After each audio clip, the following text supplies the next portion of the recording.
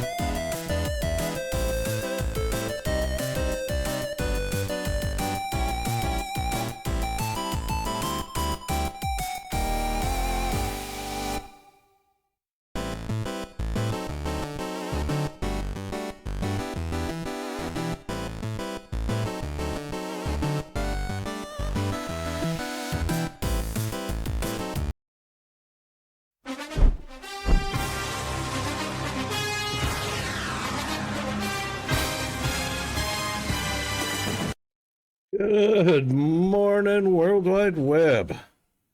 It is a Free Fall Friday here in Australia. Good morning to Mr. Zombie-Roni. How are you doing this morning? It is still a Thirsty Thursday in UK, Europe, and Africa, and a solid Thirsty Thursday in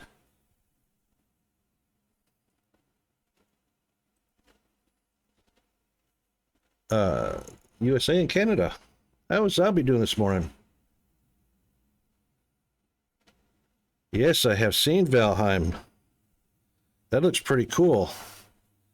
A builder plus a survival type game. I know we've got quite a few people in our community that play that game. That's a very cool looking game. Have you been playing it lately? It's on sale? Oh, we like sales.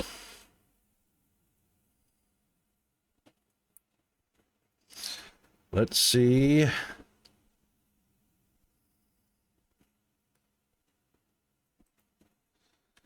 Valheim. It's 50% off. How about that?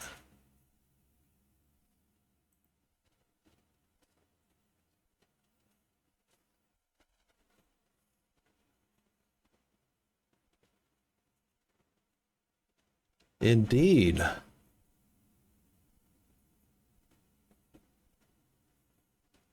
Uh-oh. It's Coffee Stain. It's Coffee Stain. I didn't know Valheim was Coffee Stain. No wonder Satisfactory is so slow to produce and develop.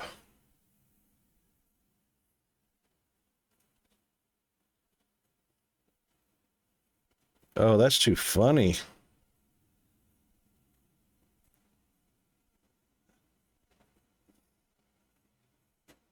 Yeah, kind of janky. Yeah, I've seen people play it.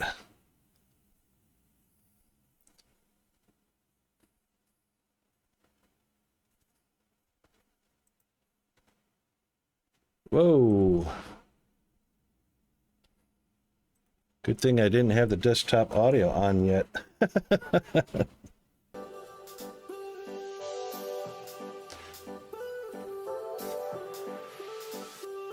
I'll have to put that on my list.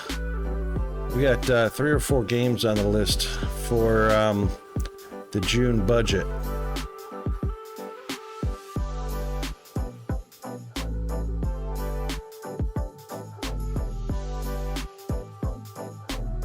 See, if I'm not mistaken,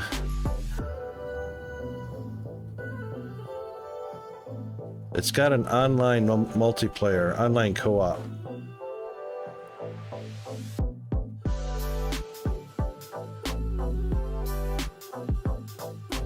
Go find them.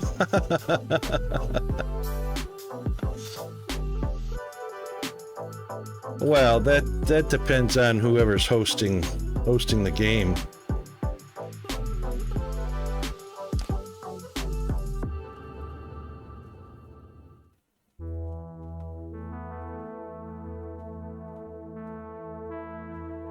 They are still advertising, available now for public testing. And it came out in 2021. That's so old. They should take that out of their advertising.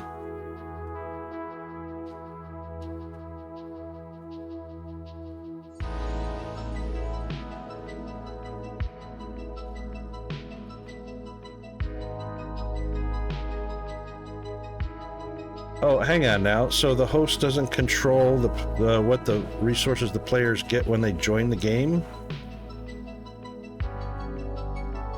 Like, nobody can gift you resources to upgrade right away?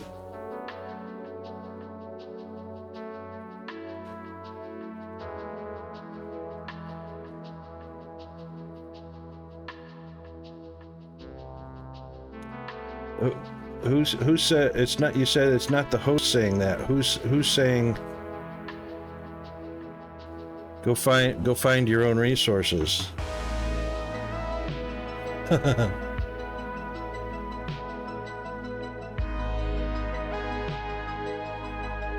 Oh.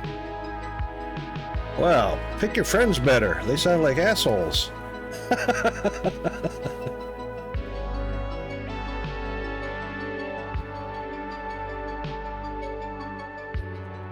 Hoopa.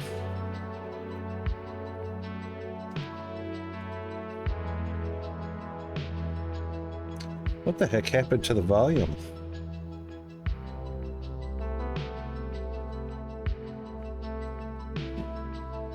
You need armor to survive to get things to make better armor to survive better to get more things. Yeah.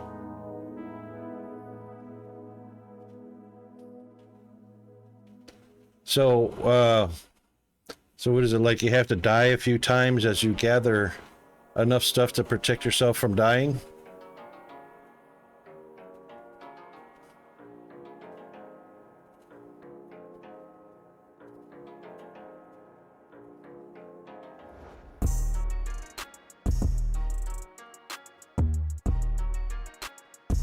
G-Man!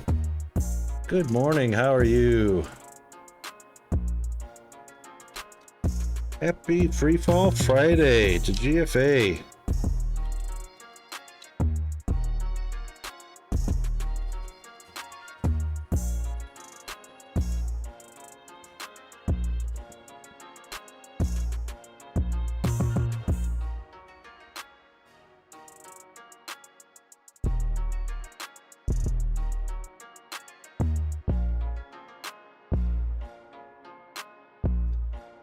This day in history.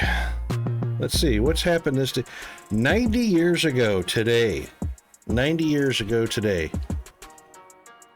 The robbery streak of Bonnie and Clyde came to an abrupt and sudden end in a hail of lead. Can you believe that? 90 years ago, Bonnie and Clyde.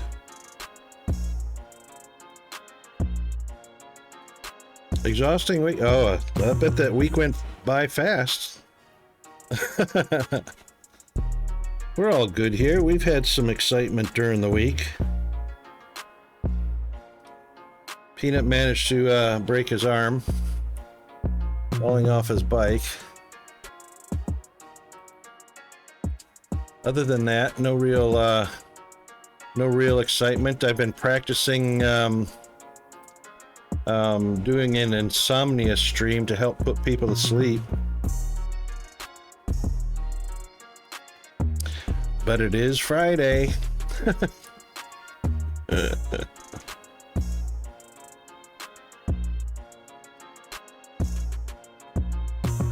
Yeah, he's fine. He's fine. He's tough. He thought he was a whole lot tougher than what he really was, because after he got the cast on, he started to pretend like he was like the Terminator or something, or some sort of cybernetic being that was indestructible, you know, and he's banging the cast around, which, you know, irritated the fracture in his arm, which made it swell up, and, you know.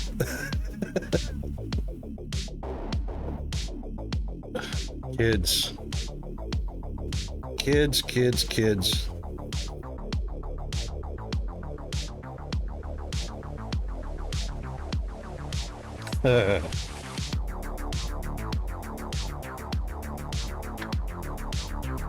Yeah, well, after he was done doing that, and then he was moaning and groaning for a couple hours until I could get ice pack on it and get some aspirin in and get that swelling down. He was miserable. So, you know, learn the lesson the hard way, right?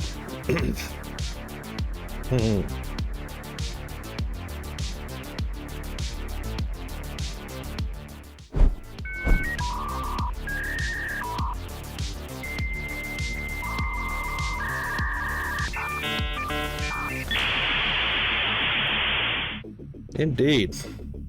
Broke my ankle once. Had to wear a leg cast for 6 months. The first month wasn't so bad, but then I got another cast put on it, and I got a walking cast, so it had an actual rubber attachment in the cast, so I could actually walk on it instead of using crutches. Yeah, and that was fun getting it taken off because, you know, after you've worn it for like 6 months, you got used to the weight of it. You got used to compensating for that extra 2 or 3 inches longer on one leg than the other. Took the cast off, I went to walk and fell over. Because it was so out of balance then.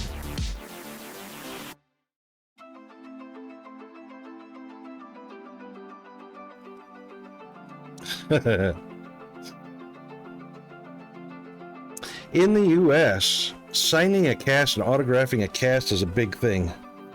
Apparently not here in Australia.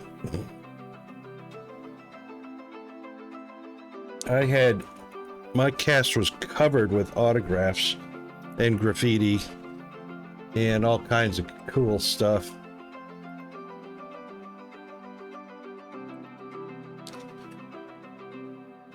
Zombie, I'm going to put Valheim on my list for June, and we'll see what comes up in the luck of the draw. So we've got 3 or 4 games now in the hat, and we'll draw one from the hat. See how we go.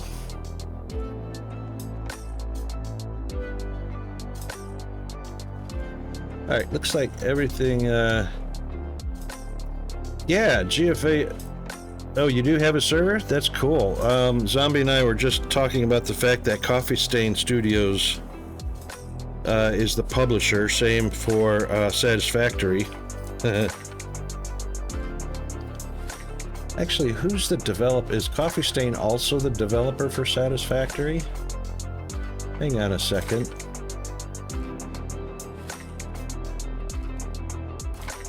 Yeah, Coffee Stain is both the developer and the publisher for Satisfactory, but only the publisher for Valheim. A different developer under their umbrella.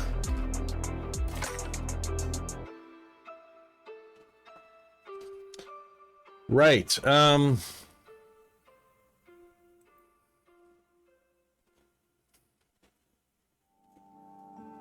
All right, Bonnie and Clyde and Ned Kelly off into the history books. 90 years ago for Bonnie and Clyde. Not sure how long ago for Ned Kelly, but I'm sure they're where they belong right now. Let's get into our therapy while we listen to the Guardians of the Galaxy soundtrack. Only in the live Twitch. Anybody watching the VOD is getting your copyright-free music, different than on the live version. So if you'd like live, obviously, we can go to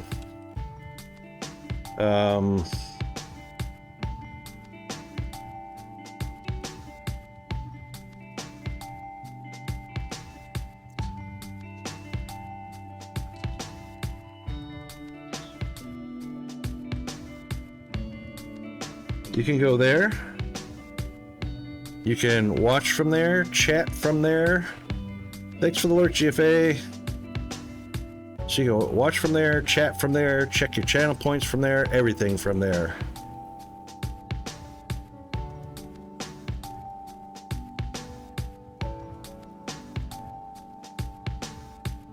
Oh, you got the lurking working. Was it broken? It was working yesterday. Did it break between yesterday and today? Firehammer lurked on a streak of almost 2 months now.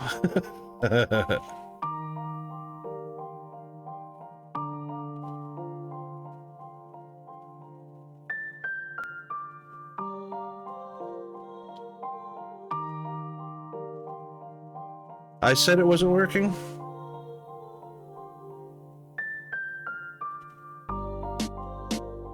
Actually, I typed something into the Discord for Spectre. But I don't think it was lurking. I think it was... Oh, that was back on the 20th. Right.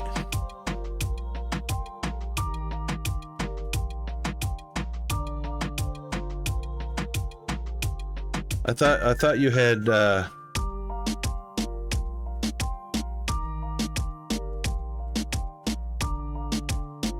yeah, right. But it broke again since then?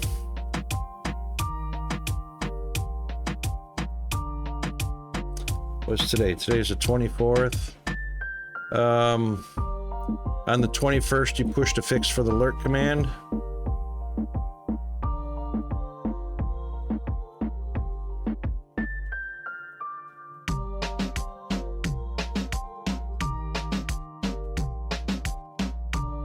Mr. Chris.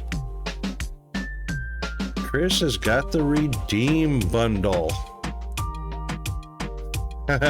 How's Chris doing this morning? Actually, it looks more like Trish or Krish. It's Krish.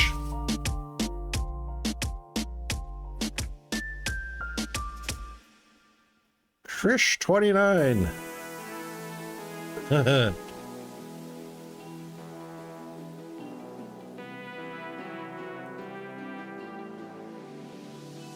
Let's see what else happened today.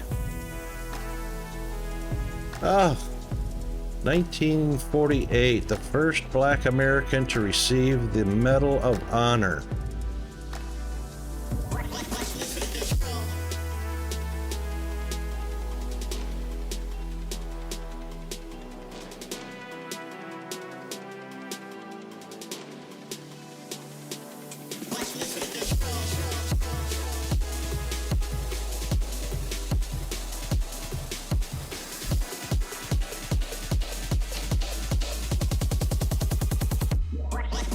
Yeah, there's a number of people that doesn't do channel points. There's a streamer I watch. I have something like 150,000 channel points or something, but there's no redeems for them.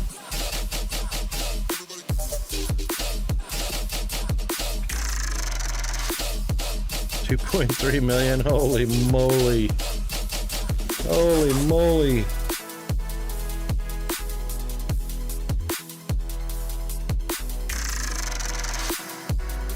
Jeez, I can barely hear my Spotify for some reason.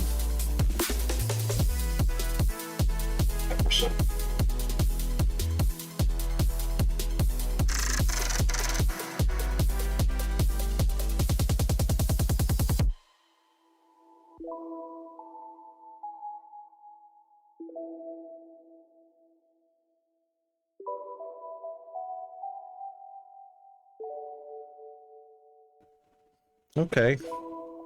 Well, I'm sure I'm going deaf because, you know, old man.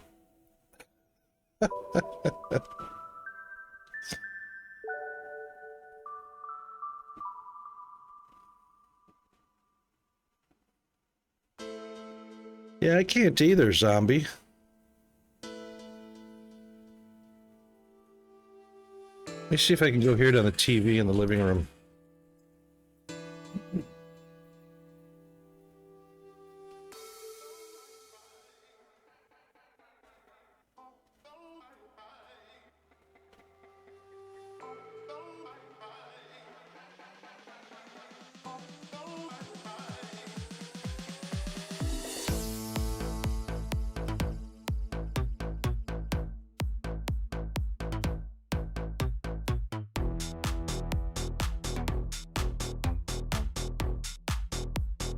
Okay, yeah, it's very faint background music.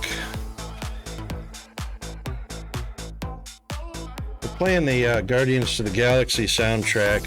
This is, yeah, I heard it on the TV in the living room. It's real faint background, which I guess is good. It's not intrusive.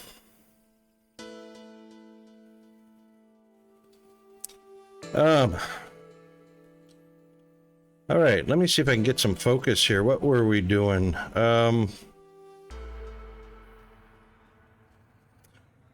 right, the yellow science and the maintenance drones. Yeah, see, that's really weird, G-Man. That's got to be the way Twitch delivers audio. It's loud for you, but it's quiet for me and Zombie.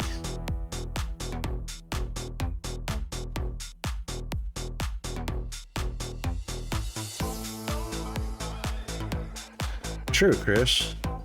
And I did that channel, the audio channel for Spotify is not the primary audio source. So mic is primary audio, game sounds are second, and then music is back behind all of that. So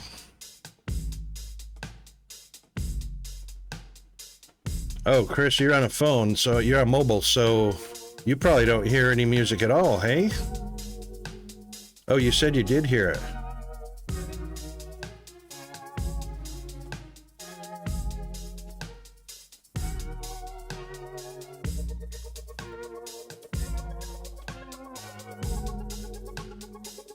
All right, so here's the thing that I was looking at the end of the stream yesterday is if we do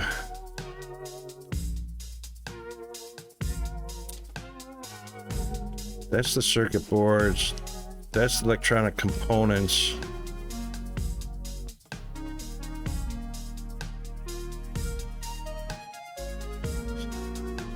So if we put the maintenance drones, 1, 2, 3, 4. Energy cell, circuit boards, electronics, and advanced machinery. Those 4 have to come in. An old crazy guy. Yeah, you know what? I don't know where that's coming from exactly. I have to find out how to mute him. Kind of like that one ad commercial we get all the time from the outer reaches of the universe.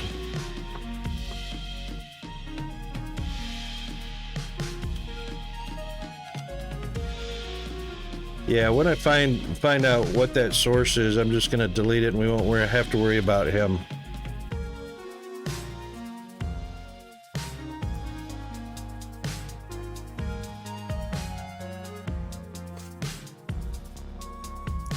Mr. Kimball, how are you doing, sir?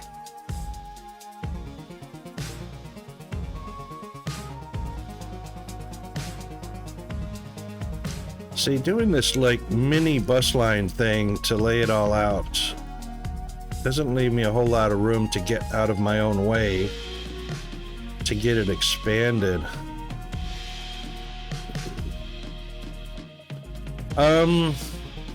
I don't think there is an end goal, Chris, kind of like Satisfactory. Well, Satisfactory at least has like a, what is it, the Space Needle, whatchamacallit thing?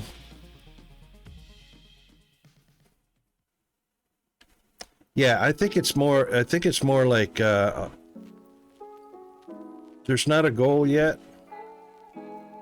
There's an infinite map to build fantastic factories. You can get rich with Fermilite bars, your currency in the game.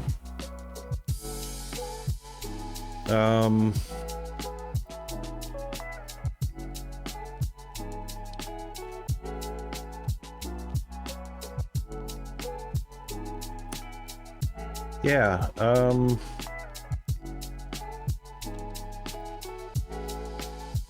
not sure what the end game is yet, which is probably still in development, but we have tier 1 and tier 2 freight elevators. Tier 3 elevators will be dropping soon. So we'll have tier 3 freight elevators that will do 1280 a minute, just like the loaders. We've got Science Pack 6 coming up. We've got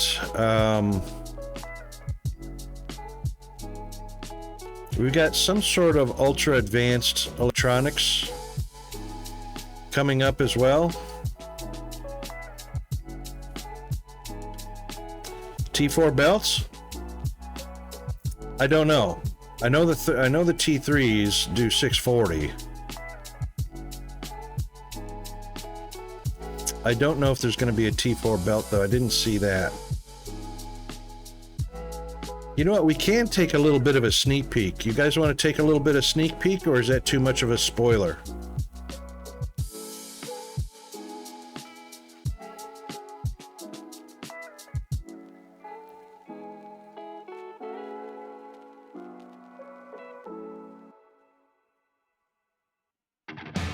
Well, that's a good question.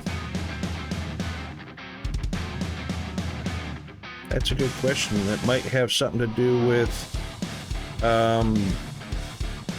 like many of the machines, the freight elevators have multiple ports on them, so you just put 2 belts on and you're at 1280. You guys want to do a little bit of a sneak peek of what's coming in the next release? There are a few things.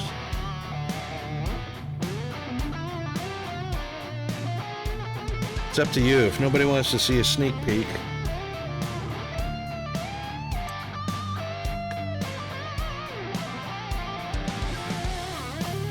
And chat freezes. Sneak peek. What?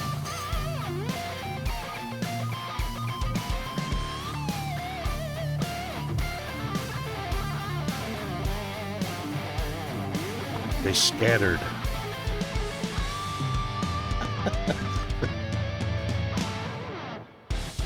Chris is up for it. Okay.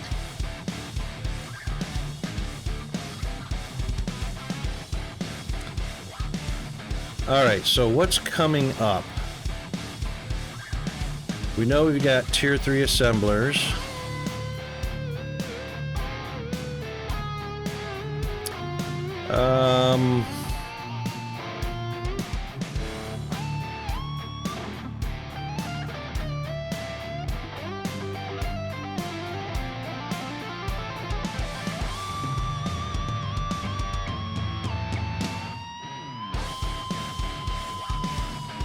A strut. Not sure what the strut looks like.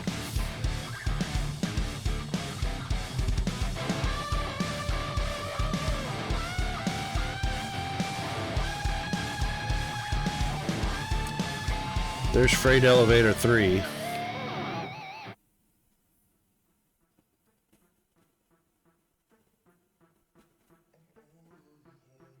So we got 1 and we've got 2 right now that we can craft.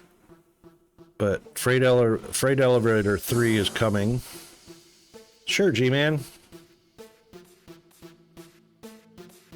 Crusher 2 we can craft.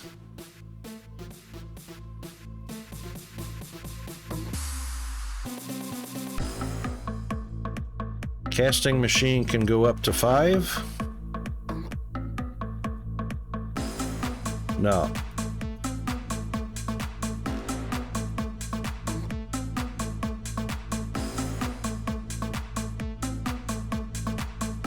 All right, Chris, have a good rest, mate. See you next time. Thanks for popping in.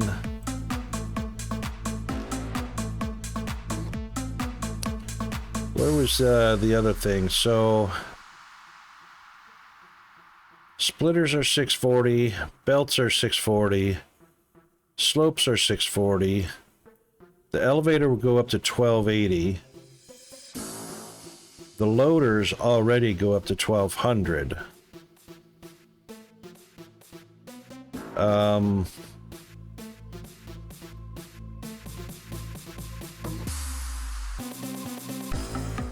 Oh, here we go. High-tech machinery parts. So after the advanced machinery parts, then we're going to have our high-tech machinery parts. There was something else.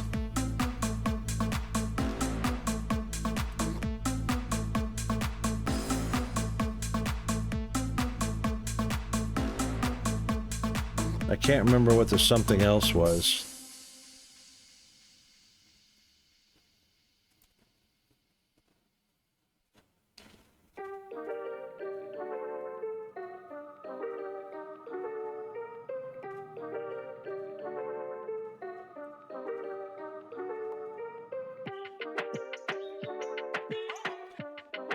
I know there was Science Pack 6, but that was the most recent edition they said they were going to do.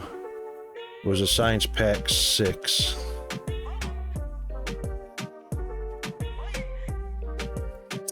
Well, anyway, chat games are coming to the bot. Games include trivia, riddles, dice roll, coin flip, hangman, rock, paper, scissors, roulette, slots, and Kill the Game is back.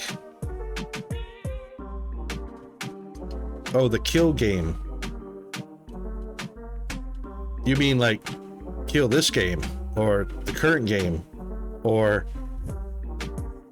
hunt down a game and kill it?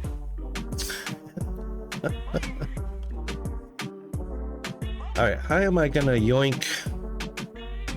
This one can't move. That would actually, yeah, we're gonna have to.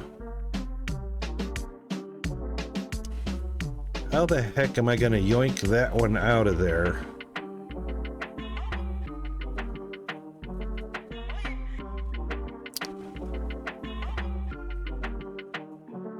I don't have to worry about that. It's only a 4 recipe. I'm gonna have to yoink that one out of there and put it somewhere. Oh, look behind you, Rocket. Look at all that platform area back there. We could do that. So you could do kill and tag a user and random action on how you killed them, and how you killed them will show in chat. Oh.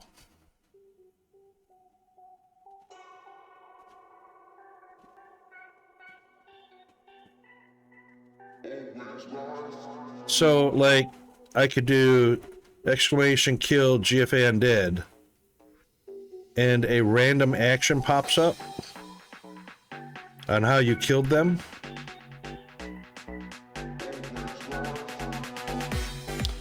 So if I do exclamation kill GFA undead, an action pops up that says the Rocket Wolf killed GFA undead by beating him with a dead shroud about the head and shoulders.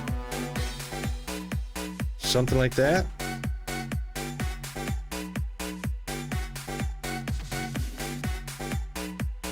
Sounds interesting.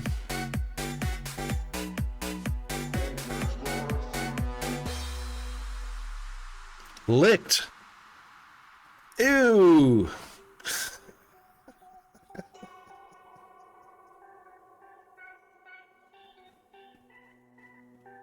I licked you to death.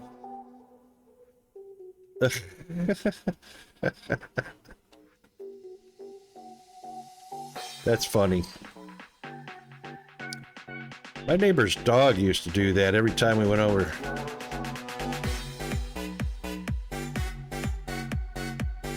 $1 was shot off a ladder by $2.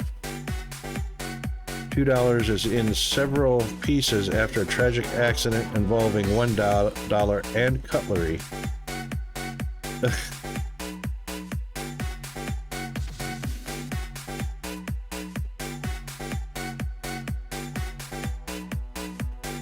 Is that supposed to be string? All right, string 1 and string 2. Sorry, I had to shift gears, shift my brain cell, shift my Brian cell into a different gear.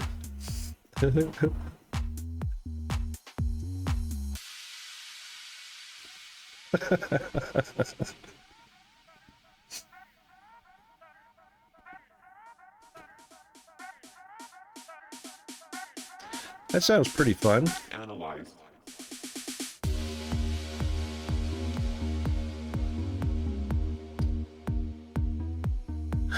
All right, if we're going to yoink 4 ingredients off, we might as well.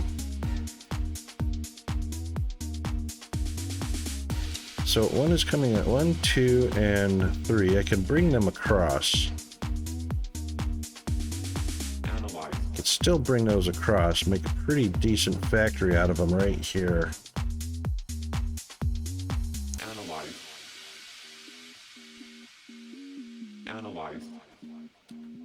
Probably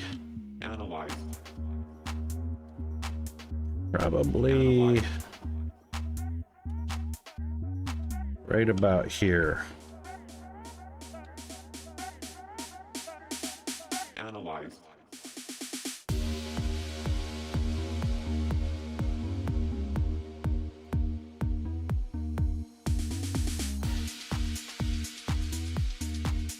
That could do it. No worries, She-Man.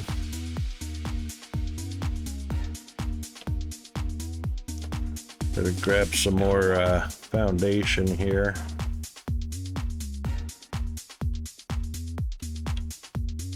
Analyze.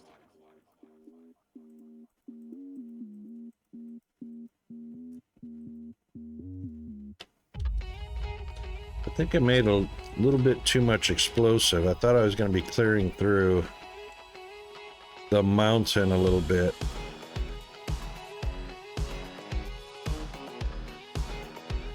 Of course, I don't have to go that way. We can just head out over the rocky desert, bring these down,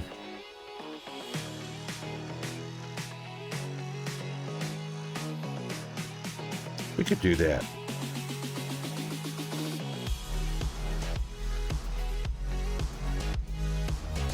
We could do that.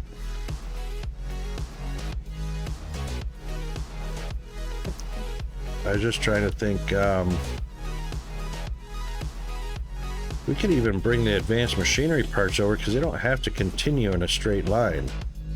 There is no more of the factory. See, that's what's really wild, is there's no more of the factory or of the parts that continue on beyond where they stop off at. So there's no need to bring all these lines down because they're not being used in anything.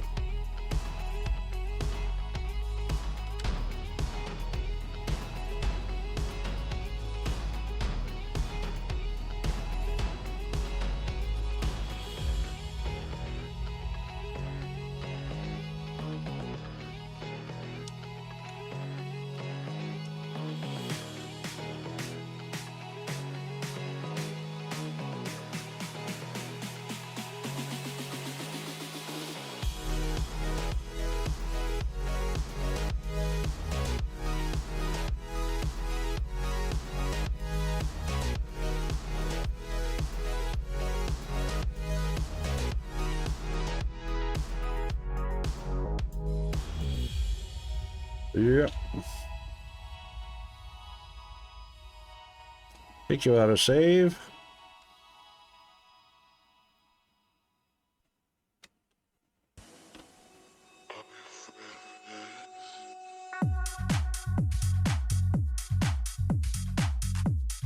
Oh, there's dirt in the middle.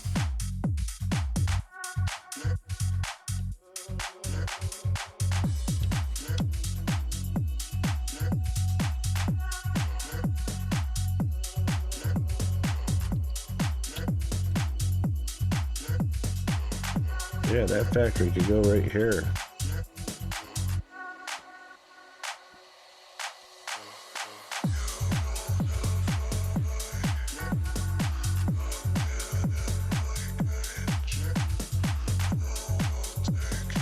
Is that MJ? That is Michael Jackson. What a tragic story that was.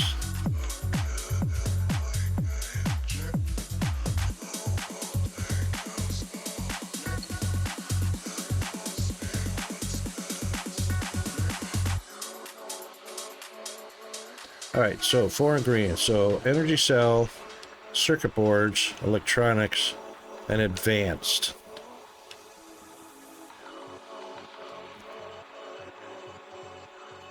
So that's going to science right now, which it actually needs more for the science.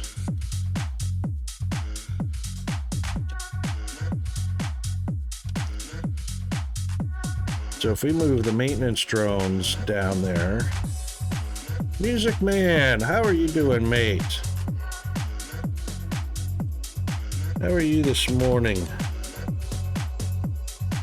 Question off topic from the game, if you don't mind. What's your internet speed? What's your connection type? Oh. Well,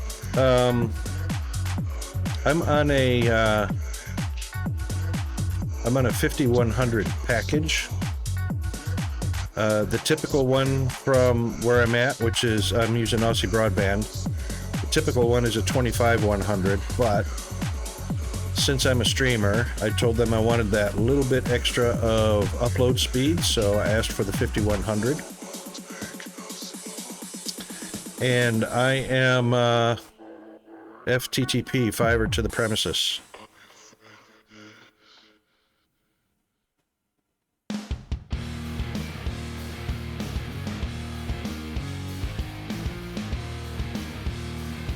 You know, I could check something.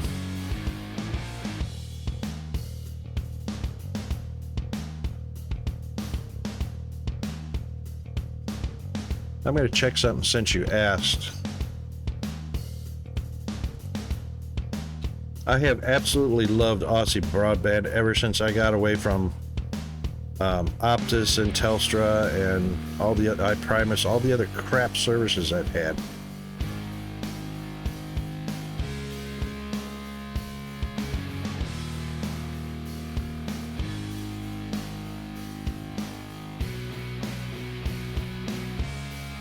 I take that back. I'm on FTTC, fiber to the curb, not FTTP.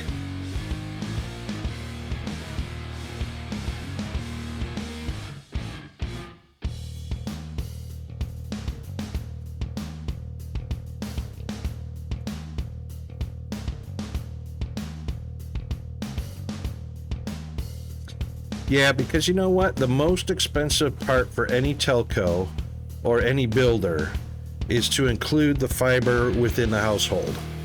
So you have to have fiber coming into the household, which means a connection on the outside, which means probably a buried cable out to the node down the street. Otherwise, it's cheaper because it's bulk construction just to bring fiber to the curb, or basically, which is to your street, and then copper from there.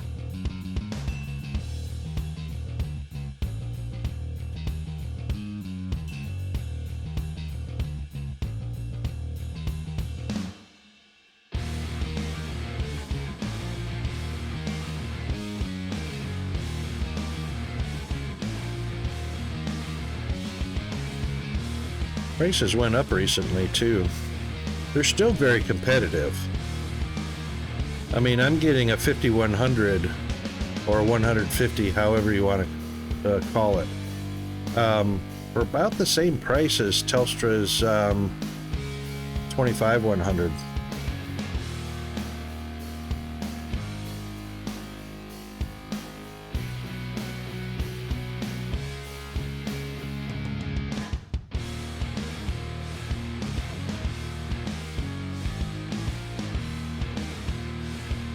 And I also have my mobile bundled with them too, so.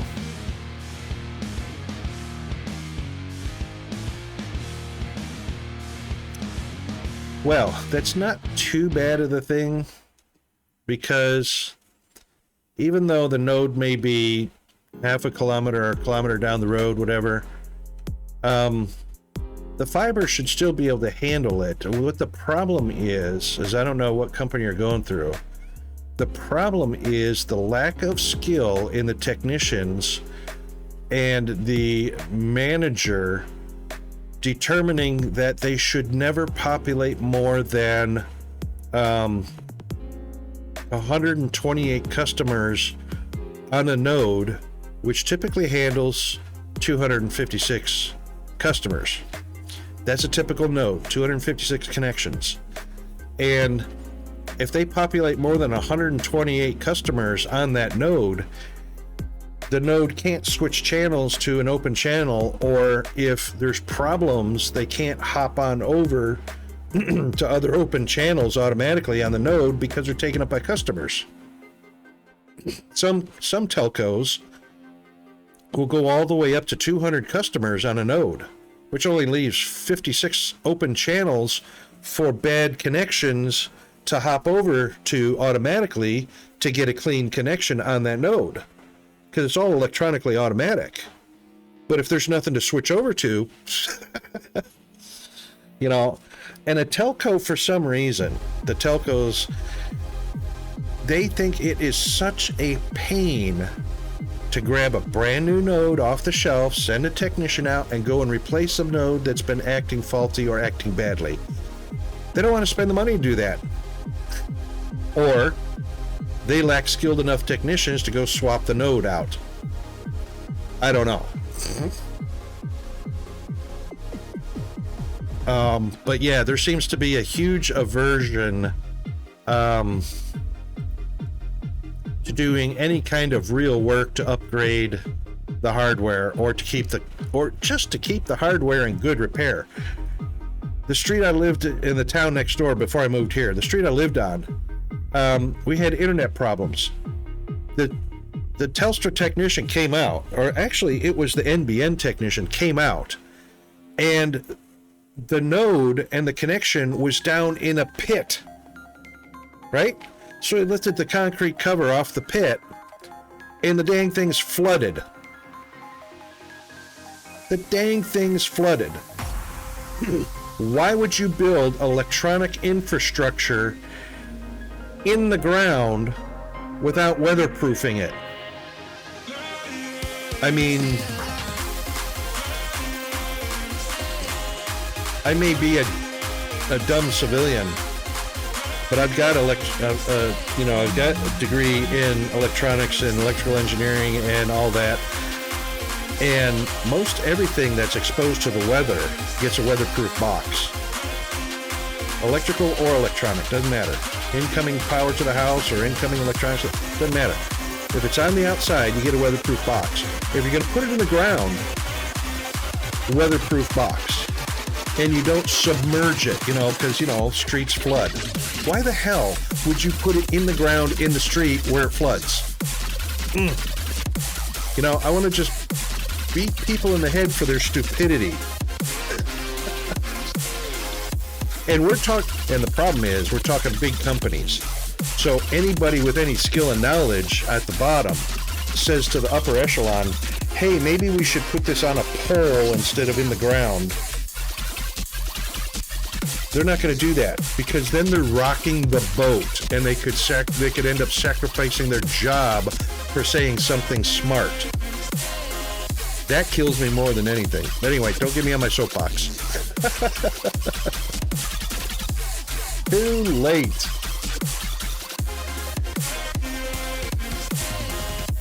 Oh my God, I am so ready for more coffee. Oh, thank God, we're 3 minutes away from getting coffee. But anyway, yeah.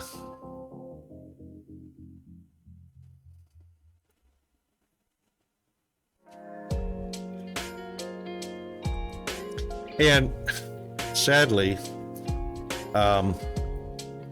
it's far worse here than it is in the US. You open your mouth and say anything that sounds like it's smart, you're fired, buddy. You are fired. So, the stupidity will persist forever and ever.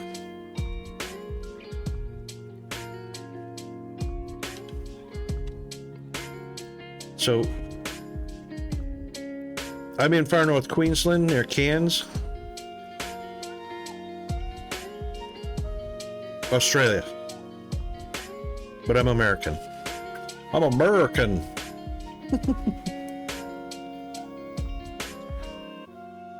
And I don't come from the land down under, but I live here.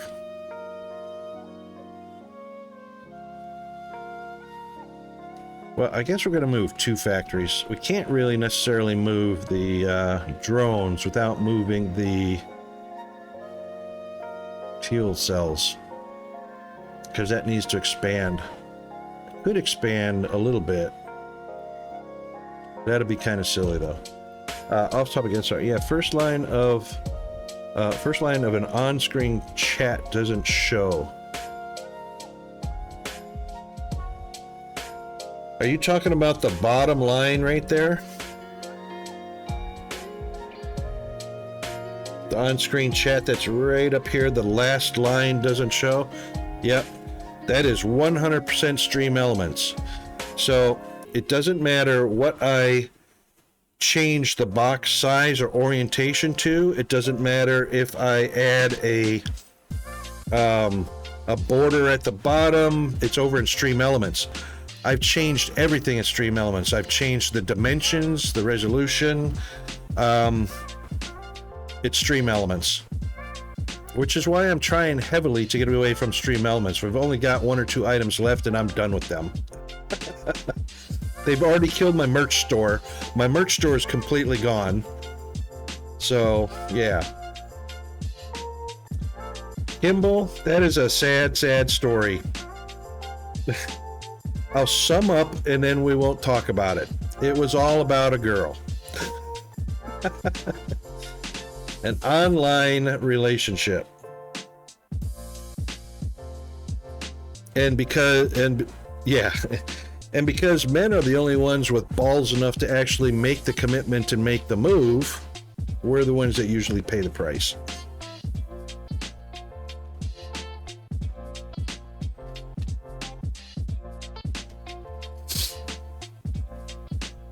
I don't know of a single woman that would step up and say, oh yeah, you know what? I'm going to fund myself to move house from one country to another for the man I love.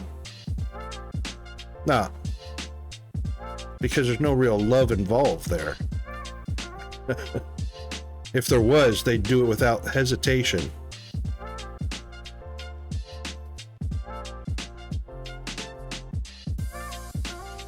Ask her to put something on the line like that. Like a move from one country to another. That'll test the relationship. And I absolutely should have known better. I actually did. I just ignored myself. Okay, ads. Woohoo! Sorry, I didn't see. I wasn't watching.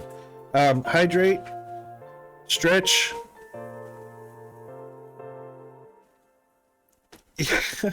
We'll be right back.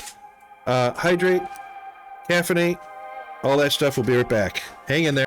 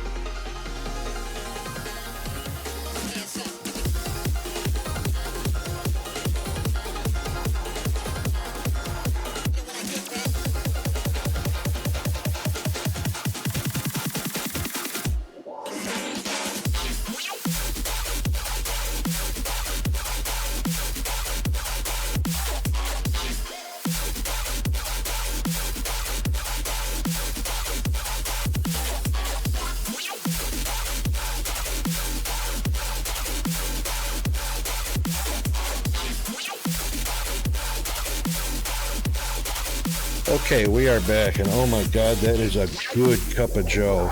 Woo.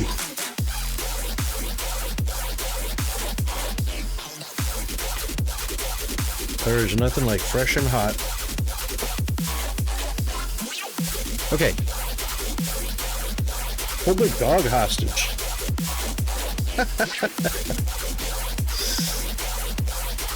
Oh my god. Kimball, it's such a sad, sad story, I tell you. You're probably wearing a t-shirt that say, I got an American to move to Australia, got him to marry me, had a kid, didn't run her, and now I'm just laughing all day long.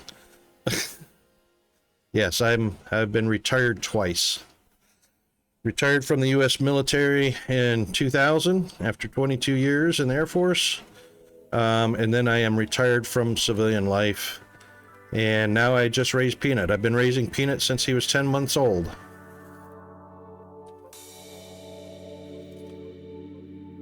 We've got room to move both of those little mini factories down here. This is the one that really doesn't have it. This one blows my mind. The construction material is the only 6-item recipe in the game. 6! Count them. Which is why there's only one machine there. It just laid down to see what it would do.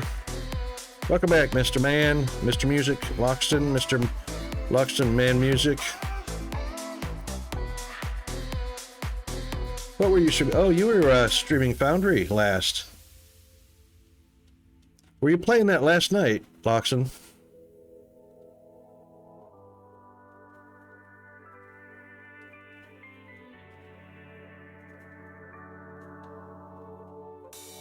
One, two, three, four.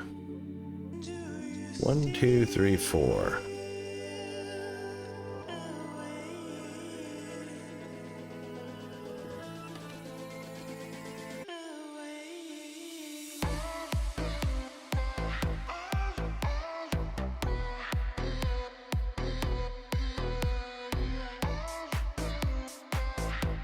How's it going? Is it work? Are you having fun? Are you growing the factory?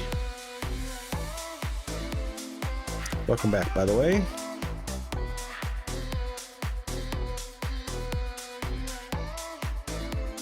You really can't bet on Australian Cup? Yeah.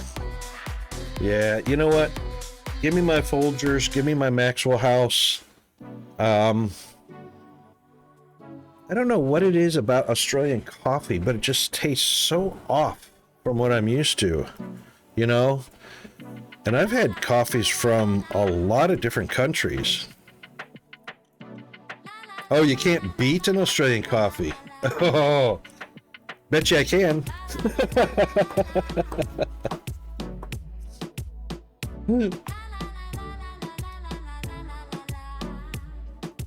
Ah, excellent, Kimball. Yeah, that's where I'm at right now. So I'm going to be dropping tier 1 red buildings for both the drones. Actually, no, I've already got the Science 4 done. So I dropped the buildings. What do I got? 1, 2, 3, 4, 5, 6, 7, 8, 9, 10, 11. I got 12 a minute going. 12 a minute yellow, 12 a minute purple.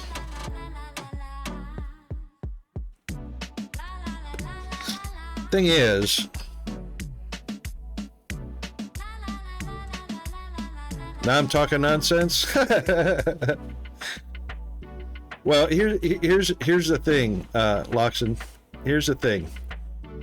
Of all the Australians that have said Australian coffee is the best, have come from people that I've been talking to that have never left the country.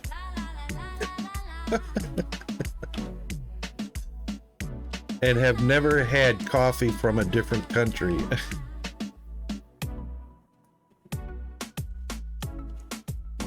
Yeah, T1s are cheap. T1 assemblers are cheaper on electricity. Yep, math for tier 2s. Yep. Wait a minute. No, there's no decimals on tier 1, is there? That's only for advanced electronics. Yeah, there's no decimal here. The decimal, not for science 4, the decimal is only for the electronics.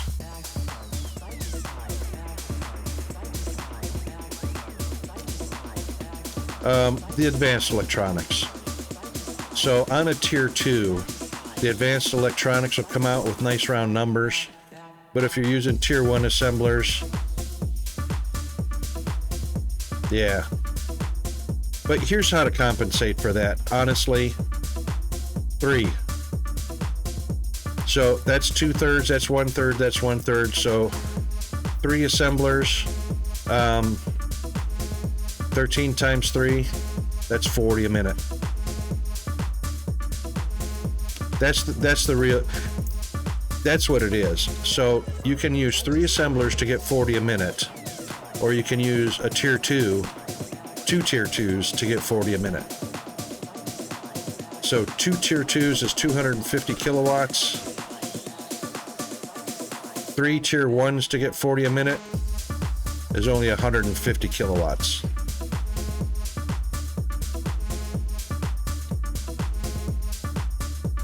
Yes, Fire, that's correct. Good morning, Fire.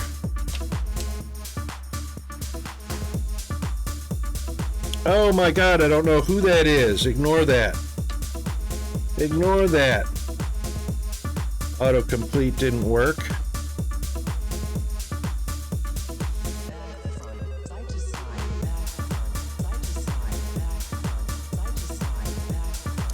Yeah, so Fire's absolutely correct. So what it is because these are all in thirds, a 2/3, a 1/3, and a 1/3. You have to use 3 T1 assemblies to come up with 40, 40, and 80. Okay? So that round 3 assemblers is 80, 40, and 40. That's 3 assemblers.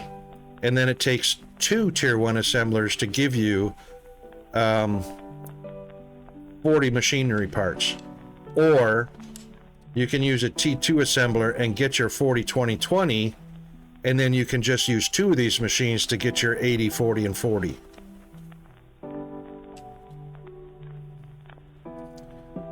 I don't know, because I'm not sure how they came up with the silly power consumptions. You know, 50 kilowatts for tier 1, 125 for tier 2, 250 for tier 3. You know, 2 yellows is 250 kilowatts, which 3 reds will give you for 150. So you're saving 100 kilowatts right off the bat to get the exact same production. I'm not sure how they came up with that ratio. My guess for this particular recipe, thanks very much for that. My guess for this particular recipe, the advanced machinery parts, is based on a tier 2 assembler, which will make 20 a minute of the parts and needs 20 a minute steel. So I think they set up with, okay, let's give them a ratio of 2 tier 2 assemblers that make the advanced machinery, and 1 casting machine will handle it. 1 casting machine makes 40 minute rods. Steel. I was at the right place. No, where's my steel? Where's my steel? Here they are.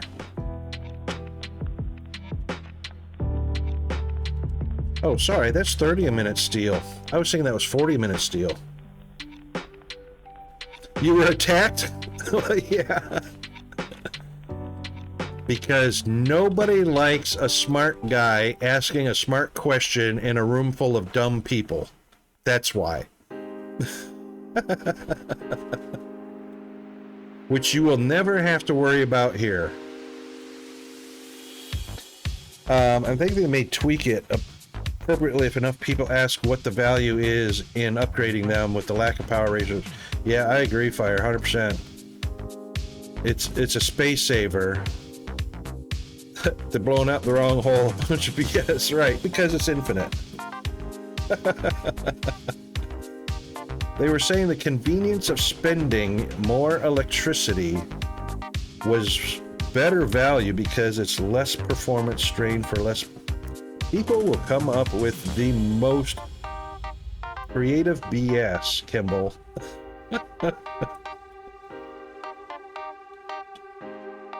It's completely beside the point. You know, the amount of electricity that you spend is beside the point. The question is, what is the reasoning between the ratio of the power spending? Not dismiss it with, oh, well, you know, you can go all the way up to tier 3 with your machines, and, you know, if you're at that stage anyway, then you've got more than enough power and blah, blah. Completely sidesteps the question and why the ratio exists like that.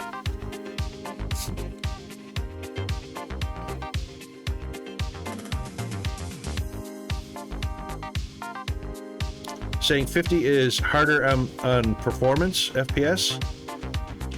Well, maybe. It depends, because the belts are going to have the performance impact. I'm not so sure about the loader, but maybe because they've got this little tiny animation in there. The building itself, no, because there's no animation. Well, I take it back. There are particle animations right here when it's in operation. It's not about the building, it's about the amount of performance impact from animations and sprites, which this trail of smoke is sprites. The smoke coming out of the flare stack, those are sprites. So it's the number of sprites and the number of frames from animation that give you the performance impact. They're saying 100 assemblers is harder on performance than 50? It's not the assembler. The assembler is nothing more than a math with a physical object around it. The animation is where the performance impact is. Oh, they do have an animation. Yep. Oh, I'm sorry. They got little gear thingies going on here. But I will say, the easiest way around that, optimize the code. That's all there is to it. Go to the section about the assemblers with the sprites for the smoke and the animation for the gear.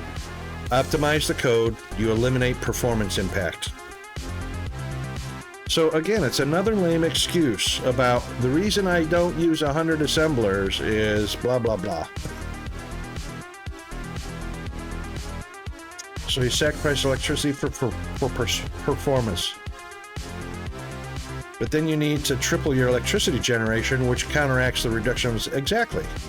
Because now you're adding boilers and steam turbines. Unless, of course, you're using just solar and batteries where there's no animation for that. So you're using fewer assemblers, but you're adding more boilers and steam turbines to compensate for the tier 3 and the tier 2 assemblers. Right. It's a damned if you do, damned if you don't, you know? And anybody that uses performance impact as a justification is lame. Absolutely lame, because the performance impact can change in a heartbeat if the code is optimized overnight and an update. And bam, done. Now what's their answer? Now what's their justification? And I will say I have a mid-range rig that I built 5 years ago, and if anybody has anything to say about performance impact, it's me, people like me who have crap machines that are 5 years old that can't handle it. Anybody else with up-to-date machines, there's no performance impact, no significant performance impact. Unlimited space. We as players can compensate the impact by building modules and turning down the settings. Exactly. Absolutely 100% correct, Fire. 100% correct. people that use performance impact is just lame, because they've likely got machines that can handle it anyway to begin with and have no room to complain. People like me with crap machines, like Fire says, we turn down our settings a little bit, you know, to get it to work. But we're the ones, you know, the ones with crap machines that can say anything about performance impact, because the game does need to be optimized. It hasn't had one yet, and it's in the roadmap. And fortunately, like all good developers, they have a schedule of a certain number of optimizations that are put into the roadmap at certain distances, whether it's 2 months or 3 months or 4 months apart. They put the optimization schedules in, they do a code sweep, clean everything up, and I actually think I had just read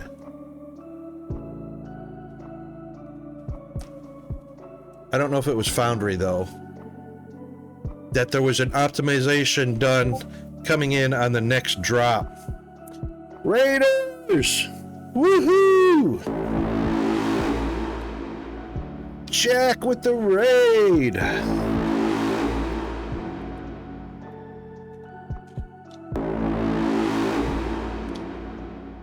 Jack P, how are you doing? Welcome in, Raiders. How is the everybody from the Jack Show doing? Stardius? How is Stardius? Dude, good to see you, mate. How's Little Hulk doing? Sorry, I'm bombarding you with questions.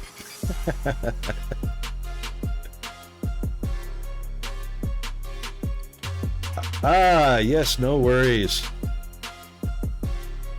Hey, Jack, no worries, mate. Listen, I know how it is for streamers, so if you got to get that dinner going, get the little tiny Hulk into bed and whatnot, no worries, mate. Restarted 3 times, lost all your humanes. You humane beings. So a bunch of my stuff can't get... Oh, no! Dude, that sounds fun. Challenging, I meant challenging. Not fun. It's not fun to lose all your stuff. Facehuggers. Oh, no!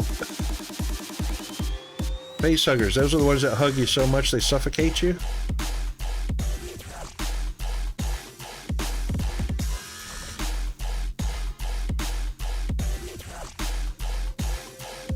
That is glass, electronics, and plates. Glass, electronics, and plates. And then we could just add fuel cells to that and advanced parts. Now we can move both those factories down here. Power consumption on T3 assembler is 250 kilowatts. No worries, Jack.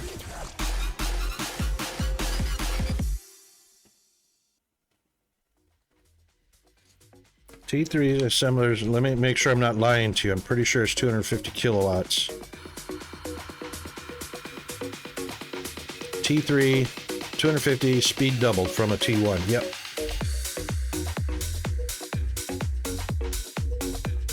Oh. Dang it, Fire, you always do that. Your timing is impeccable.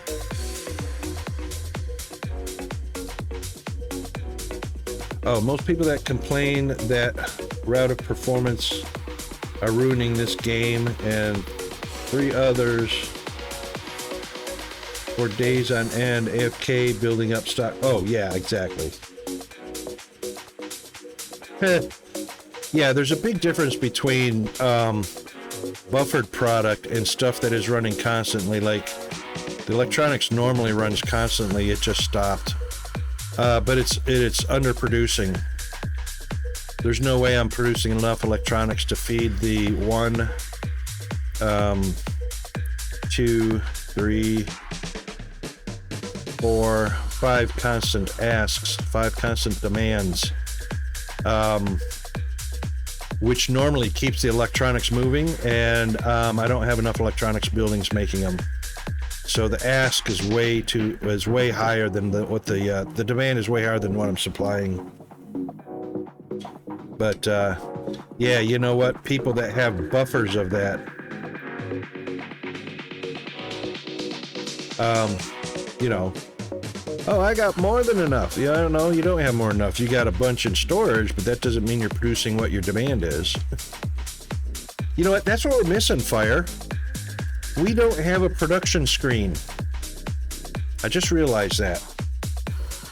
Like in Dyson Sphere, we don't have a what we're producing versus what we're chewing up, what we're eating, what we're consuming.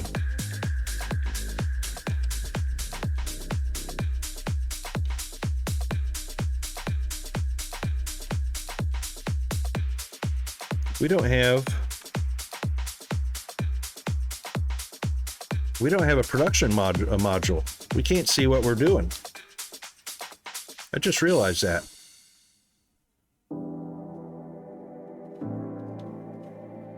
I can't see anything that I have that says I have, you know, each of the different products.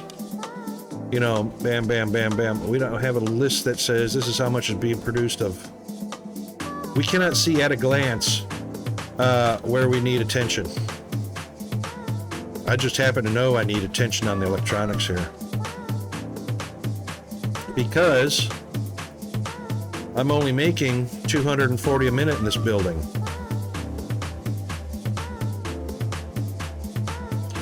Scash! I fell asleep shortly after pizza, woke up to... you know what? I'd have done the same thing. I'm a happy camper after pizza. And my gamer, I need to scale up all of this stuff, right? Planning to ramp up the drones. And beginning to add more resources to the systems there, so... Yeah, exactly. Give me the time. But you know what? We need the resources. That's 240 a minute electronics. I'm almost certain... there's 24 a minute right off the bat.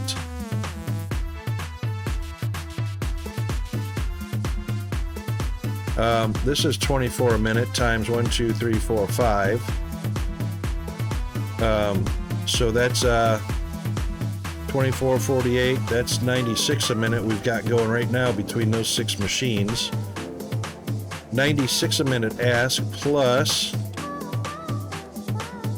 12 a minute times 1, 2, 3, 4. So that's 48, 96. 4896 is already 144. No, 4896. It's 140. Yeah, 140. Plus another 40. That's 180. Plus 8 times 1, 2, 3, 4, 5, 6, 7. That's 56. That's 196 a minute. Oh, I'm actually overproducing. That's a demand of 196 a minute off of 240 a minute being made. Actually, I don't know why the belt was having a hard time keeping up. That's interesting. Oh, I didn't count this one. That's why.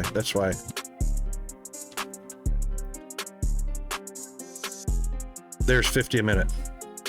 There we go. 196 plus 50, 246. That's why I wasn't keeping up, because I'm only producing 240. I need to be producing 246.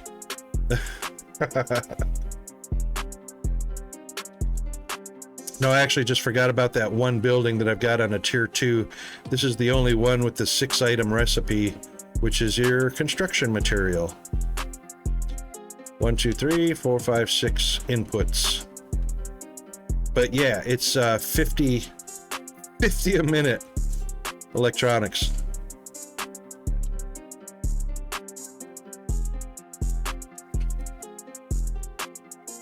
Yeah, that's what I'm saying, Skash. Just before you popped in, I just realized we don't have a screen that shows us our production values for each individual item that got all over our factories. It doesn't say how many were produced like Dyson Sphere does. They need to mimic Dyson Sphere's production page. But you know, that's going to add, you know how that is. It's going to add weight to the game. What is it? Something like a 900 megabyte download or something like that.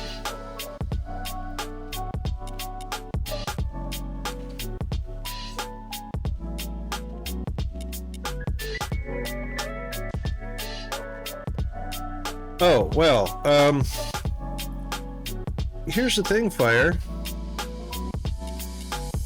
You may want to consider this.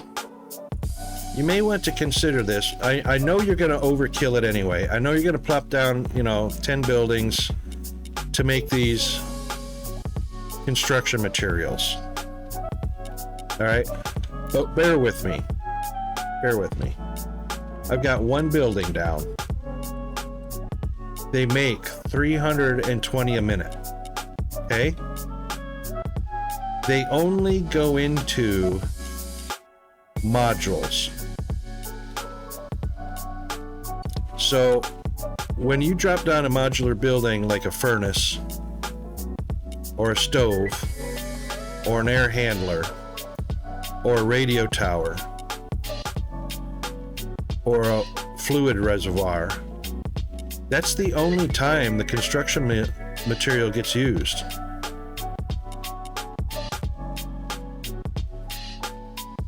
Station upgrades?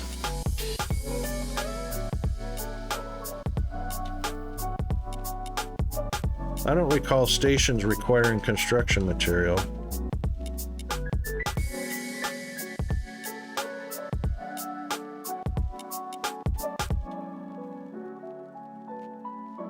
Yep. But look how small. A blast furnace is 25,000. A blast furnace is 25,000. 26,000 if you get everything attached. An upgrade to your solar panels is only 2,500. That's nothing. They make 320 a minute. The building holds 25,000. I've had that one tier 2 machine making maintenance material here, and I've never suffered. And I've got all the modular buildings. I have never suffered off of a single tier 1 making construction material. I mean a tier 2 making construction material. I've only ever had that one machine. That's it. Because 320 a minute. Let's make some fucking noise.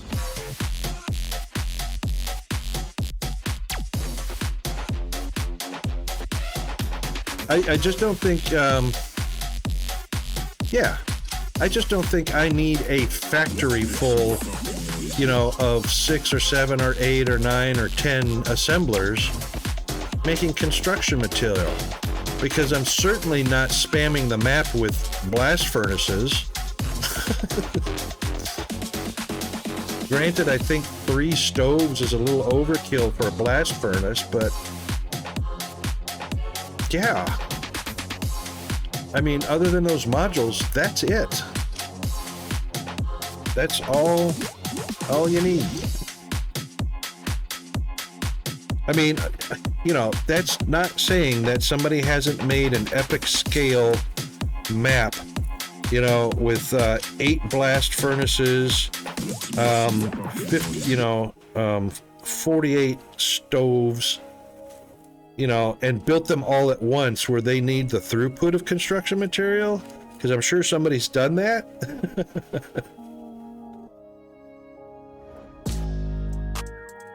Yeah, but what I'm saying is you only need one. And your construction warehouse materials is going to hold all of the materials in it, the 25,000. And by the time the robots use up those 25,000, you're going to make another 1,000 because it takes 26,000 for a complete blast furnace. At 320 minutes, that's 3 minutes for that tier 1 assembler to make another 1,000 parts to finish the blast furnace, which is going to take way more than 3 minutes to build it.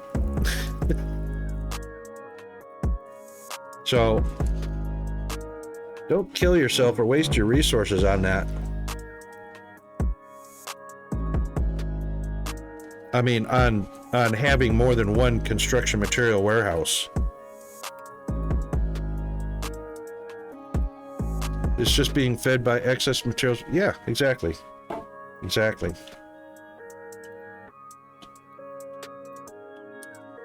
Ed Zachary.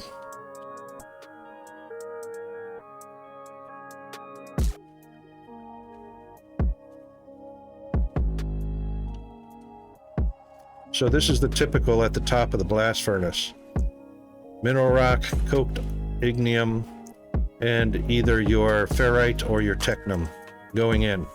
I've only got one feed going in, but you can have all 4 feeds going in if you wanted to.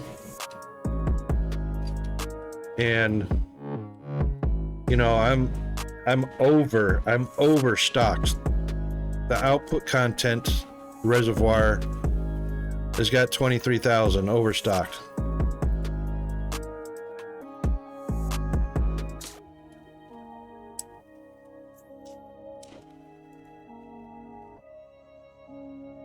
Yeah, divert the excess. Yeah.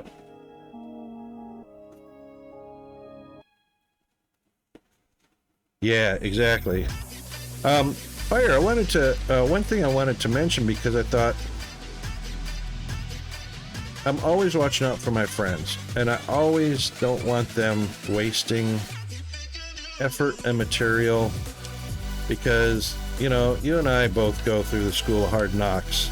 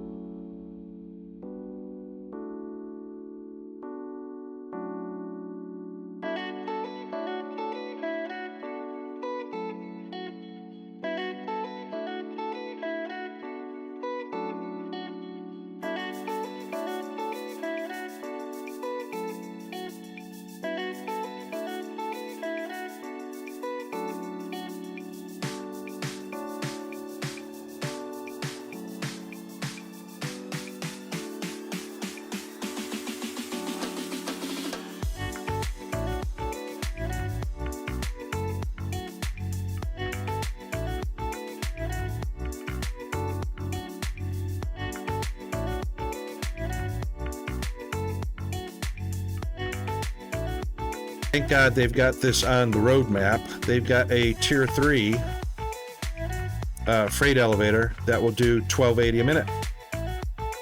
And that's our saving grace. So we actually only have to worry about connecting up 2 green belts to get our 1280 a minute into one freight elevator, and we're good to go.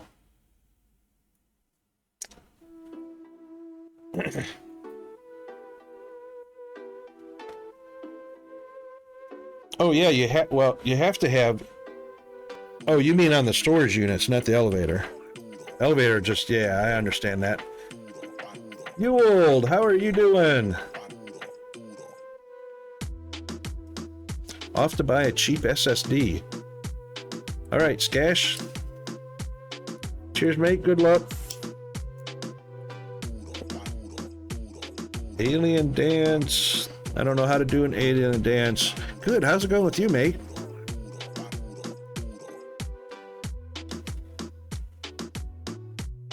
How have you been?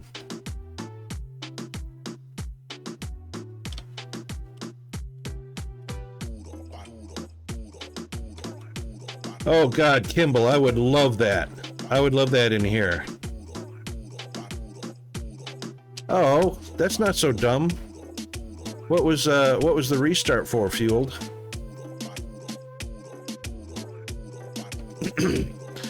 Actually, restart's not bad. I'm actually considering that I might do that because of my silly ass belt line. Bus line, belt line. Something like that. Yeah, starting over is fun. Especially if you're going to do a random seed, which is a challenge all by itself.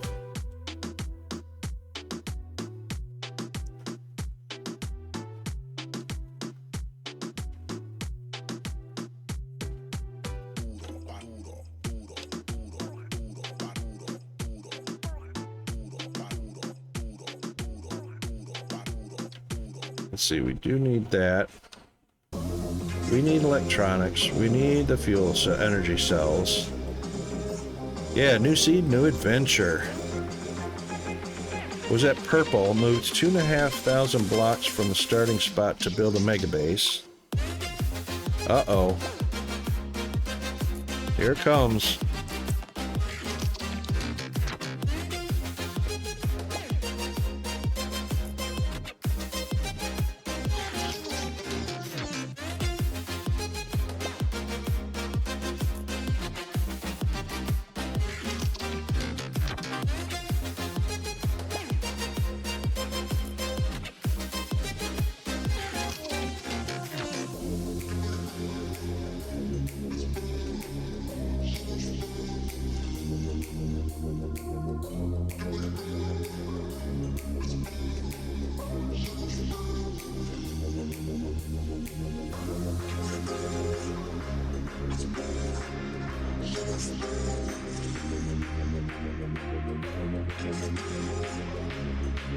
Decided to start fresh and build the mega base at the starting area. Start and move much more slowly. Oh, right. Okay. Why was that dumb? That's not dumb, Fueled.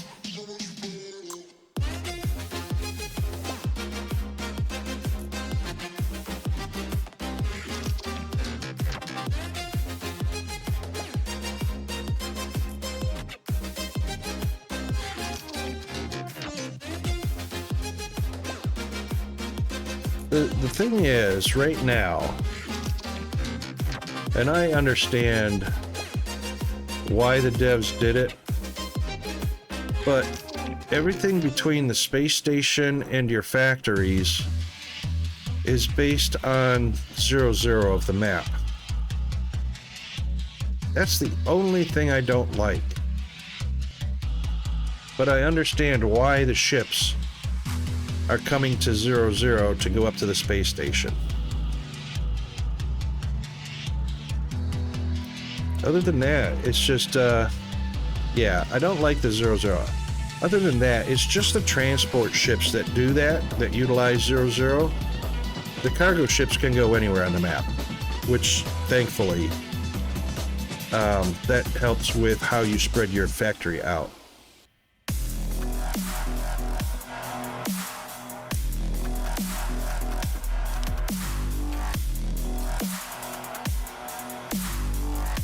Yeah, transport ships. Now, if transport ships didn't use 00, they'd have to add a whole other calculation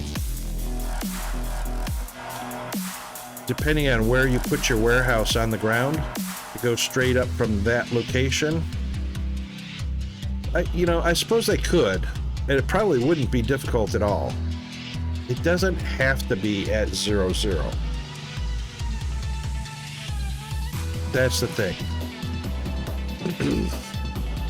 Yeah, I like the elevators too, Fire, except they're still kind of slow. I mean, the tier 2s are 640, which is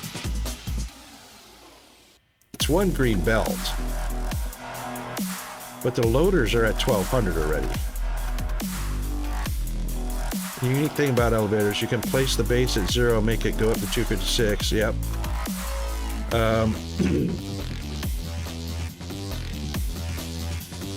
With as many stops in between as you want. Other games have limited lengths to them. Oh. You're talking about the people elevators, right? Not the freight elevators. Freight elevators only have a top and a bottom. It doesn't stop anywhere in between. But the people elevators, you know, all the different floors you can create. Any depth. Or if they really want an atmosphere exit point, give an item that lets you set it where you want so you can centralize around your base rather than central. Yes. Yes, indeed, Fueled.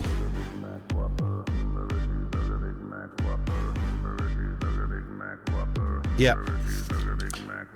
And that is the nice thing about the freight elevators. Actually, both elevators, the character elevator and the freight elevator. They can go bottom of the map to the top of the map.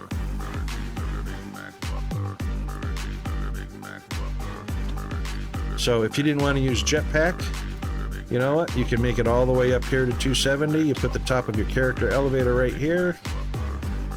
Ride your elevator. Go all the way down to the bottom of the world if you want.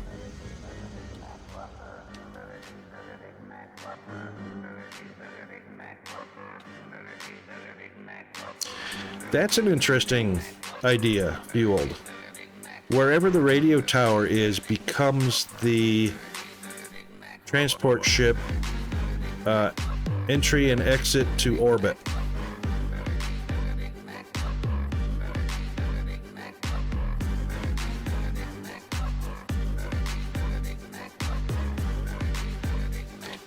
Yeah, but you can't change it. That's the thing. That's the thing. And we don't have a choice. The entry pod. Alright, no worries, Field. The entry pod crashes in on your map.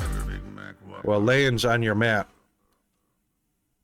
Based on the seed. Yeah, I moved mine as well several times. It doesn't change. So I think that's just kind of an animation because it does land at 00. The map's already got 00.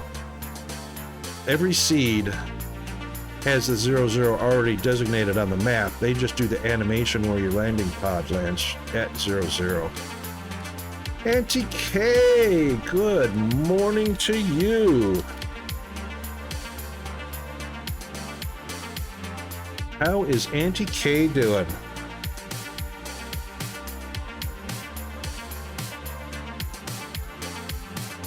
Little kitty big city. Woohoo! Yeah, you're a couple hours ahead of me, that's for sure. Good, all good in the down under hood. You're after lunch. It's only 11:30 a.m. here. I'm ready for lunch. Yes, future lady, Auntie K.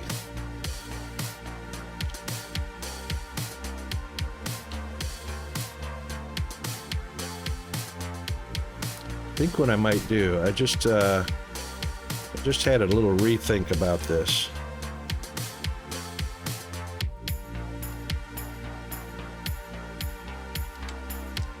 Just had a wee bit of a rethink on that.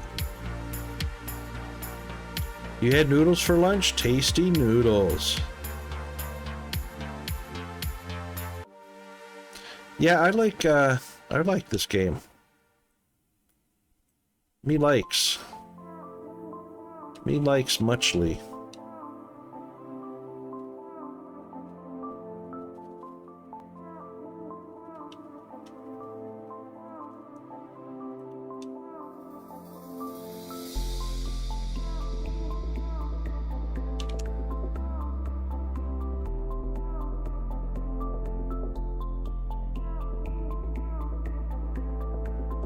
Oh yeah, factory.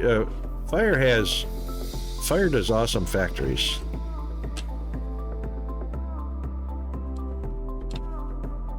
Very, very awesomeness.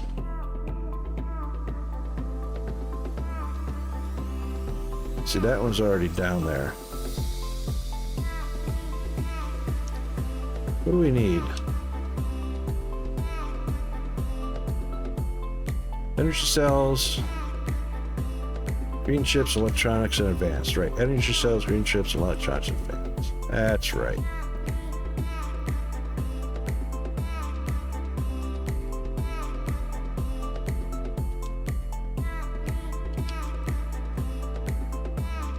Oopa.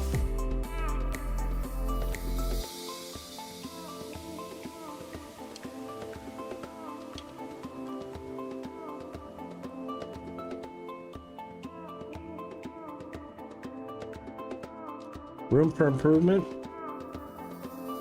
That's because you always leave room for improvement, Fire. Nothing wrong with that, that's for sure.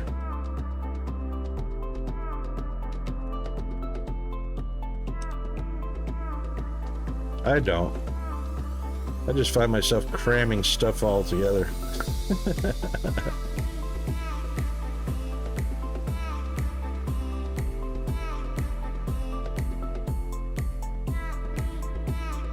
Check out those emotes from Auntie K. How cool is that?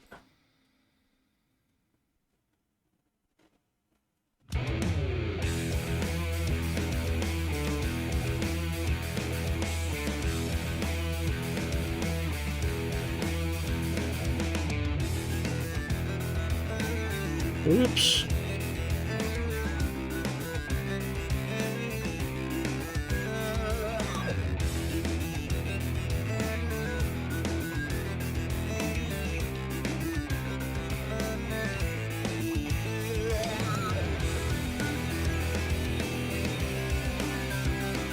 Indeed.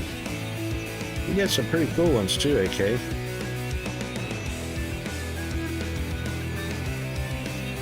I haven't sat down and spent any time on artwork and design or anything. Seems like any time I get off of stream anyway, it's peanut time, and it's peanut time until bedtime, and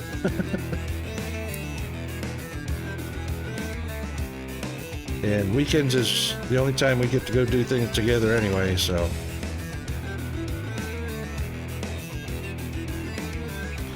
All right, this is the 4 goodies we need.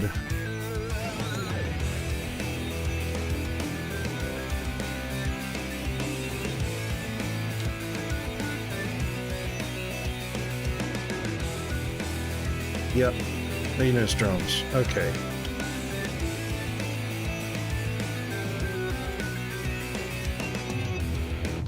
All right, so we need a few assemblers.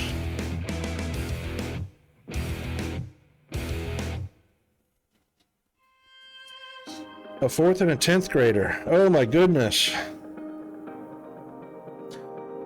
I know, right, Fire?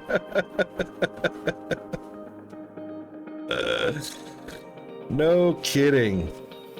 Crown and Aces, welcome to the stream.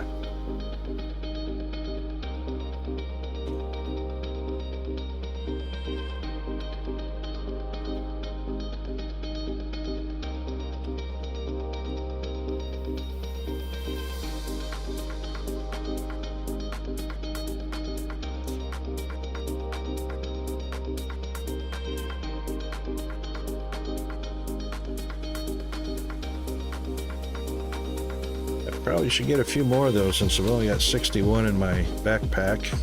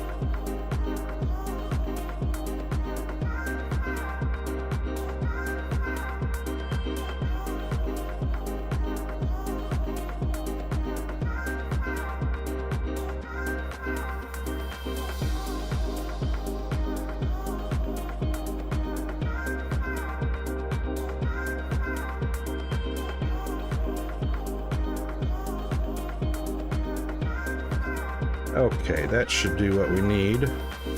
Let's just grab one to place it. Probably 3, 4. Do we want to do? We're going to have to do 3 on one side and 1 on the other anyway. So,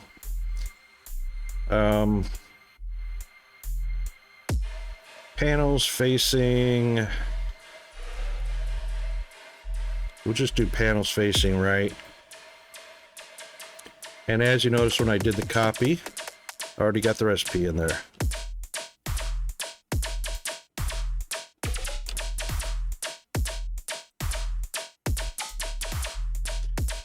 These are 4 a minute, right?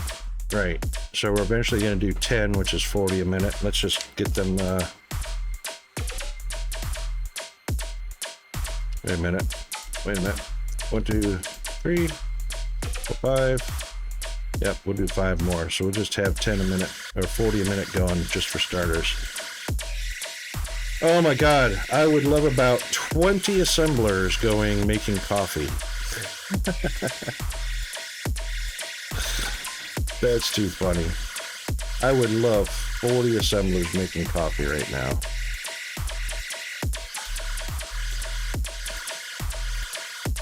All right, let's do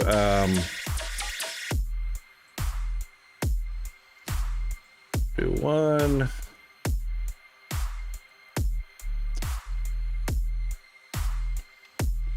Grab some belts.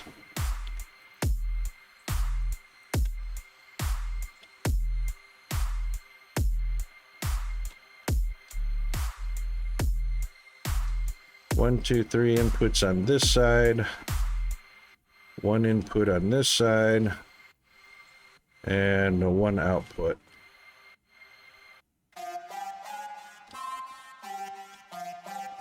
And we'll just make our double the output.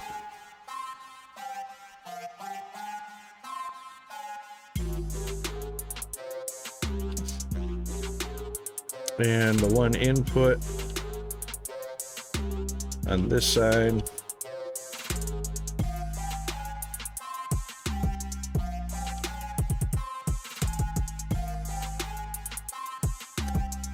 Oh, way to derp. Way to derp, Rocket. Did it again.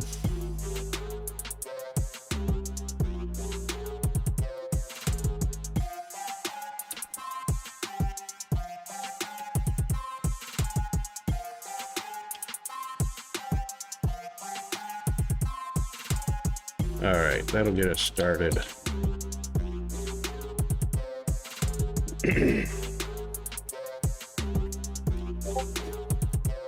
Whoa.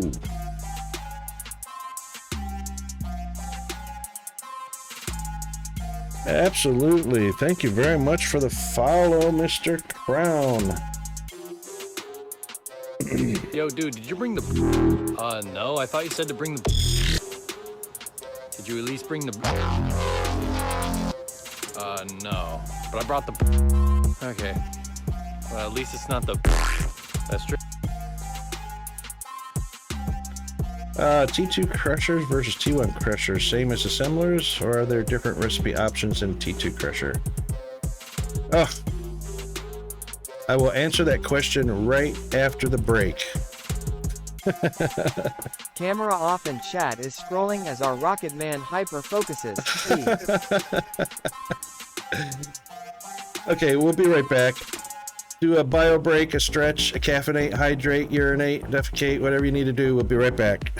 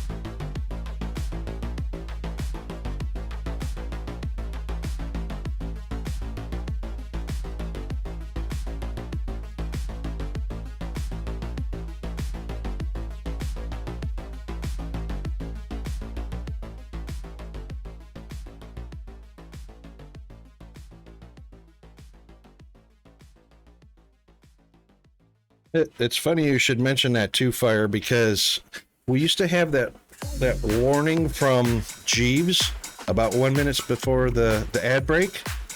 And even though I have the timer right below my cam, I'm still so hyper focused I forget to look over there. And I really liked the fact that Jeeves would say, 1 minute to break to help get me off that hyper focus.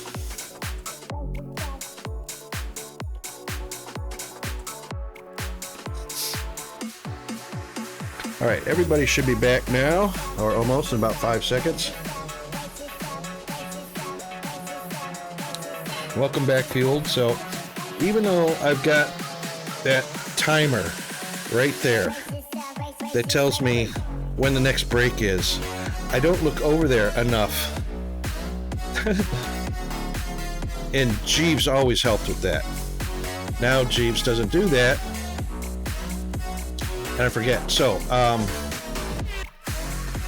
to answer Kimball's question, the crushers.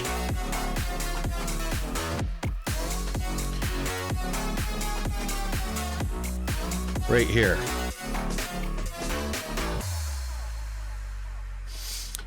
The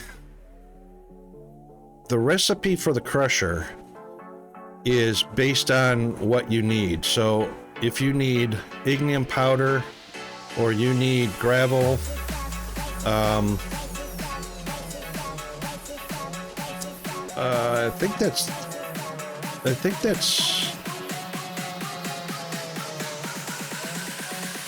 the only two recipes. I think that's the only two recipes.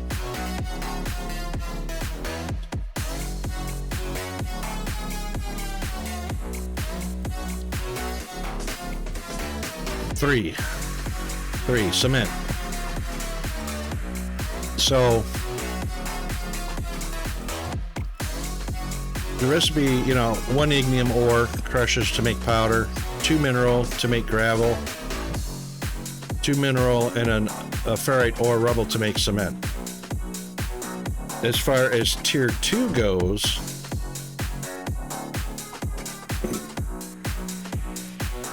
That's a power consumption of 200 kilowatts versus 75. And it doubles.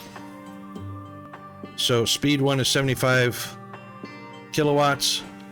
A crusher at speed 2, double the output, 3 times the power consumption.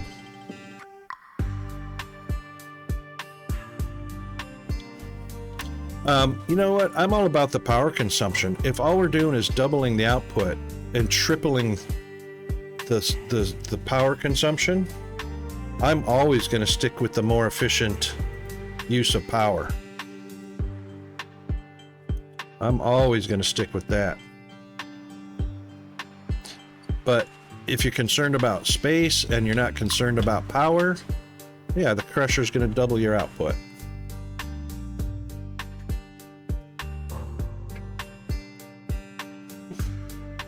Right, so 200 kilowatts for a T2, 75 kilowatts for a T1. And you've got base at T1 and double for T2.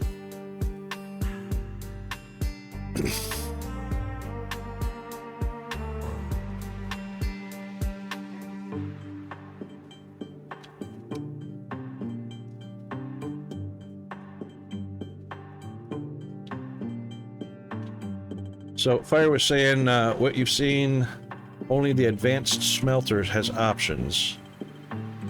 The lesser don't, right, the tier 1 smelters only smelt according to what you input. That's correct.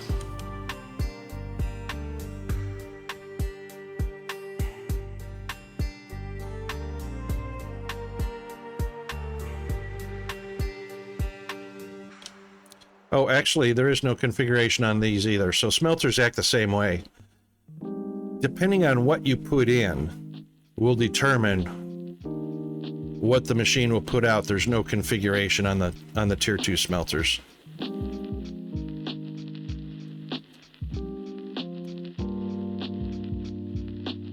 So you have smeltables.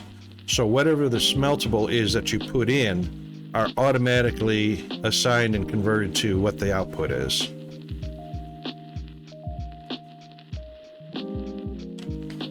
That's the T2 smelter. Same with the T1s.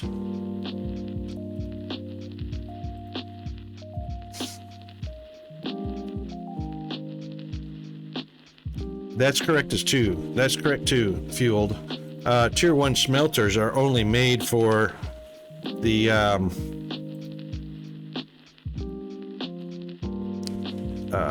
tier 2 materials.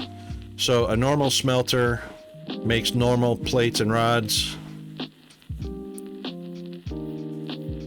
and a T2 smelter will make the tier 2, and the tier 3 is the blast furnace, which uses molten. So these two use raw rubble. These two use pure ore. So this T1 is the ore with the rubble in it. T2 is the pure ore with no rubble in it.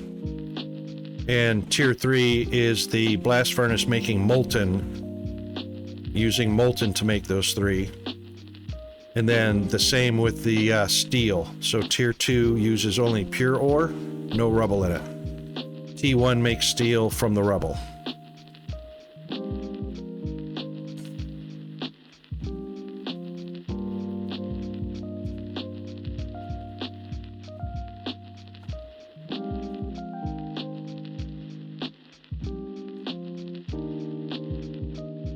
Did that make sense? Did I confuse everybody between tier 1, tier 2, and tier 3?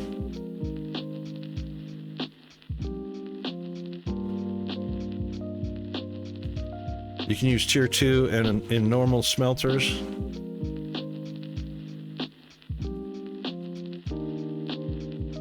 Yes. So down at the bottom of the tooltip here, it says you can use advanced or regular. These are advanced or regular. And then, of course, you have to do casting machines for the tier 3s.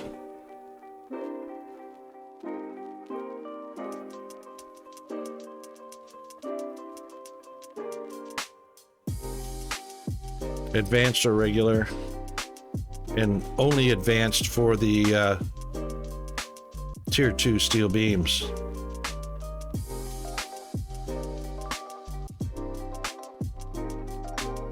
I don't believe you can.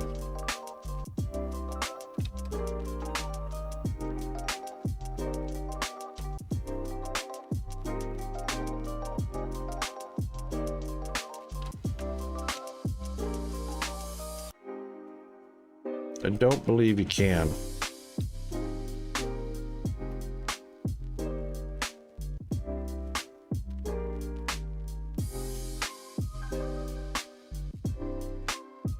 Geez, I had no idea how full up my inventory was. Oh, I've got some foliage in here.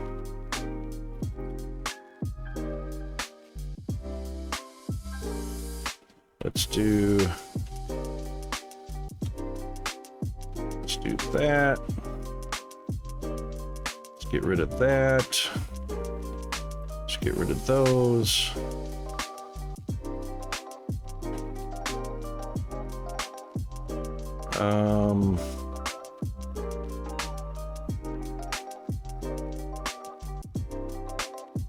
Let's get rid of that for right now.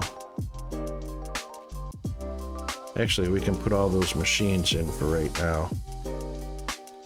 Just using assemblers at the moment. All right, so if we take a regular smelt, we'll find out right now. We're going to find out right now what's backwards compatible and what's not. So, for instance, let's take our ignium rubble. And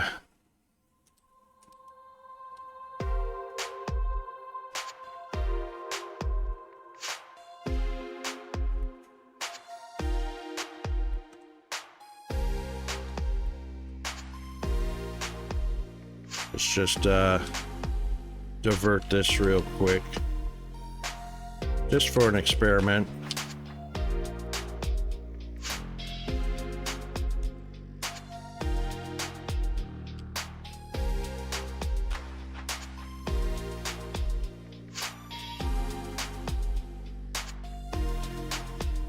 Well, we know the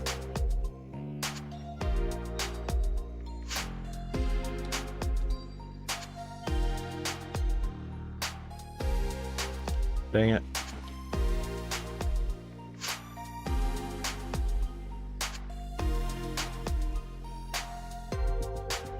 We can't do that because ignium is not a smeltable into a product. It has to be technum or it has to be ferrite. Silly rocket. Tricks are for kids.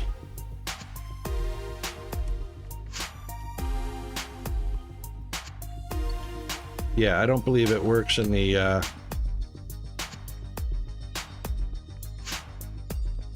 Where's all my oh, way over here on the other side of the blast furnaces. Because that's all I use for iron and copper anymore is the blast furnaces. I mean, yeah. Which are converted into pure. There we go.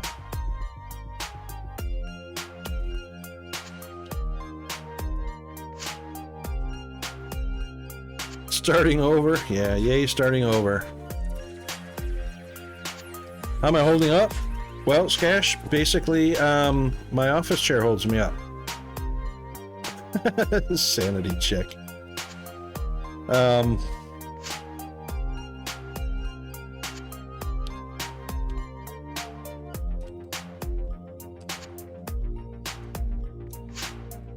Alright, so the regular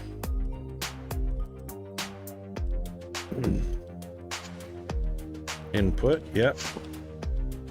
So regular input makes, regular tier, tier 1 makes the tier 1 plates.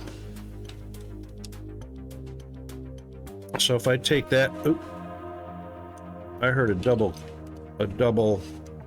stop. I heard a double, yep, there it was. All right, if we put the tier 2 smelter in there,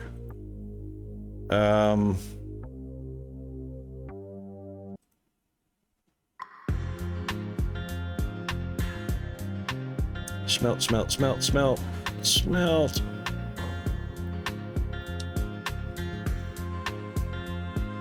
if we put a tier 2 smelter on rubble, years too late for the sanity?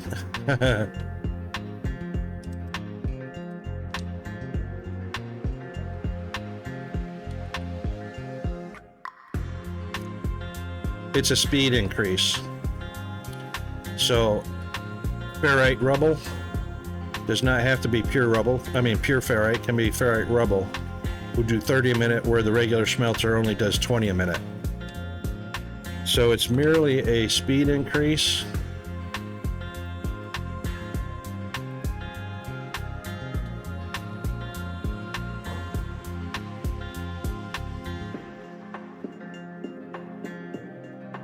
Right, so normal smelter processes in 3 seconds, and advanced smelter processes in 2 seconds. So 20 a minute for a tier 1 smelter, 30 a minute for a tier 2 smelter. Same thing using the ferrite ore pure with no rubble in it. 6 seconds processing time for a tier 1, 4 seconds processing time for a tier 2 advanced smelter. And casting machine is the only thing you can use for the tier 3 stuff. So yeah, they're backwards compatible. It's a processing time. Steel, there's from rubble. Otherwise, the advanced smelter is the only one that'll do the pure. Tier 1 uses the blend. Tier 2 uses the blend of pure.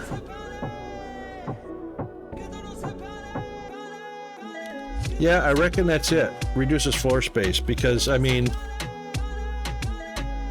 even the normal smelter is a 2x2. You know, so you've got the 3x3 of the advanced smelter. And the power consumption, what's the difference in power consumption? 150 kilowatts for a tier 2 advanced smelter. And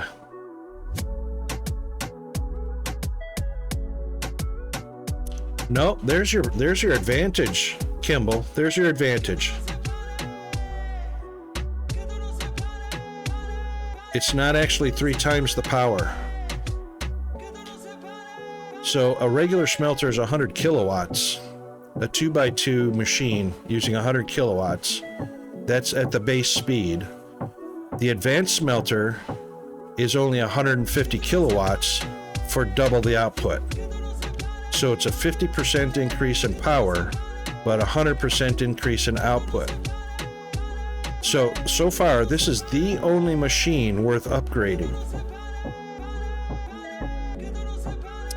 Oh, hang on.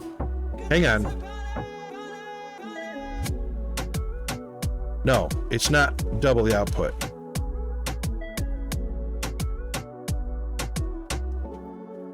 It is...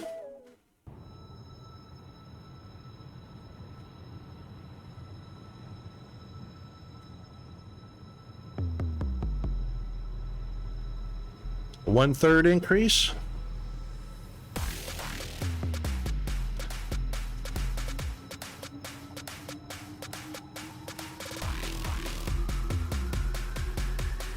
No, it's not. It's because this is 30 a minute, and the tier 1 smelter is only 20 a minute.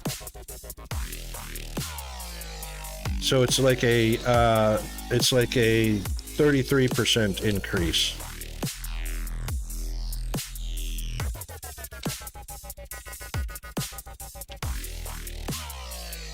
That's 20 a minute. 20 a minute in. It's a 1-to-1, 30 a minute in versus 30 minute out.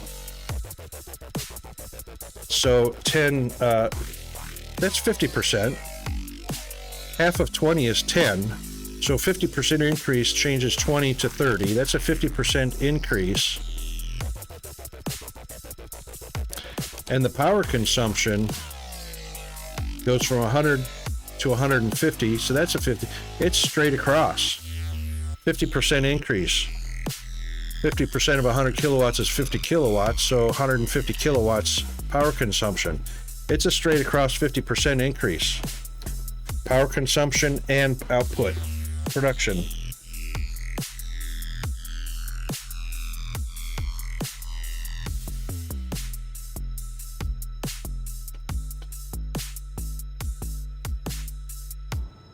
Two normal smelts gives you 40 a minute out.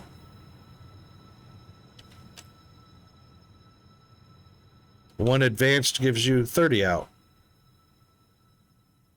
It's a 1-to-1 ratio.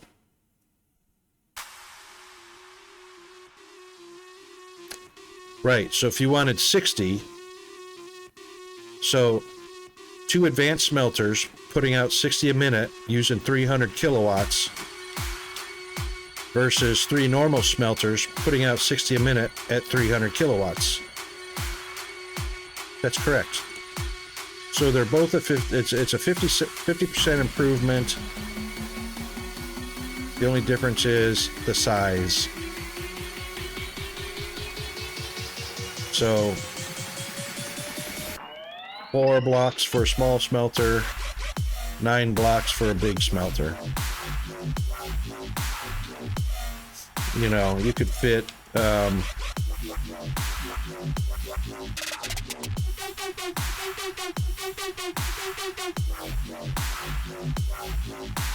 you know,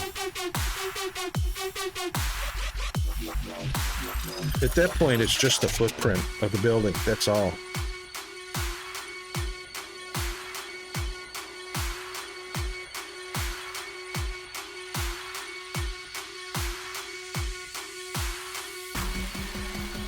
Yeah, and see, it's not really a power increase because, I mean, yeah, you that's right. So 50% more power, 150 kilowatts versus 100 kilowatts, 30 a minute versus 20 a minute.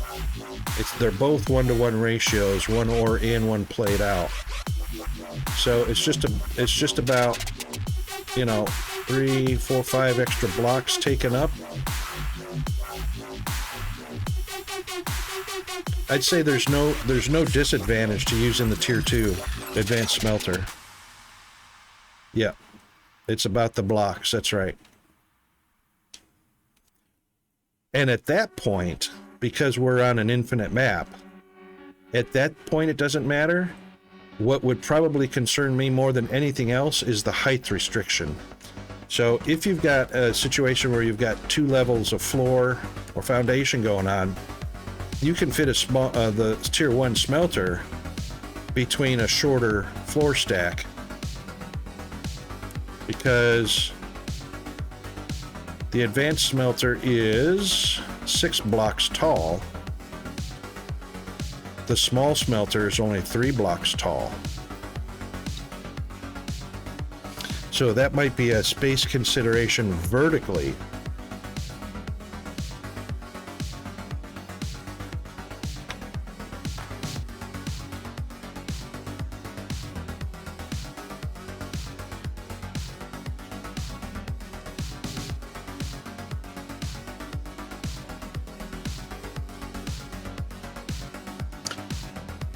Right. The small power poles are 6 tall. What are the big power poles? 8? I think the big power poles are 12.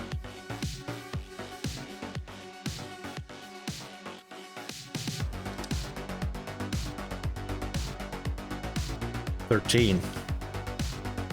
Yeah. And the small ones are 6.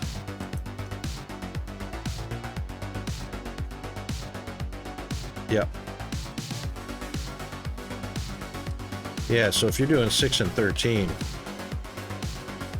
or if you're doing small power poles underneath, those are the same heights as the advanced smelters. That's what you're restricted at between floors, is 6 blocks.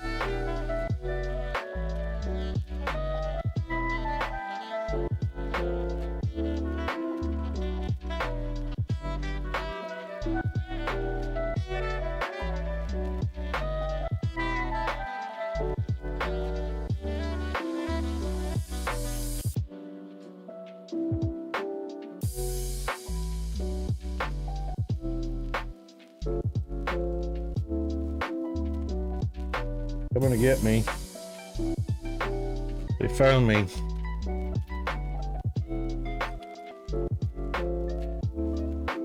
The FBI and the Australian Defence Force found out where I'm hacking from.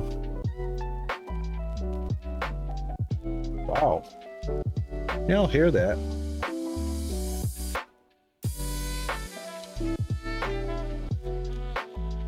That's either a big car chase or a bad accident.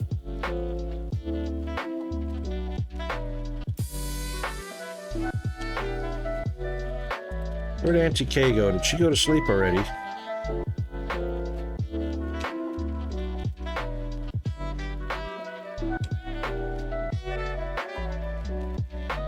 At 1:30 in the afternoon.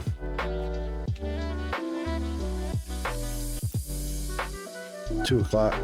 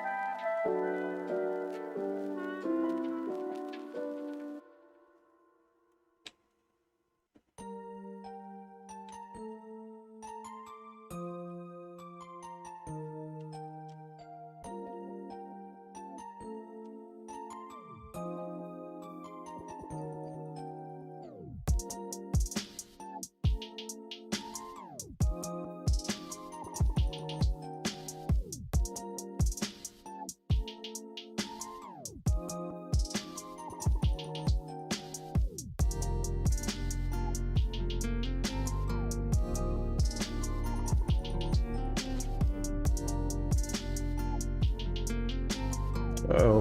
Ah! Call the pool boy. We got a floater.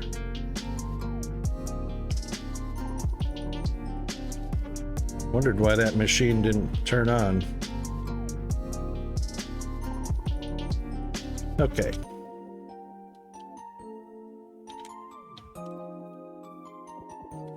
One, two, three, 4, 5, and that'll give us 40 a minute.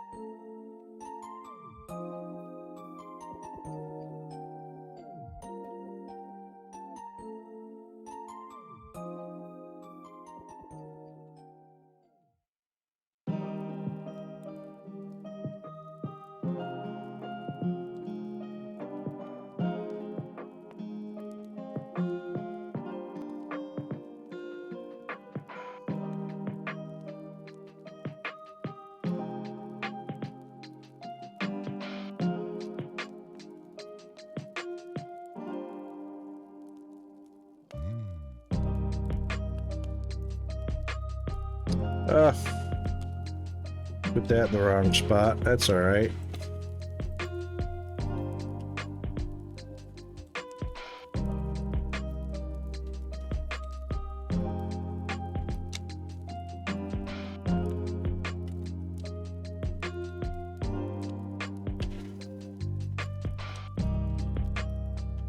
That's more better. All right, now our little robot buddies. That's that one right there.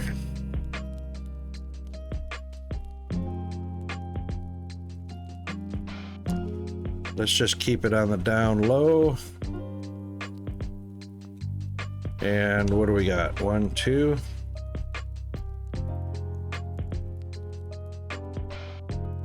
Yep, that'll work for me. Wrong way.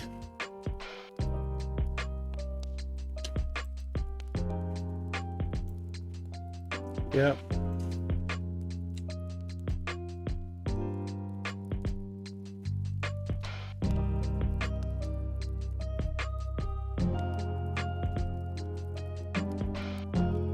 In case anyone is curious,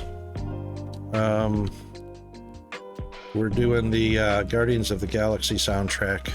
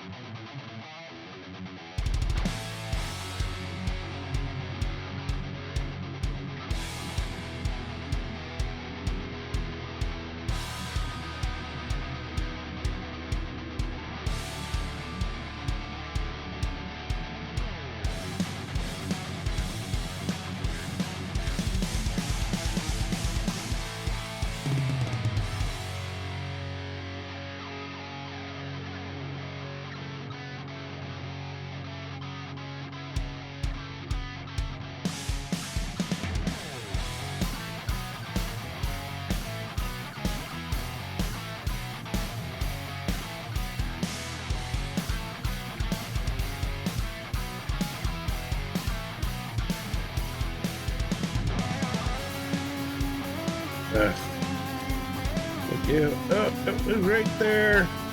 Stop moving. Ugh.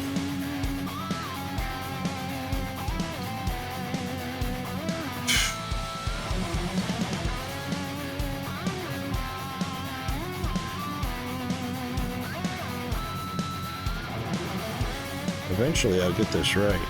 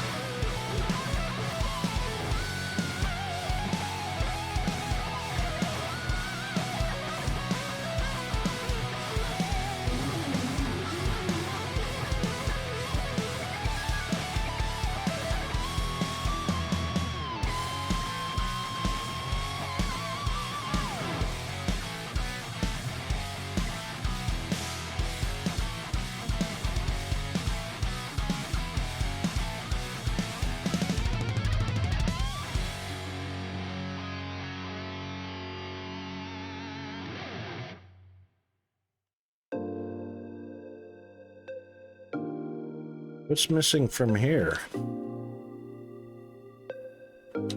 Oh no, are you kidding me?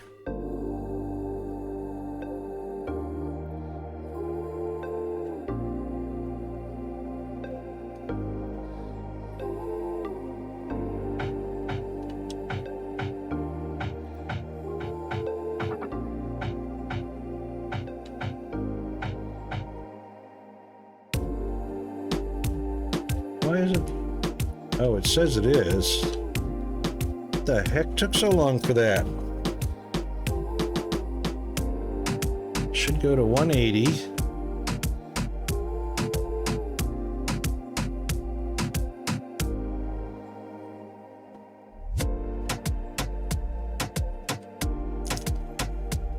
If that's 1 minute, how many are going to go out on that belt?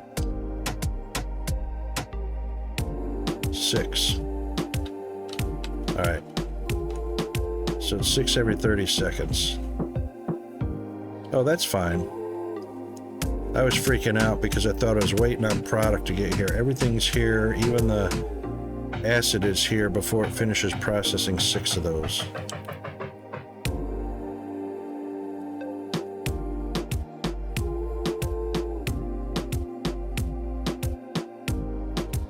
One, two, three, four, five, 6. Yep. Okay. Cool. All right.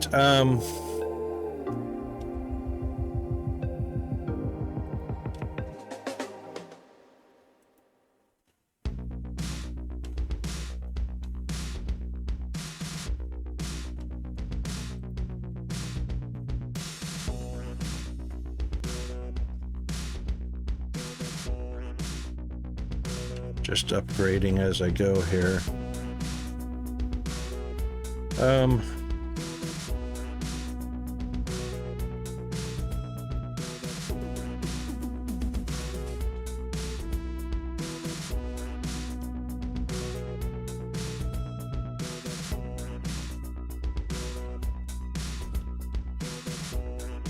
Boy, we're really hurting for green that much. Not up here.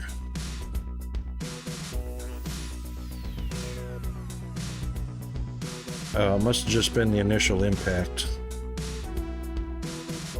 Belt's saturated down here. Yeah, that was just the initial impact of putting 10 machines down. So, 12 a minute. 1, 2, 3, 4, 5. That's 60 a minute there.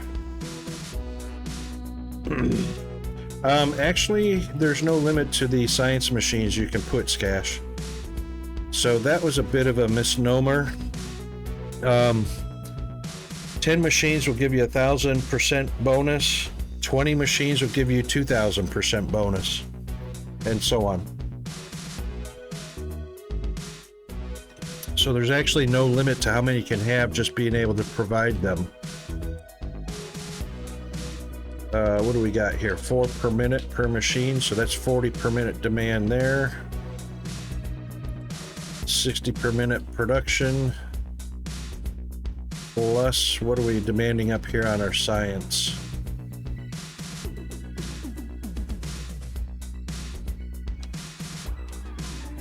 Ooh, 12.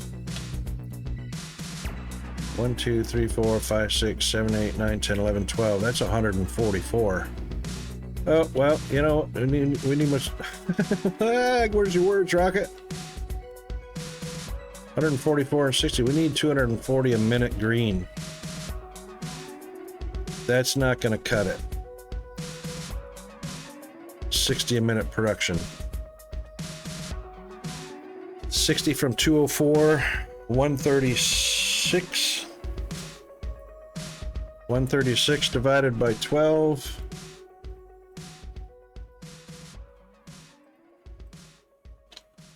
We need 11 more machines, so we need 16 in total.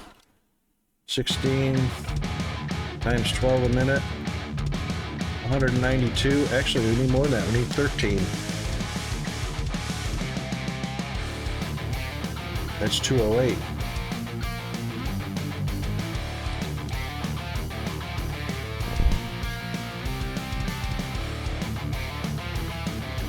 Oh, hang on. Did that wrong. 12 a minute times 17 machines is 204. It's exactly 204, so we need 17 red machines. And we got freight elevator blocking that.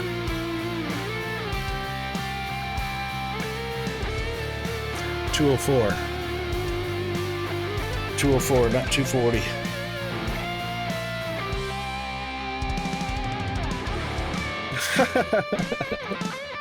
Cash, I reckon there are a number of people, Linux users, that could write the book on how not to install Linux.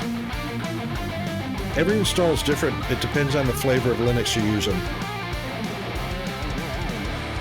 Because all the installers are different, and all the dependencies are different. No worries, Field. Skash, over on my MeRead group, you'll notice there is a, when you go to the main page, to the group's main page of the stream, you'll notice at the top it says posts, members, photos, videos, files, events, and settings.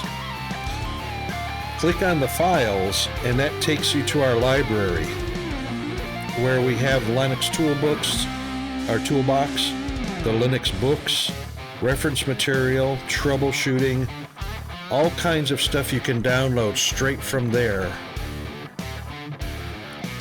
And each one of those is a folder. So the Linux toolbox is a folder. You click on it, and then you can see all the PDFs in the Linux toolbox. And same with the Linux books, which everything's for free. It's Linux, as you know. In the MeRead group.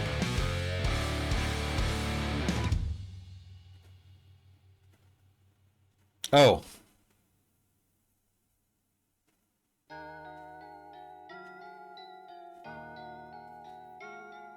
Yeah, you got it? Yeah, because I sent you the invite link.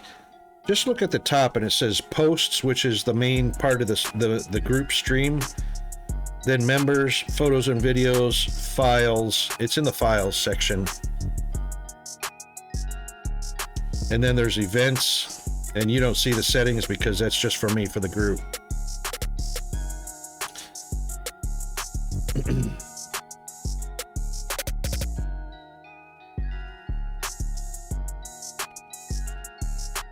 Wait, Fuel, you're going to be building new infrastructure in AWS?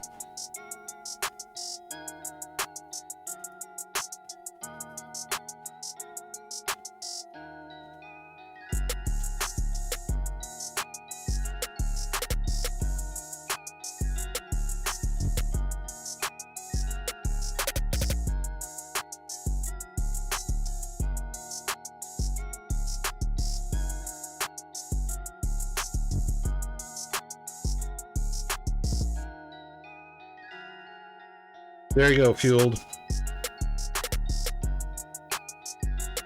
I run a group on MeWe, Linux users.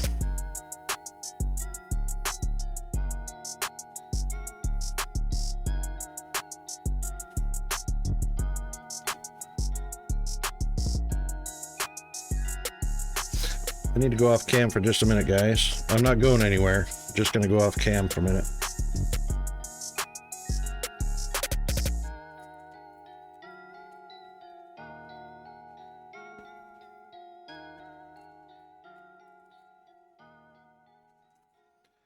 Yes, Gash, I am.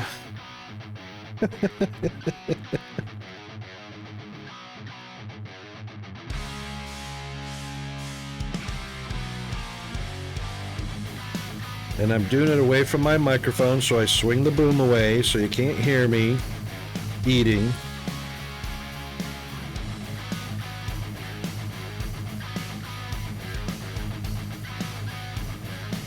Sometimes I'll do that when we're having a nice discussion and chat and I'm not actually actively building something. But it looks like I definitely have to do the increase on the circuit boards, but it looks like the electronic points needs electronic parts is not keeping up with demand either. So we'll probably go from 240 to 480 on those. Yes, it is. It is lunchtime. It's actually a little bit late. 12:30 in far north Queensland. Oh, AWS is cloud hosting. Okay, cool.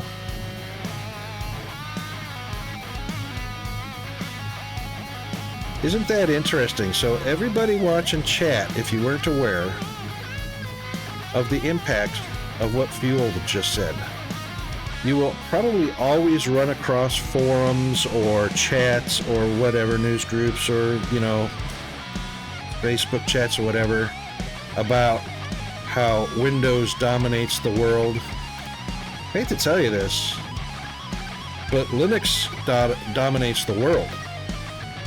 Because what are all Cisco servers running on? Linux. What are all AWS servers running on? Linux. That's right. Linux is 90% of the internet. No, Field, I'm in far north Queensland, Australia.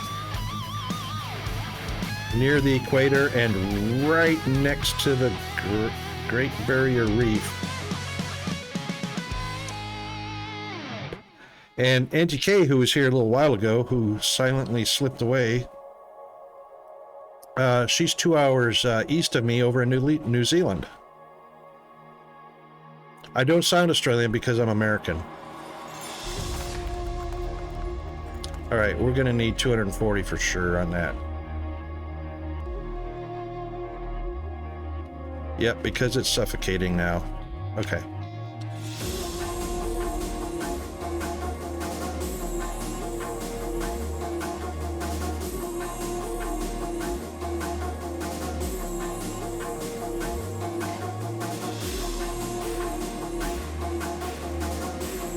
Mining efficiency and pump efficiency. Both those researches are 45 second cycles. Yes, that's correct. The ones that can be researched repeatedly. Yep, those are the two. Or does the time go up as well as the quantity of science packs? Just the quantity of time. That's one of my little annoyances about this, Kemble. The quantity. It's still 1 per minute.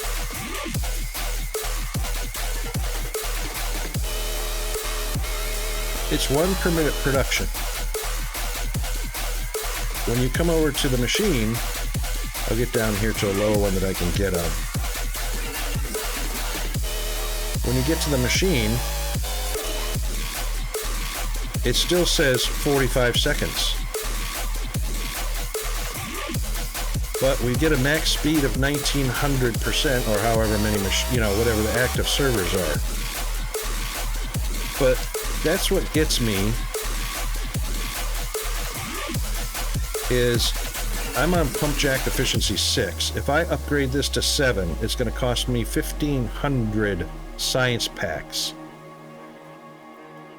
Mining efficiency, I'm on level 5. If I go up to level 6, it's going to cost me 1,000. Still 45 seconds. Still 45 seconds. That's what's weird about science. Science is broken.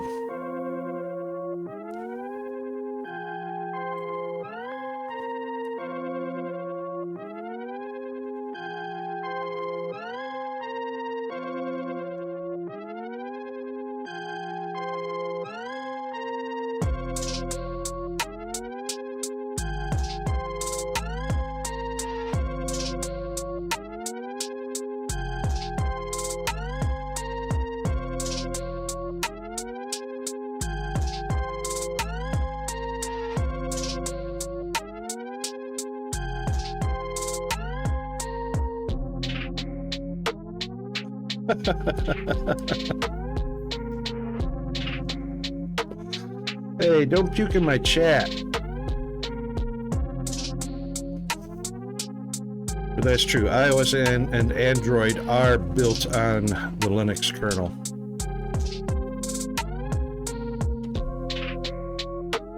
GNU Linux.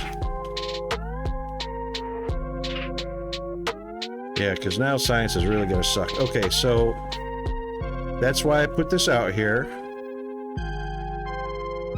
because we are going to need to step up the green chip to what did I say, 17 machines.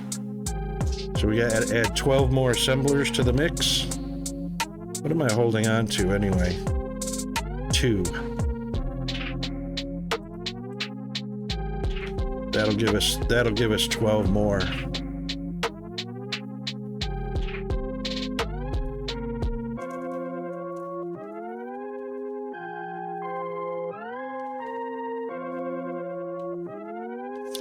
Okay, so here's the answer. I did the math. If you have 45 research machines, 4,500%, that means you will complete 1 cycle every second, from 45 seconds to 1 second, right? But in order to fill those machines, you need a production setup to produce 60 science packs per minute.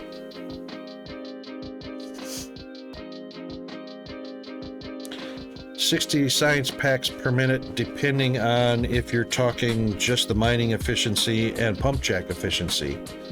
Other science or other items that you're upgrading will have different rates and different science pack requirements.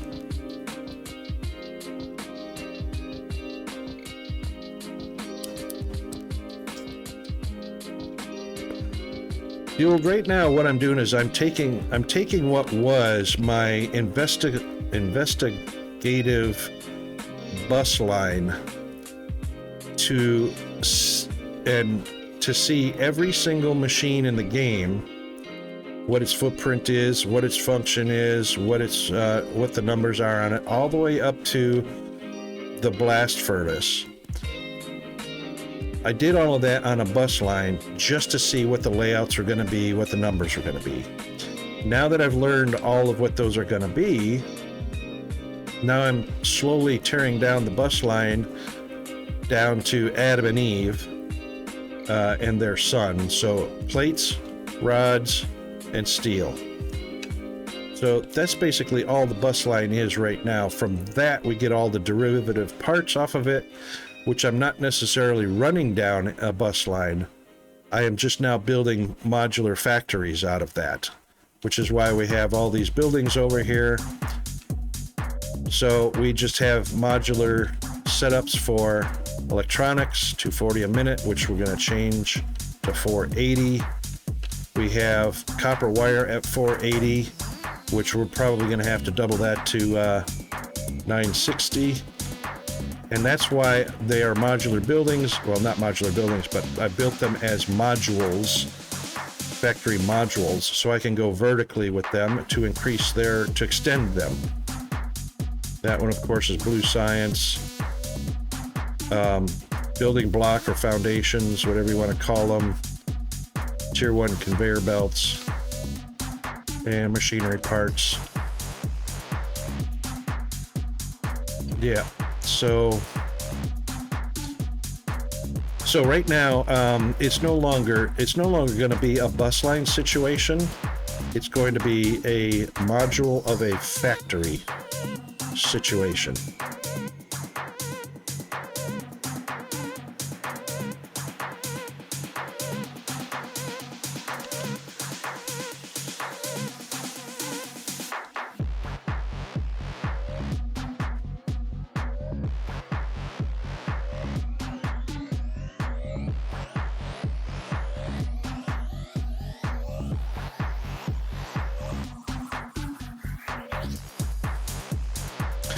Yep, that's right, Kimball. By the time you get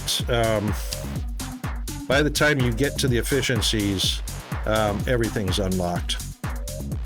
I actually did not unlock the pump pipeline because, I mean, I could, just to have it out of the way.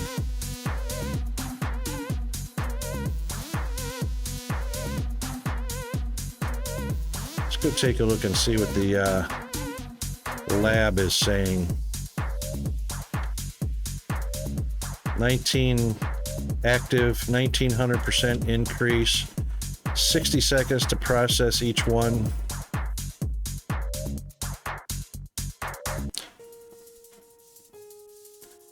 So as far as I could tell, it's still broken.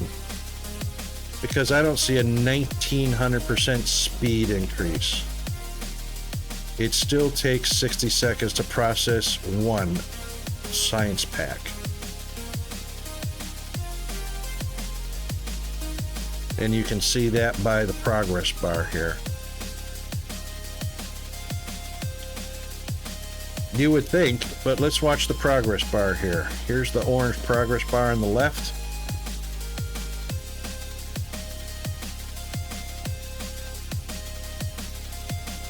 Got 19 machines processing them.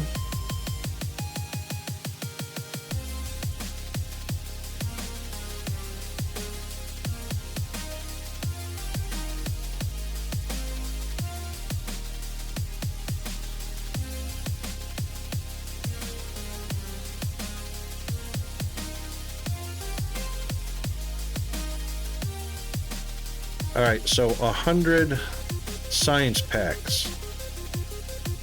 How long do you think it's going to process 100 science packs? We're a third of the way done. And that's been 3 minutes so far.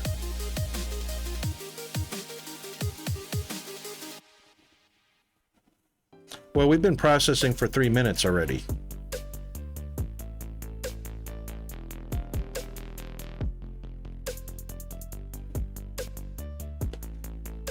And we just passed the 4 minute. I watched the second hand pass the 2 on the clock.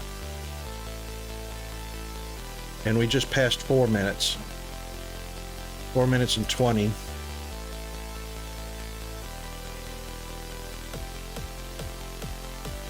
Four minutes and 30.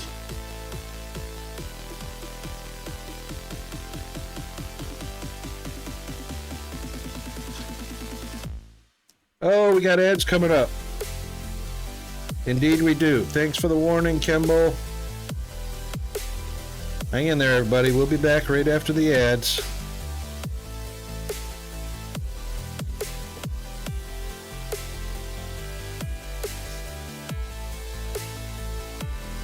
Five minutes right there.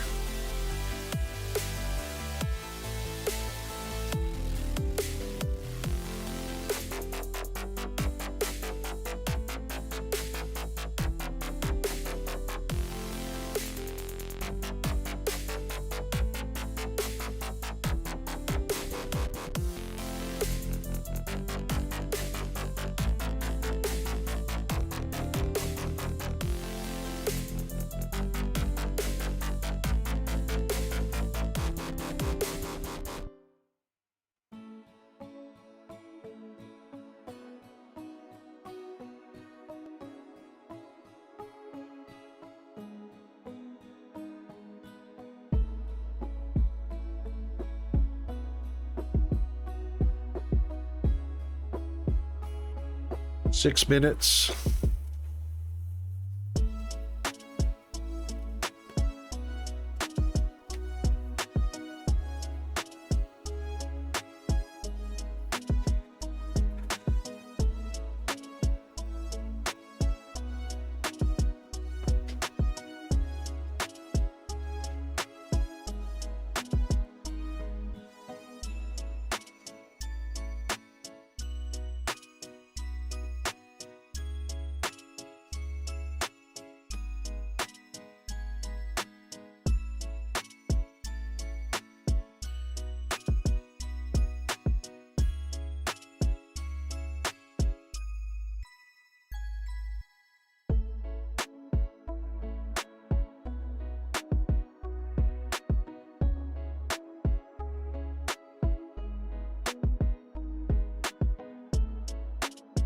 Seven minutes.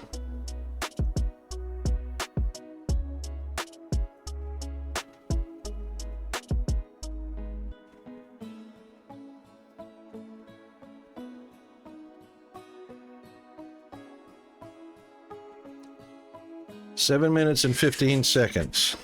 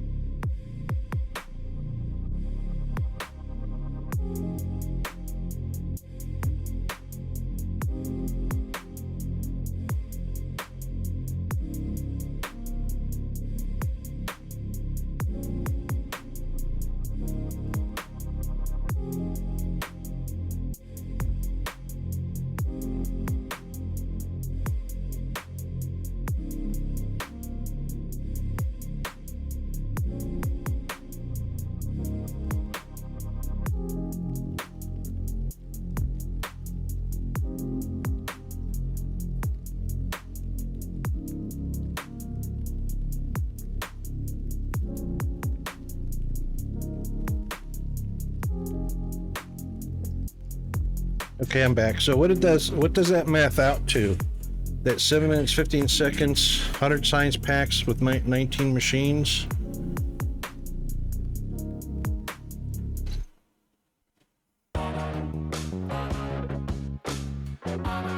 Oh, I'm sure it did.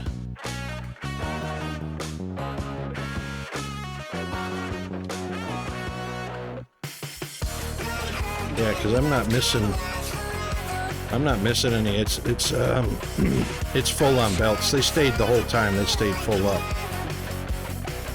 So it should have only taken 5 minutes and 26 seconds, or 5 minutes and a quarter, which is 5 minutes and 15 seconds. So it actually took 2 minutes longer than it should have.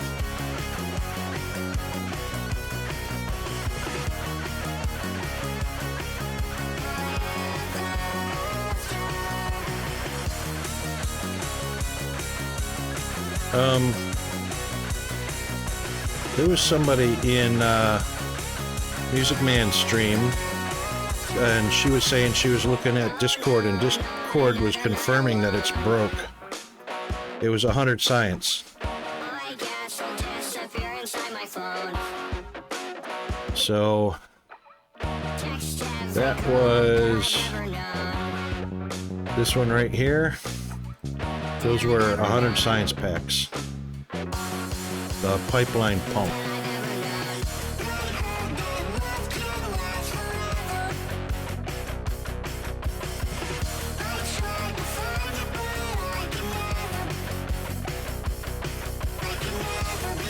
What is the next amount of science packs for mining efficiency? Mining efficiency would be 1,000 if I were to upgrade that to 6.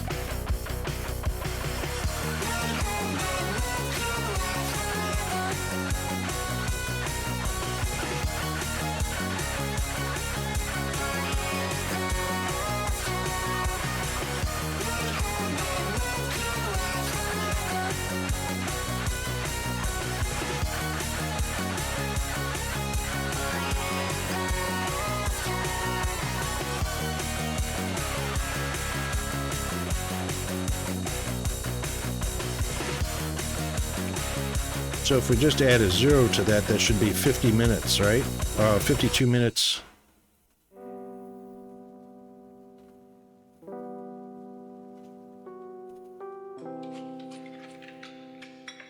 Or 40 minutes. There you go, 40 minutes.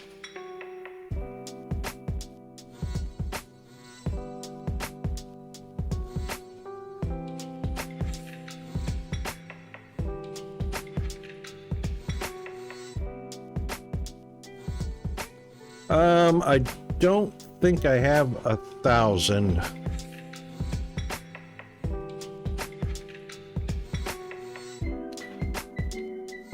I don't know if I have 1,000.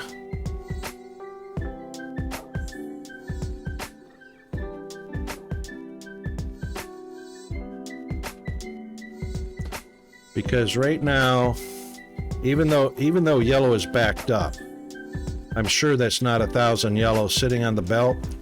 Kind of sucking on green cards right now because we just built up the maintenance drones, and the energy cell's the same thing.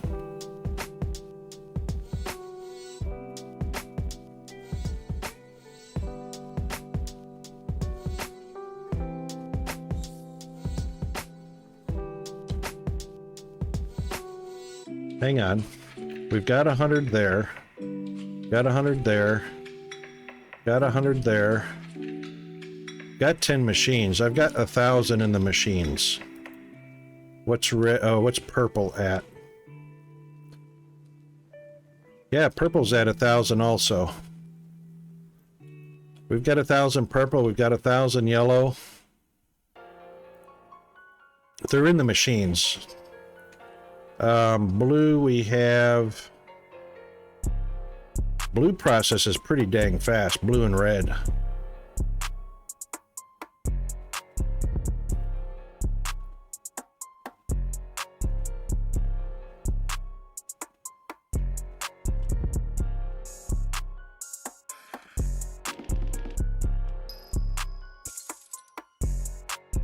That's not the right one.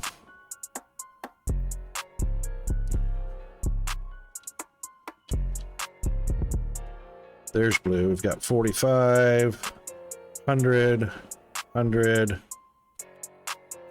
1, 2, 3, 4, 5, 6, 7, 8, 9, 10. We got 1,000 blue easily. Not counting what's on the belt. Green.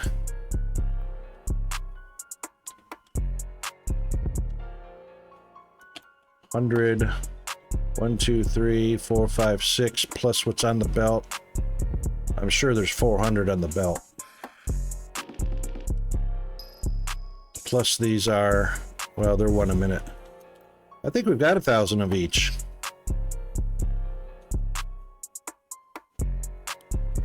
Blue, red, green, yellow, and purple. I think we've got 1,000 of each.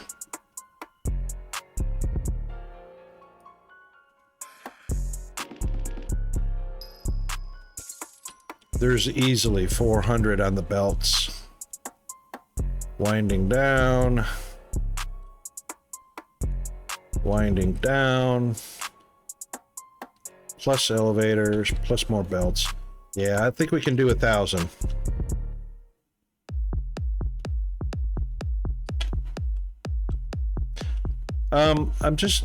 The thing is I'm just not, whoa, thanks, autosave. I'm not doing storage right now because I actually don't have a proper setup for those yet. Eventually that will come along. I may or may not have a buffer. I usually don't do a buffer box to grab from. I usually have enough assemblers making product to keep the labs satisfied. So why don't we set a timer, okay? What do we call it? 40 minutes? 39.47? 39 and a half minutes? Let's do this. We can set a timer. We can set a timer.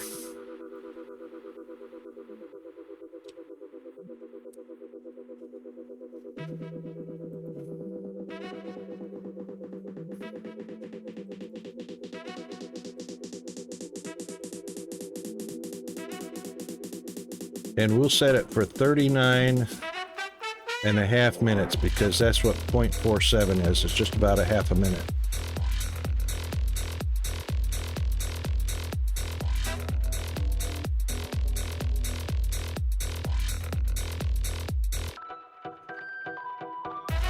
Okay. Are we ready? What are we doing? Mining research?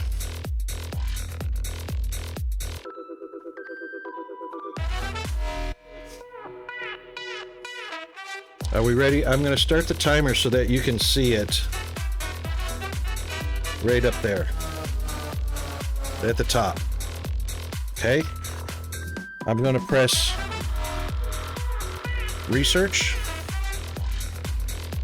Yep. And then I'll hit the timer. Okay.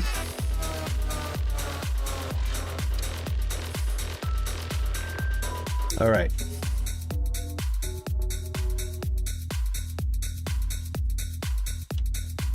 Okay. And of course, we also have the percent up here at the top right.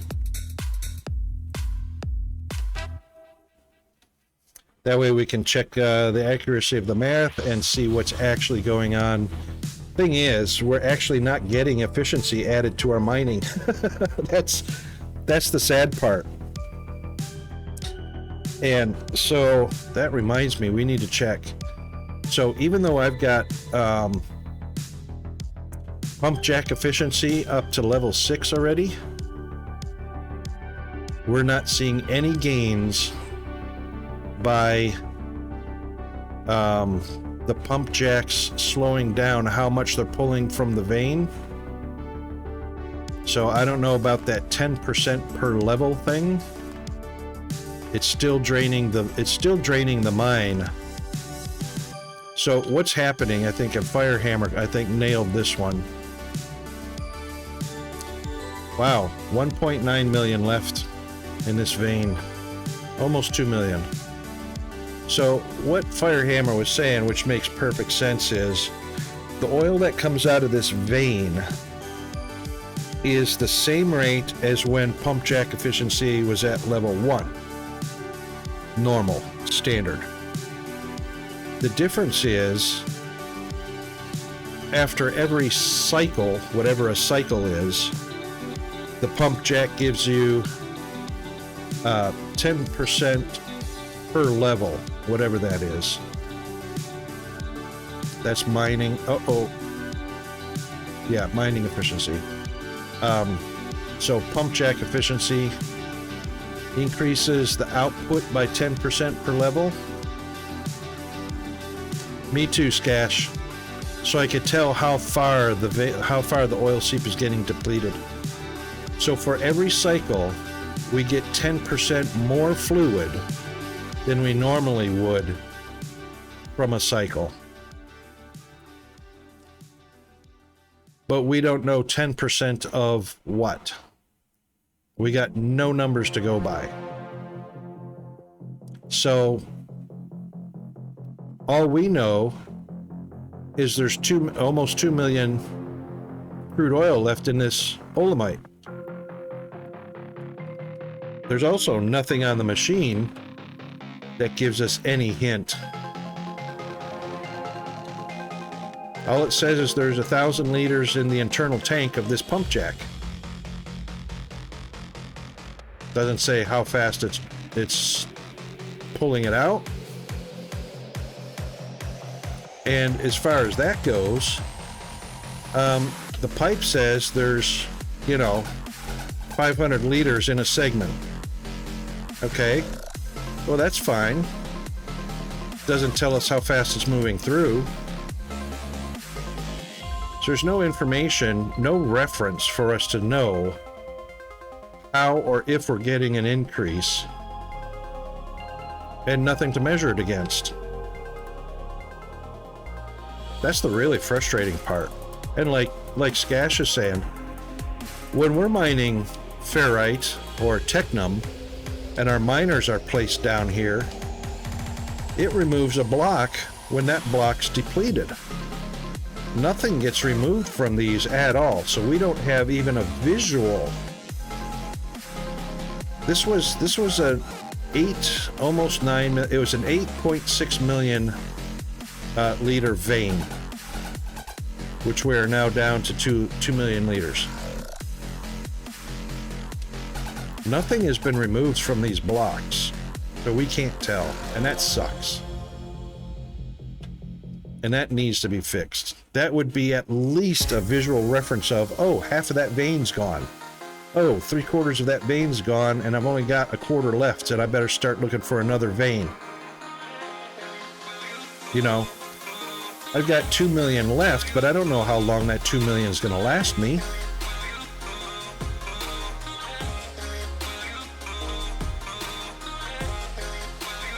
So that sucks pretty heavily.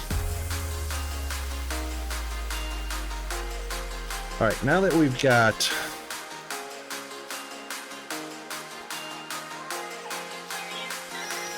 just want to double check my belts here.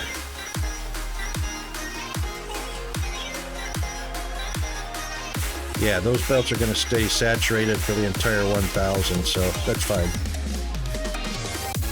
All good.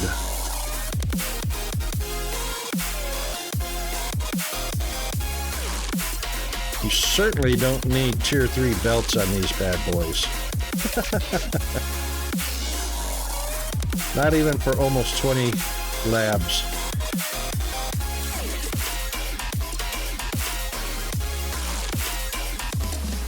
They just don't move very fast.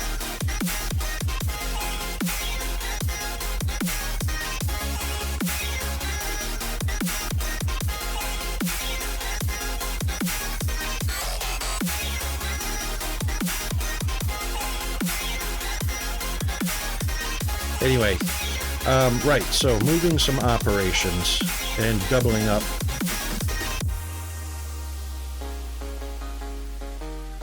So we are going to double up our copper.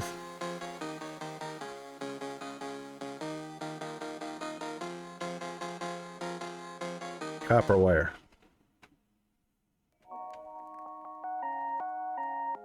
Whee! Oh, the back of the building's open.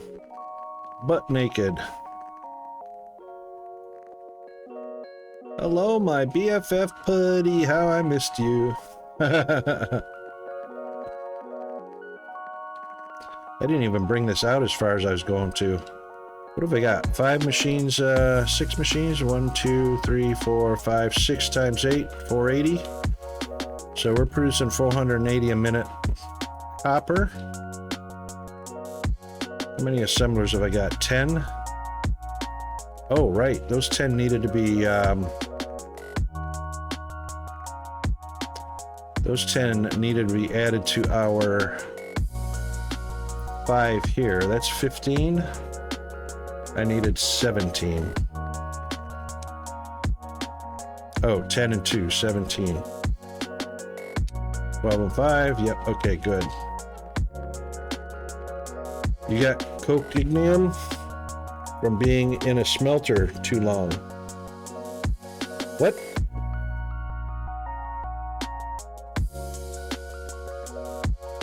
That sounds interesting. What kind of smelter? Hang on. You're saying a regular smelter with ignium ore?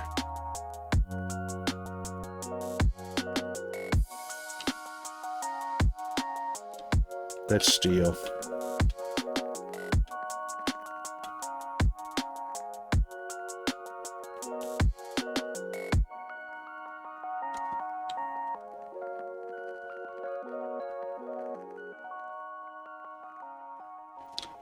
You talking about coked ignium?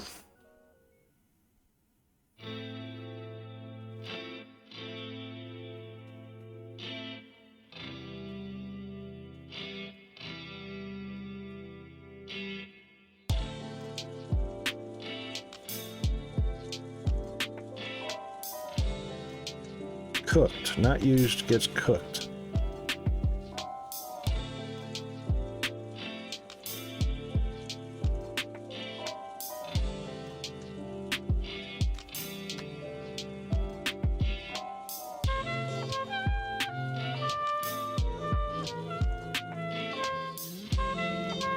Make sure you put it in the foundry category so I can take a look. Oh, went right into general chat.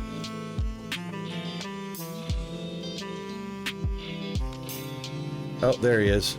All right, don't forget to scroll down to our games we play and look for the Foundry category. Welcome to the Discord.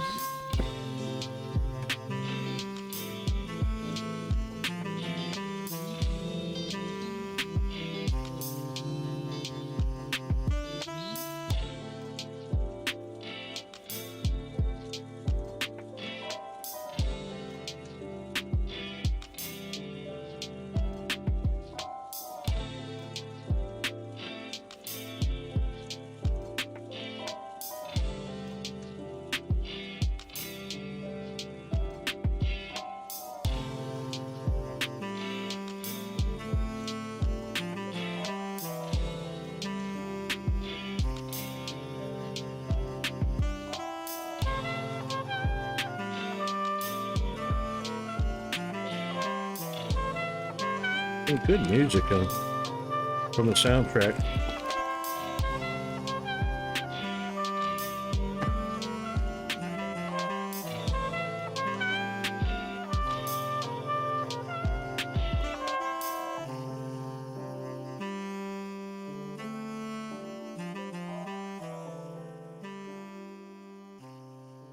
Yes, coked. Coke. I used to live in Pittsburgh and worked at West Homestead engineering and machine. And we had trains. Trains go by all the time. Mile-long trains full of coked ore. What is coked ore? Coke is generally what coal is turned into.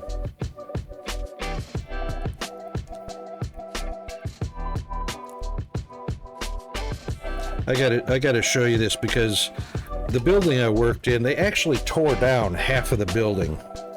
And it's roughly half a mile long now. It used to be a mile long building.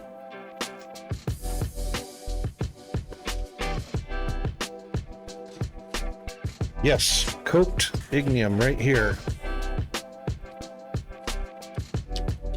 So coked ignium, you see it right here, is used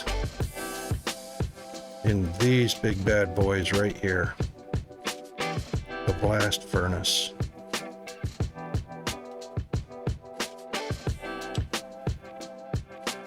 So I have a belt that goes underneath, and it gets split off.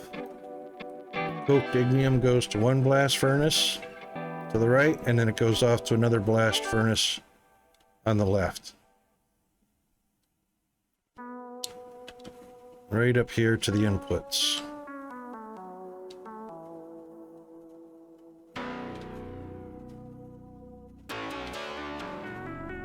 Don't worry that you can't see anything sitting on the belt in there. There is actually product in there. It's just they didn't decide to include that render because that belt is actually part of the building, not an actual belt. It's just a visual. Let's see if I can pull up. Hang on a second.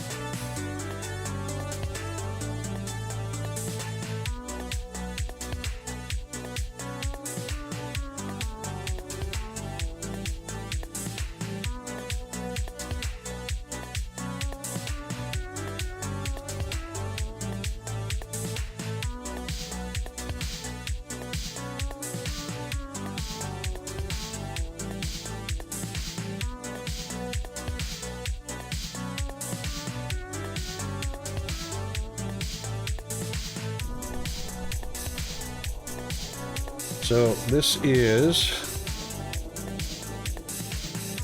are the people I used to work for. West Homestead, or WEMCO, which is West Homestead Engineering. And I used to make these steel mill rolls. Let's see if we've got a picture of them. No, their webmaster sucks.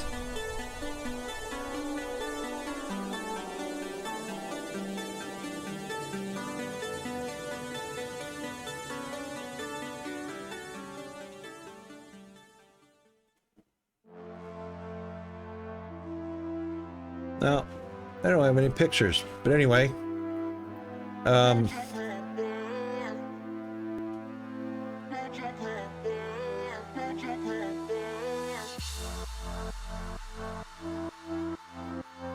Google Maps.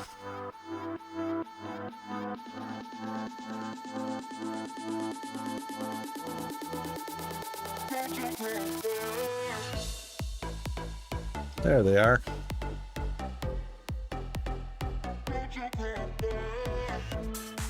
This is where I used to work in Pittsburgh before I came over to Australia.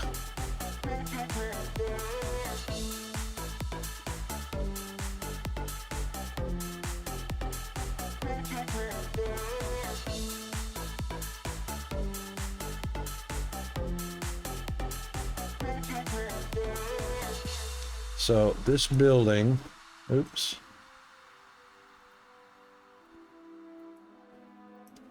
Can I turn it? Oh, there we go. There it is. So our building goes from this end on the right all the way down to here on the left. This section was torn down. We have several railroad tracks that go along this side, several railroad tracks that go along this side, and we would have mile-long trains of coked ore go past the building, because and there are steel products that came into us here. These two tracks merged all the way around the Allegheny. Oh, sorry, this is the Monongahela River. There's a large railroad up here.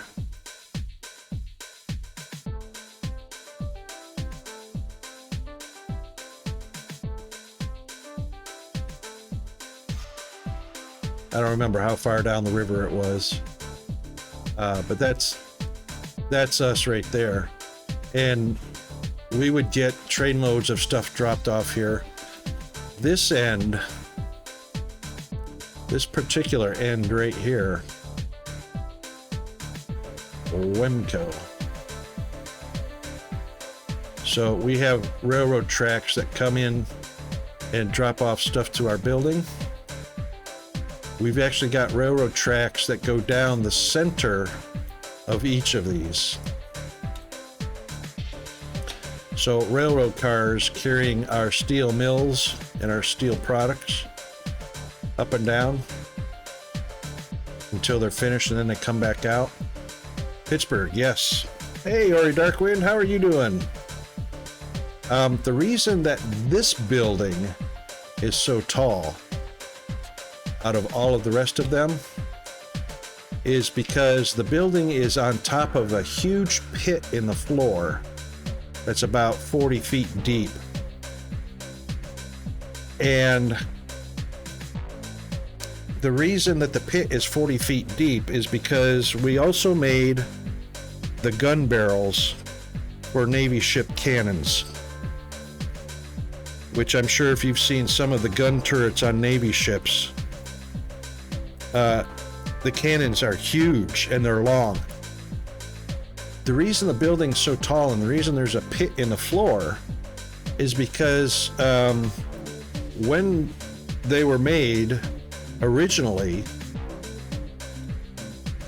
they were molten hot, obviously, molten hot steel. When they came out of the oven, they laid them on the ground, and as they cooled, they warped. That's right. Steel is coked to harden it. That's right. So the barrels were laid down, which was almost the entire length of this building. As they cooled to get machined, they warped. So the only way to fix that was after they've come out of the oven, you know, as a hot ingot round cannon barrel for the Navy ships, they decided to hang them, which required a pretty big pit in the ground, hang them straight down as they cooled so that they wouldn't warp, because they were warping due to the weight laying on the racks or laying on the ground as they cooled. So the steel was still soft. The barrel itself. So let's see if we can find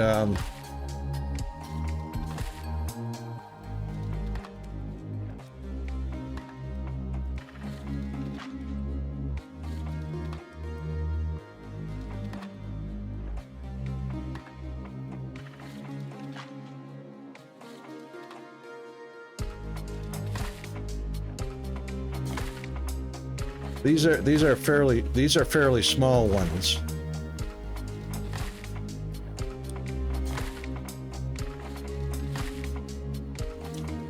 Yeah, the whole length of the barrel. So what would happen is as they were sitting on the rack, the weight of the molten steel before these got machined down to their actual bore diameter and their outside diameters, as they were cooling, they would warp.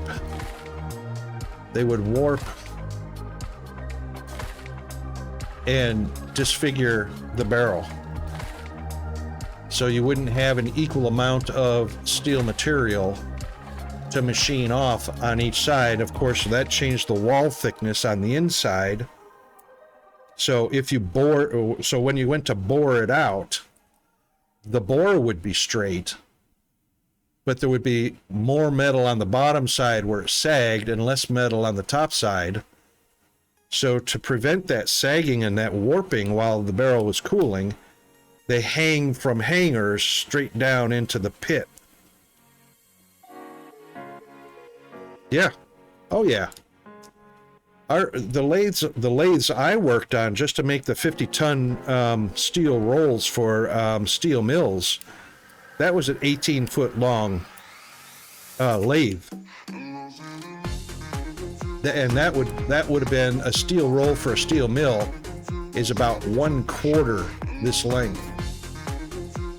And it's a 50-ton hunk of steel that I would mount up on my lathe, you know, lock it into the chuck and then lock the tailstock into the end, and 50 tons of steel spinning on the lathe.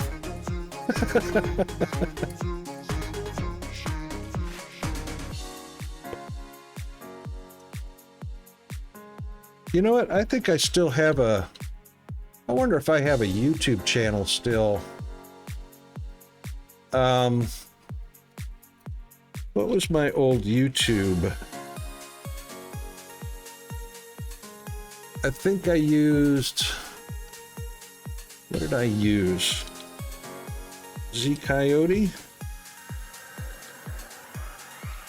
I wonder if that still exists. It does. Okay, so here's some pictures, here's some videos from where I worked. Here's me just after I got married here in Australia. Oh my God, how much I have aged in 13 years.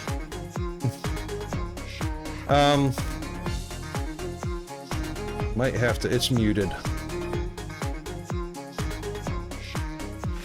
So this is just the end.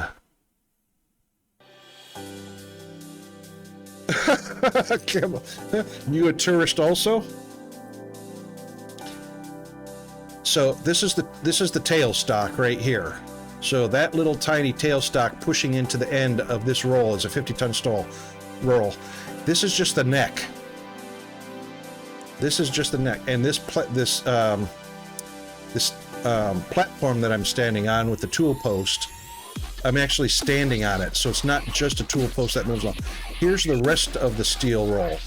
That's 50 tons of steel in the chuck down to the tailstock. And this is what I did before I came over to Australia. Well, this is not a gun barrel. This is a roll for steel mills.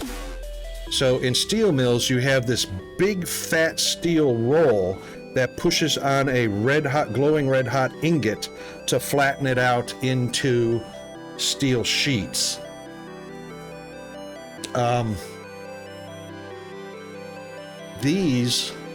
So that's the roll that pushes against the molten steel. These rolls right here are what push up against the 50 tons. This is the 50-ton steel roll right here.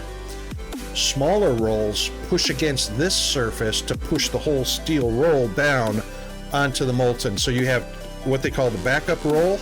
Those right there are the backup rolls. Those little rolls push up against the big rolls. The big rolls push against the molten steel to flatten it out into steel sheets or iron sheets or whatever's being processed. So these have to come back to us. They have to be shaved down straight as an arrow again, processed and sent back out to the steel mills. And there's a steel roll That's what so that just came out of the oven, and as you can see, it's on a train car, on train track. That just came out of an oven and is cooling down. They're rollers, yes. And of course we have the 50-ton cranes, or actually they're more than 50 tons. They're I think they're either 75 or 80-ton cranes to carry the 50-ton rolls. They will go in after they come out of the oven. They will go into a quench tank, but it generally takes about a week to cool down. There's all the metal shavings. So the metal shavings go down into a pit underneath the machine. And that's just to give you an idea of how long the shop was inside. So there's like 7 aisles or seven rows. This is just one row. There's another aisle over there. There's another aisle on the other side. There's our cranes. Yeah, it's a lot of steel. And they have to cool kind of slow, because if they cool too fast, they crack. We actually had a guy that almost lost his head because one of these rolls was on the machine, on the lathe, and it still hadn't cooled down completely, and a part of the roll actually blew off, cracked and fractured like shrapnel. They do crack. So there's a lot of science that goes into the composition, how much nickel, how much iron, how much alloy goes into the steel that assists with how well and how long it cools off. Oh no, this was not a skin or slag. This was a chunk. The roll broke, but it was a chunk that weighed about 2 tons that blew off of the roll across the shop and just about took the guy's head off. Yep, all it did was, it was like glass that was cooling too fast. It just shattered and a big chunk came off like shrapnel. Yeah, it's crazy. That's the shop that I worked in. Let's see if we can get a close-up. So believe it or not, even though the metal shavings are blue when they come off, they're hot. It wasn't, yeah, you could call it bad steel because the doping of the alloy was in the wrong combination, the wrong percentage, which caused it, as it cooled, to separate. Because it's a red hot ingot when it goes, when it's coming out of the oven. But if the alloys didn't, the doping alloys didn't mix well when it was being cast, you can have separation cracks in it. So we have a metallurgy NDI inspection department that does X-ray inspections for cracks, and they don't always catch them either.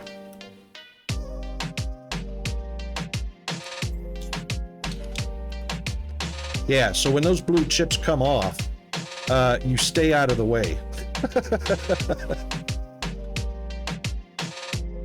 Because any of those chips flying off as you're machining them off, if they hit you in the chest or the leg or the arm or something like that, you will be blistered. There's the oven that it just came out of. It's probably been sitting here for about 3 days after it came out of that oven. And we also have there's more ovens. We have a reheating oven too that has a drop-down cover over it. You probably couldn't see it off to the right-hand side. Here's the quench tank. So it's got a combination of oil and some other chemicals, and their crane lowers them down into the quench tank to quench. Okay, so hang on. So this mechanism back here, this white box back here, we can do annealing in it. So we can take 2 of these rolls off of the cart and put them, and there's a sand pit underneath this big square box raises up. We can put 2 rolls in there, lower it back down, and fire it up, and we can anneal it.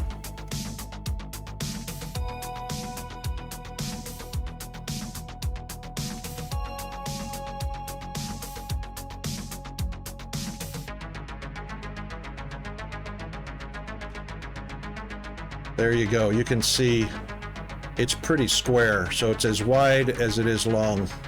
And of course, annealing is when you have to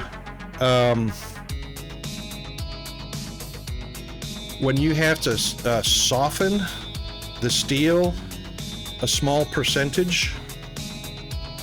You heat it back up and you cool it down at a different rate than it does when it's coming out of the ovens. So it's a much smaller process, and what the annealing does is it allows you to machine it easier. Take the temper out of it, correct.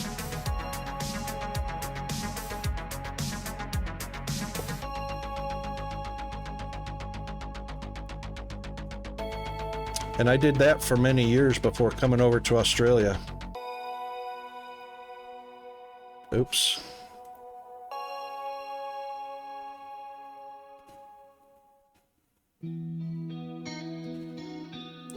I think, did we see this one?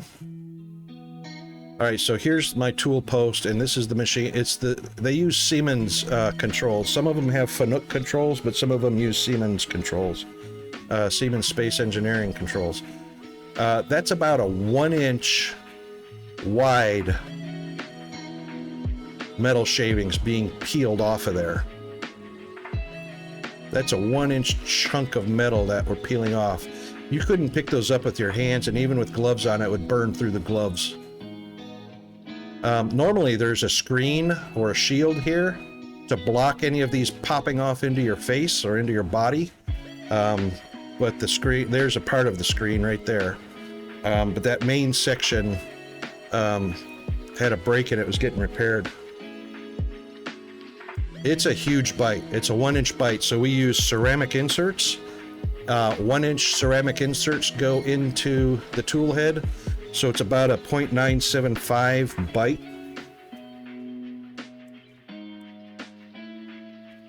And the whole carriage, this tool post on the carriage that I'm standing on, slides down the length of the roll.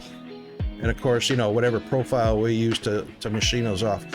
This surface that the backup rolls rest against to push it up against the molten steel in the destination mill that it goes to has a 0.005 millimeter tolerance. It's that straight. It's incredibly straight. So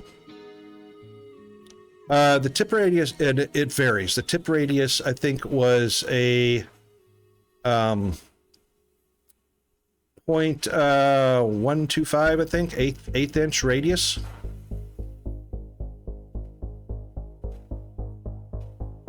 No, it was less than that. It's 0.0625. It was half of that. 0.0625 radius. And that's just for relief, so that there's not too much pressure on the insert itself. It's a shame I don't have a picture of the ceramic inserts, because they're really cool looking. I mean, they're lightweight like glass. I mean, ceramics is very lightweight, but they are incredibly strong. It's unbelievable. So that's what I did at Wemco before I came over here.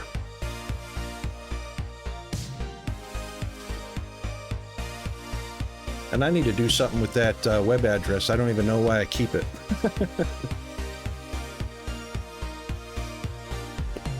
Yep, that's correct. But it also contributes to the lifespan or the longevity of the insert itself, because ceramic inserts can still crack under pressure, and they did frequently. I might do a whole steel roll with about 5 or 6 different inserts. Which that's a pain because you know, Ori, how hard it is to change an insert and bring your tool post back up to where you left off and continue the program without any deviation from the line that it was taking down the length of the part, so that you don't have a hump or a restart ridge. So you have to actually work your way into it. As it starts taking a bigger and bigger bite of the roll, it pushes back on you, which can leave a hump. Oh, we got them pretty close. It's a skill. I mean, because you can't see the pressure on the tool post, but you know how much your tool post gives, and you work your way into it gradually as you restart that line.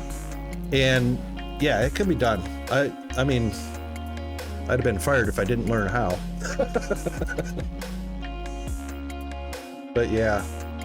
Anyway, that was a fun bit of my past.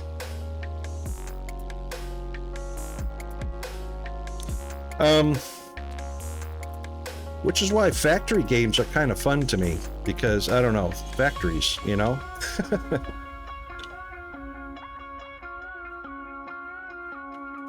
Yeah, the hump, you know what? The hump shows up when they get over to the grinding, because the grinding is what brings it down to that 5 thousandths of an inch tolerance. The grinding takes all those humps out. So it's basically, it's polishing out all the tool marks, if there's any, and all the humps, if there's any humps. And the grinding process, the folks over in the grinding section, they love you if you're skilled enough that you can run that roll and don't have any humps in it, and all they have to grind away is the straightness of the roll. Because all the little humps wear down the grinding wheels a whole lot faster. And they also make the surface of the grinding wheel, the grinding stone, deform quicker when they encounter a ridge or a hump.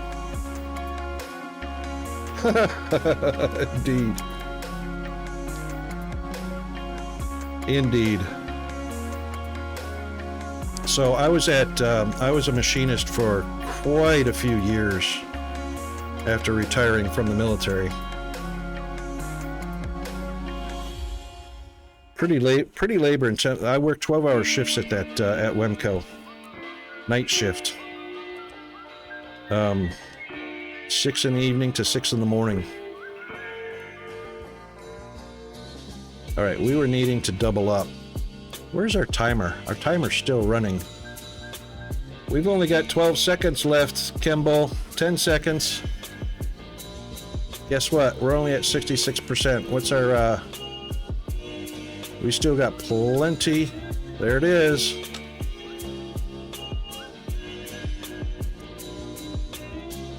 Yep, 40 minutes went by. All the belts are stocked up. All the machines are stocked up. And we're at 67%.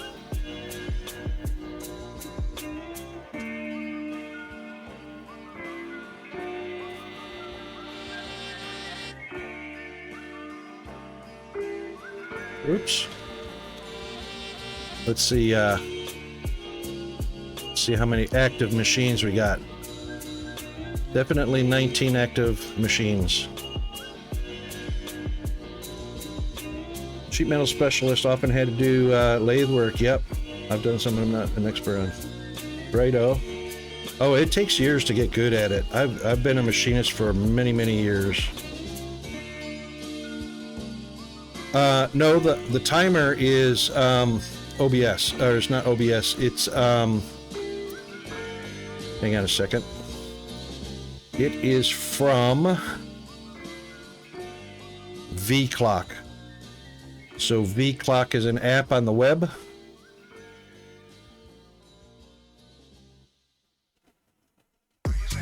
Here, I'll put it up here so you can see it. VClock right here. It's got the regular time, stopwatch, timer, alarm clock, that kind of stuff. But yeah, this I think it's vclock.com you can go to get that. Don't worry, the clock's accurate. I'm going to actually put that back to how much time we got left on the stream. So it is 1:35. So that is 1 hour.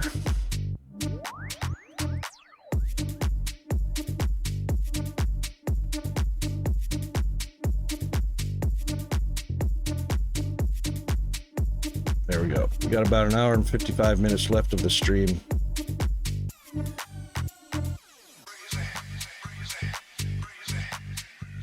$40 minutes and it got to 67. Yeah, 66 and probably 66 and 2/3.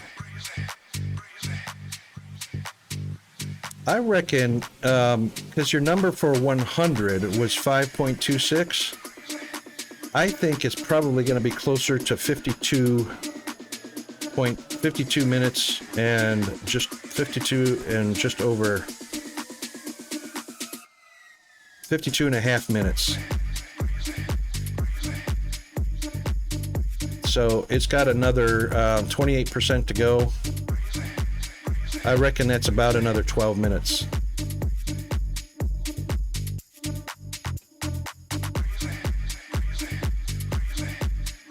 So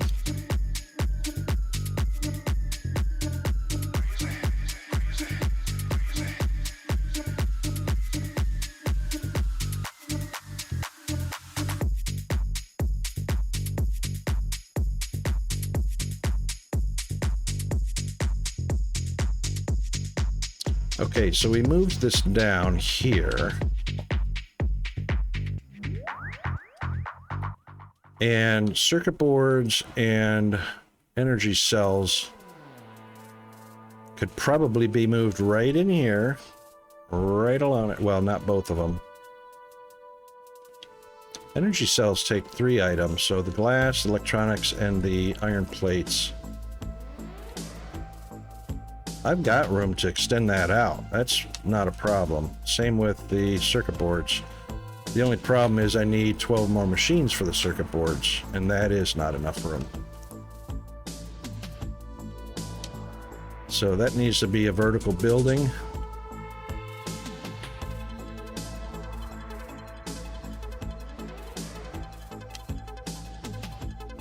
Where do I want to put that?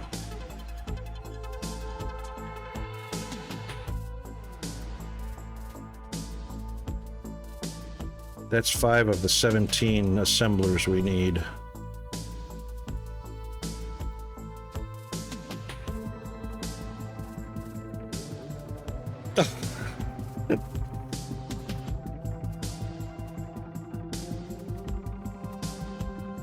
Everybody says that, Ori. I can't tell you how many streamers I have seen go, "Oh my God, it's been 2 hours," or "Oh my God, it's been 4 hours." I mean, you just get so lost in it. It's like, where the hell did time go? It's a great game. I love it.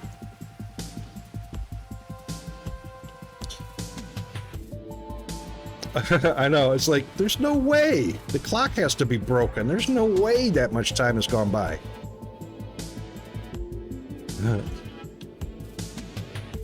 Yeah, exactly. Exactly, Loxton. It's amazing because you're having so much fun working on stuff. Yeah, Crown, that's right. I swear I'm going to quit right after I do this thing. 6 hours later.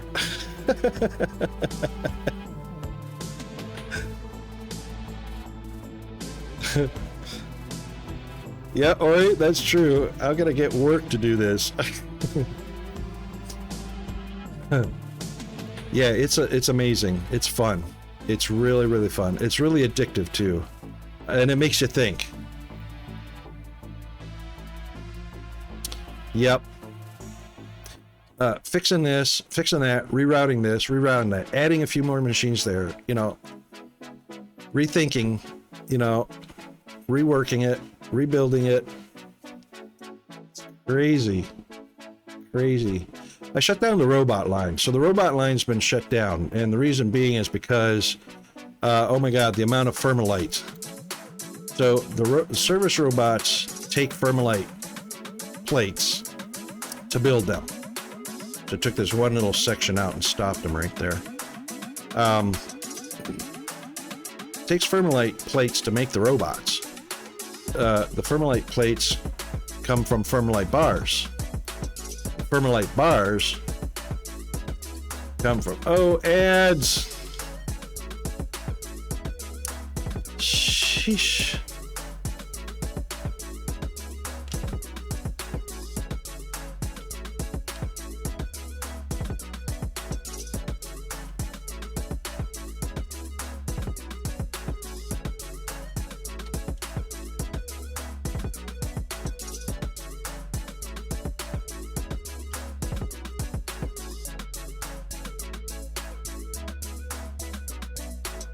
I've still got over half a million Thermalite bars up in there. Oh, we're on the wrong screen. Anyway, I still have over 500,000 Thermalite bars waiting to come down. Be right back.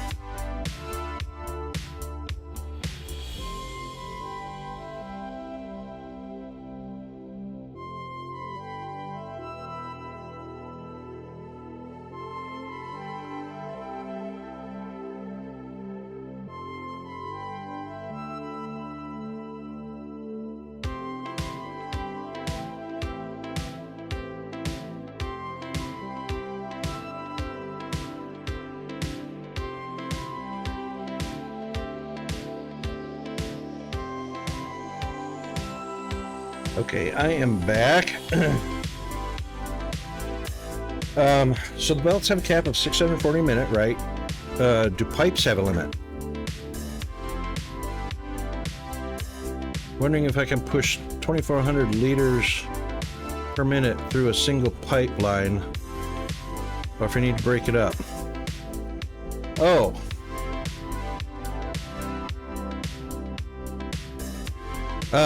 Kemble, you talking about the big pipes or the little ones?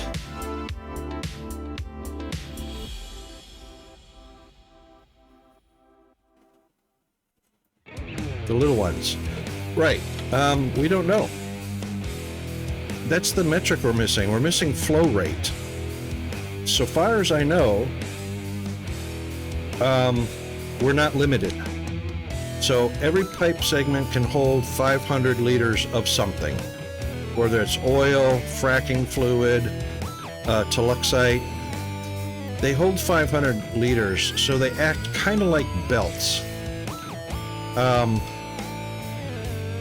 I've filled up 600,000 liters into this tank on regular pipes. I don't think there's a volume, the flow rate associated with them yet, but that's probably going to change. I've never had to break it up. So I've got all of the paint from the Chem Labs going into the end of the assembly line for painting. I've got all of my fracking fluid going to all of the fracking machines on one pipe. So you're not going to pull down. Once the pipe is full, you're not going to pull down on it. It's just going to stay full. Unless the machine that you're making it in isn't producing like it should be. Right, the physical limitation is 500 liters per segment. But right now, the flow mechanics haven't been built into the game yet. So right now, if you've got a full pipe, if you've got enough machines to fill a pipe, it'll stay full. Unless you've got machines connected at the other end that pull down the quantity out of the pipe. Like I've got a fracking system over there, a fracking system over there. I've got fracking set up over there, and I've got fracking on my Teluxite. So fracking fluid going to those 4 places, I still have 500 in each pipe segment. Right now, the fluid acts like belts. So each pipe segment is like a belt segment. Yes, there's parts that will move along, and there will be parts that sit on the belt when the line's not moving. That's exactly the way the fluid acts.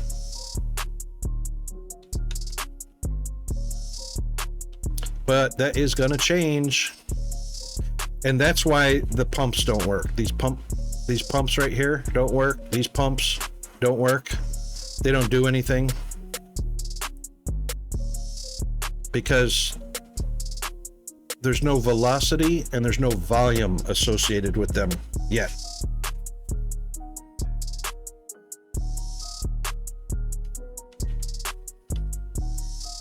But those are going to get fixed or added.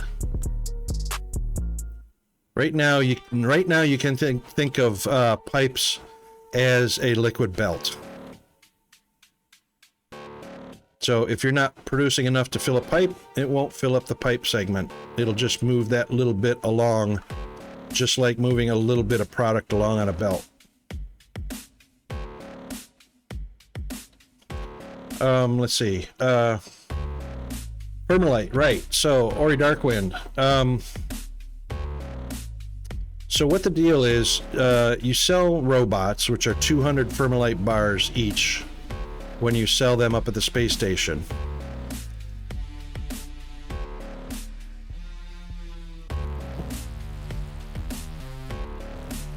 Right, and there's no viscosity associated with it yet. So we get 200 bars for selling a service robot up at the space station per robot, and we get 5 Permalite bars from our drones, our maintenance drones. The big difference is maintenance drones are made from our standard materials: advanced parts, electronics, circuit board, and energy cell, right? So you use up your standard materials to make your maintenance drones and sell them up and get 5 Permalite bars for them. The problem is, when you make robots, service robots, you have to use Permalite to get paid in Permalite. So the Permalite bars come down from the station, you belt them over to your arc furnace, which liquefies them, and then the liquid in the storage tank, almost 600,000 liters, the liquid gets turned into Permalite plates in the casting machines. So you bring the fluid in, makes a plate, and then the Thermalite plates go into manufacturing more service robots, which has a negative value impact. Whereas making the drone robots don't cost any Thermalite, and when you sell them, you get Thermalite bars as the currency.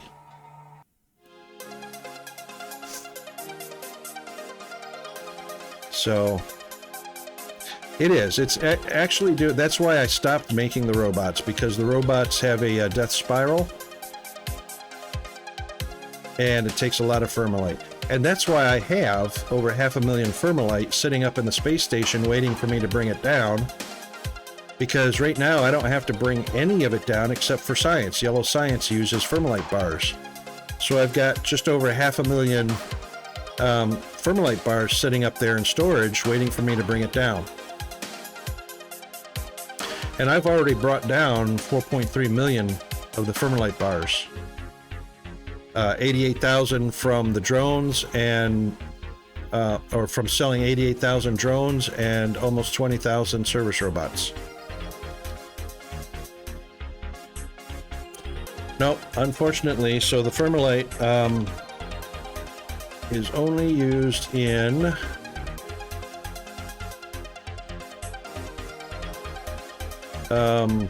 where am I? So Thermalite sheets are used in making more robot parts to make more robot parts. Maintenance drones only use standard recipe materials. Other than that, Yellow Science uses a Thermalite bar. Otherwise, all of the Thermalite that you use, that you get, is put right back into making more service robots. So robot parts, robot parts, robot parts, robot parts. There's Thermalite sheets there, robot parts, and CPUs. I believe the CPUs use Thermalite as well. Let me just double check that. No, CPUs use the Toluxite wafers, but the robot parts use Thermalite. So here's the thing: you might only get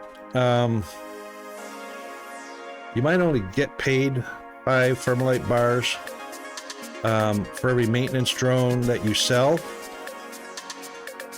but you're not spending Thermalite bars to make them. So that's a net positive.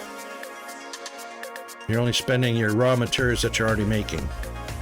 The robots require lots of Thermalite to make them, and you get paid 200 Thermalite when you sell them. So all of this Thermalite plating and these robot parts right here go into making more robots right here. So we got torsos, the head, the right arm, the left arm, right leg, and a left leg.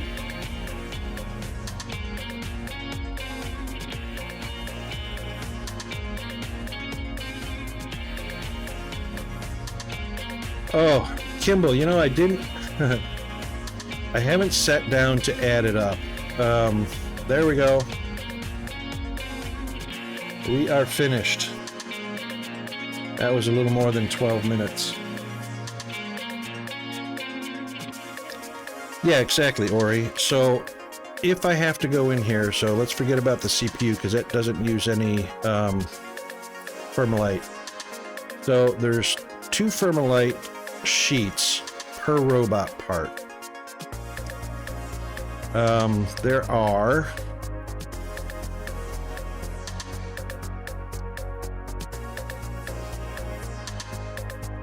1 robot part here, plus 2 more Thermalite sheets. So that's 4 Thermalite sheets. 2 from the robot parts and 2 more Thermalite. And then there's 1 robot part here, which is 2 Thermalite sheets. 1 robot here, which is 2 Thermalite sheets. 1 robot here, which is 2 Thermalite sheets. Okay, 2, 4, 6, 8, 10 for each one of these 4 parts. So that's 10 Thermalite to make 10 Thermalite sheets to make 1 robot. The Thermalite sheets require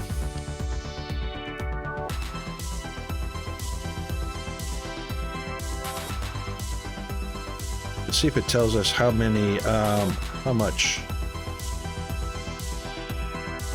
A Thermalite sheet takes 250 liters of liquid Thermalite.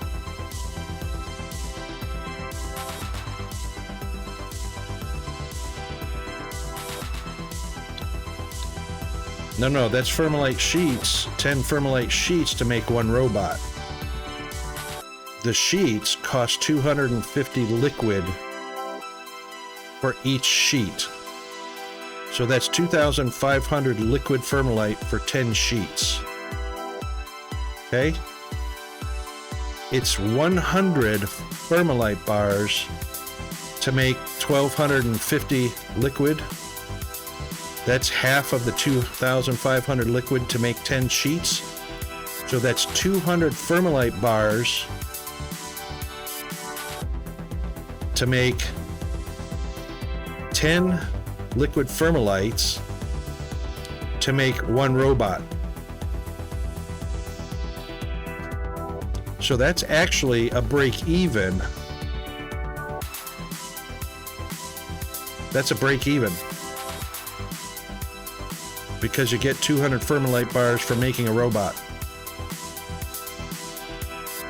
Yeah, it's an equal. Not counting the amount of energy it takes to make using this arc smelter to make liquid, and then the liquid in the casting machine. The energy from these things is crazy.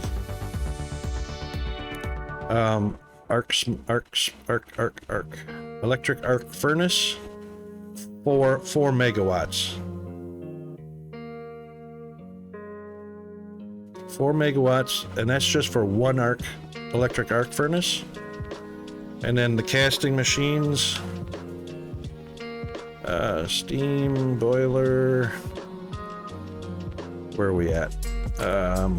Casting machine is 100 kilowatts. Those are not so bad. But 1 electric arc furnace is 4 megawatts.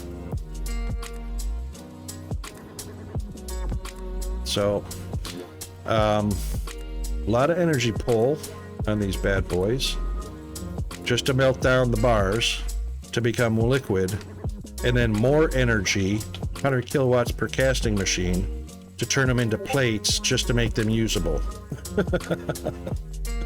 in the robots. And then you sell them, and then there's all that processing time that you're waiting to get your 200 bars back. Hang on a second.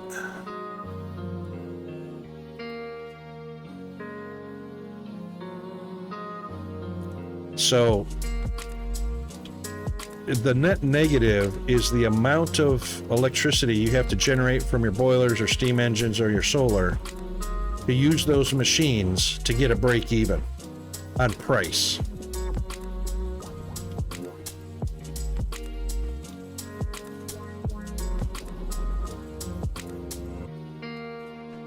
Yeah, right. The costs to run the factories to break even. However, you're already making electronic parts, circuit boards, advanced machinery parts, and whatnot to sell your maintenance drones, which give you Thermalite in return. So you're not spending any Thermalite to get Thermalite. So these are the robot parts. It takes Thermalite plates to make robot parts. But maintenance drones just cost regular material you're already making for other things. No Thermalite. You just get paid in Thermalite, which is why we're doing 40 a minute here if I get my other 3 up to speed. Looks like the circuit board's caught up, but I definitely got to pick up the production on the electronics and the advanced. I knew circuit boards were going to catch up because all we did was move the factory from there to here and add 5 more. But copper is going to be my big issue here, so I need to make some more copper and I need to make some more electronic parts. So I left the back door of this guy open.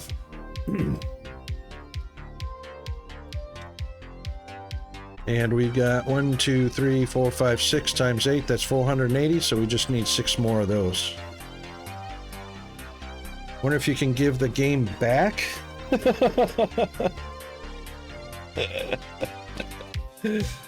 Oh, no, yeah, because it's going to suck the hours out of your life, right? Have a great rest, mate. Good to see you as always.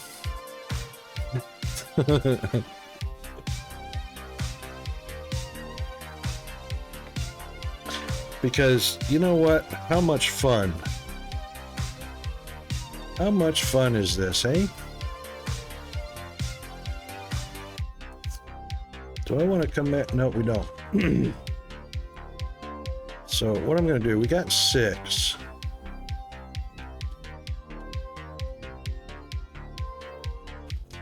I think probably the most fun way to do this, these are 1, 2, 3, 4, 5. What would happen if we took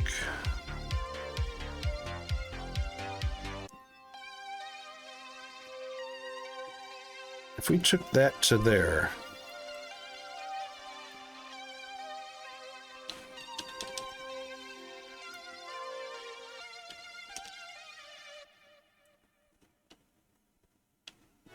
That goes up 3 blocks.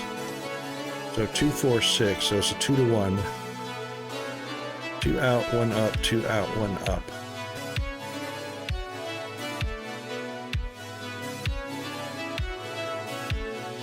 Yeah, we could do that.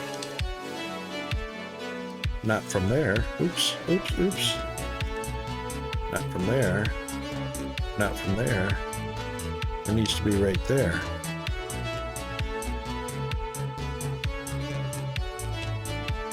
So it literally needs to be right there. Yep, then we can do a little turn on the dance floor. What was that Right Said Fred song?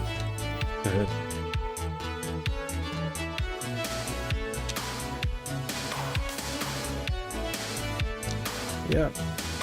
So that would be that one, and that one.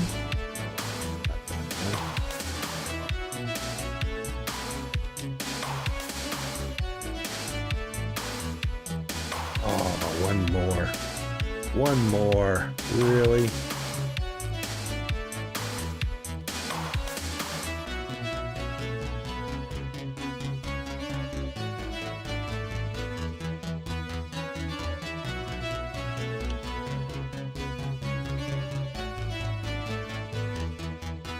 So that actually needs to back up to there.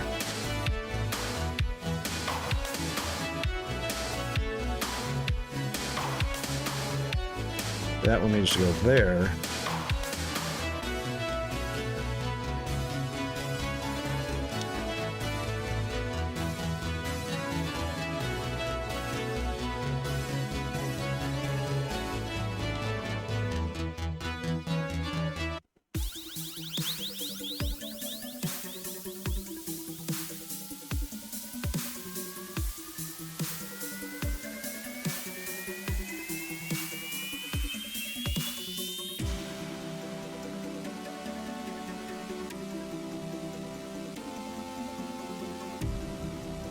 Well, shoot, that still puts us on the top of the outside wall.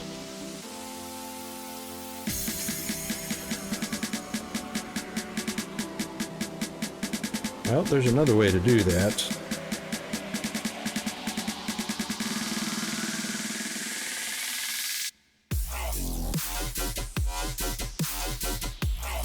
Because you literally do not have to go Do not have to use long rampage when I can just turn corners. So, all right, output. So this is just the feed of the rods. We've got to leave room for the output feed, or the copper coming back down.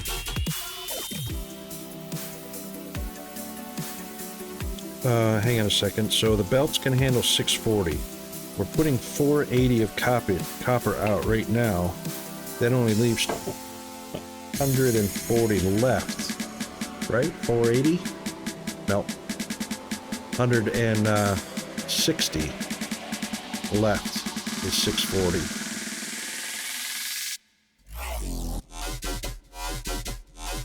That's a red belt.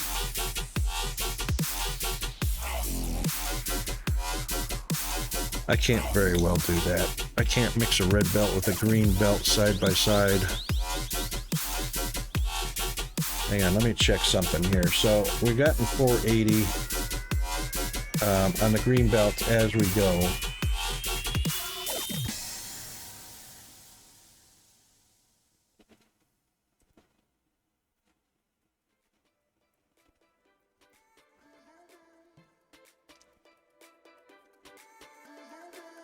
We can't even add one more machine to this belt because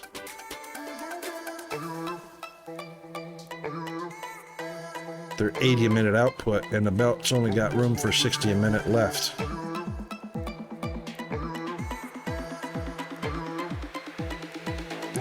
The input feed, not such a deal. It's the output that's going to be the deal.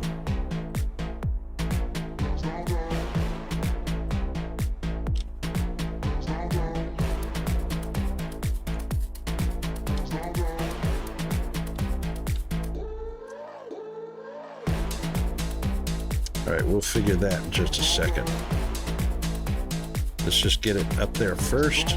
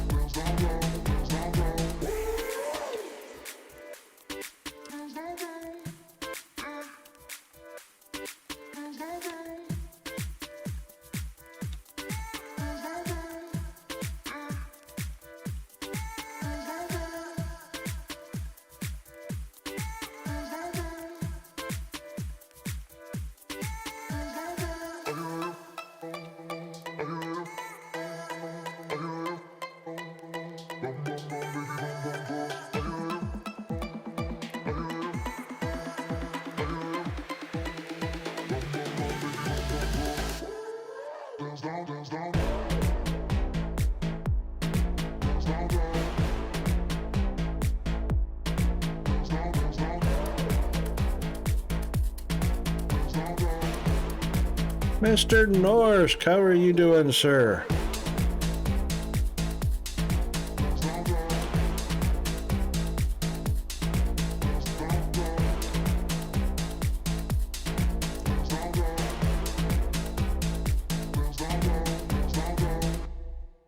Wow, look at that weather.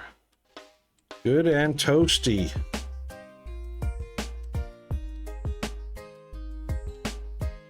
That's actually perfect.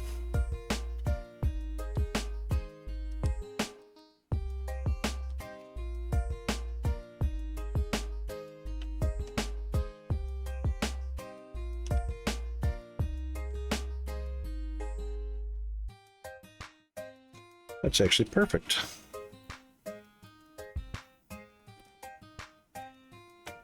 Humidity's kind of high. I bet you that's starting to feel sticky hot. No wind too, so nothing to cool it off. Can't take my car to the shop because we have to jump start the Jeep every time I want to use it. Oh no. Draining the battery? I can tell you one of two things are going to be draining the battery.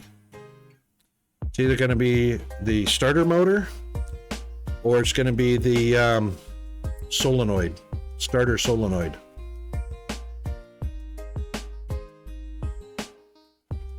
Unless, of course, the Jeep is too new to be using a starter solenoid and is using a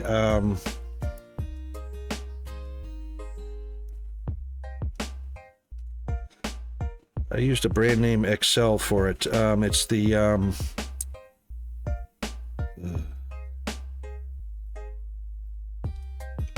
can't think of the name of it. 2004. Okay, that's fairly recent. Even though it's 20 years, it's fairly recent to when I was working on cars before the 2000s. The coil. So the coil is what is between your starter solenoid and the spark plugs. So what it does is it takes the cold cranking amps of the battery, goes through the coil, which can be anywhere from 30 or 40 or 50,000 volts, and sends that to the spark plugs to jump that little bitty gap. If the solenoid or the coil are bad, it can be draining the battery constantly, which means overnight. So you might go out to start up the Jeep over in the morning, and the battery's been drained enough overnight that there's no cranking amps left in it. The other thing that can do that is other electronics in the car, such as your radio, your headlights, the interior dome light, that kind of thing. Anything that draws power off of the battery directly before the starter motor starts the engine, because everything runs off the alternator after the car is started. The battery's no longer in the loop. Everything runs off the alternator. So when the alternator's off, the engine's off, anything that's on in the car, headlights, taillights, brake lights, dome lights inside, radio, any of your accessories are all running off the battery directly, which will drain the battery. So you could have an electrical issue, electrical short.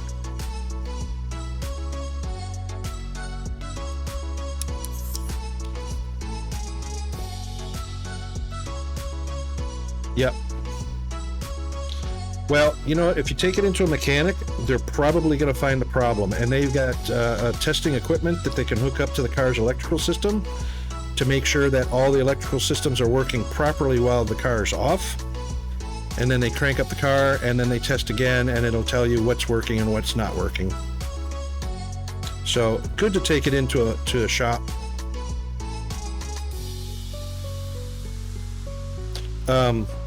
It can be a lot to chase down the gremlin in a car's electrical system. It can take a lot. So, you know what? You did good. Take it into the professionals that are trained up to find those gremlins quickly, and good to go.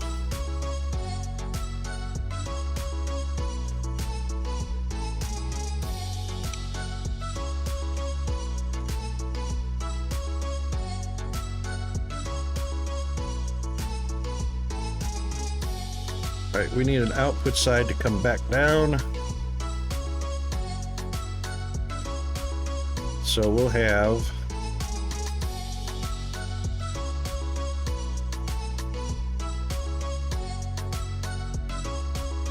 that side will be our output back down. And then we'll figure out how we're going to split that extra product coming back.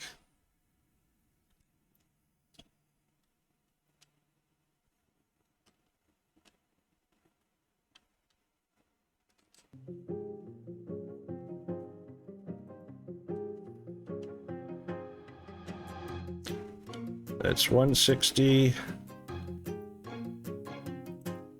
That's 320. And that's 480. That's 480. So that's double of what's on the belt right now, which is 480. And we can only go up to 640 with a single belt. That's going to leave 160 left over.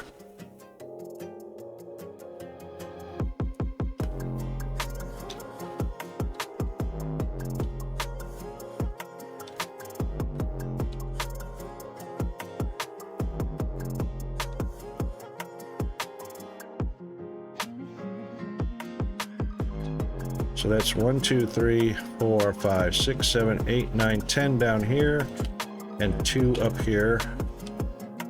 So we can put another 8 up here. Oh, probably can't do another 8. 1, 2, 3, 4, 5, 6. Woo. 7, 8's probably going to put us right up on the door. But we actually need 10, don't we? Keep me on speed dial because Jeep's past owner decided he hated shops and he never took it in, so half the engine is... Oh no!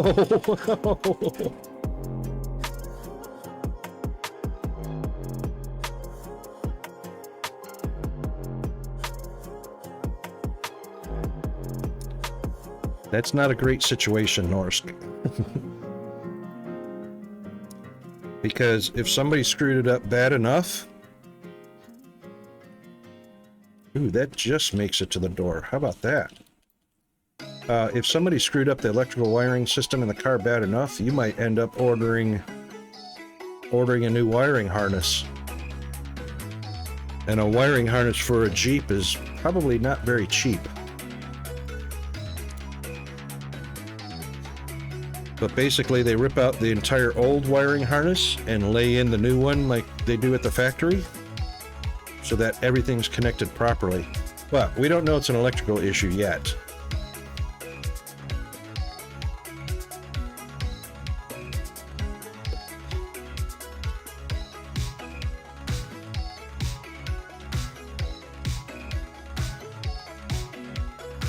One, 2, 3, 4, 5, 6, 7, 8, 9, 10.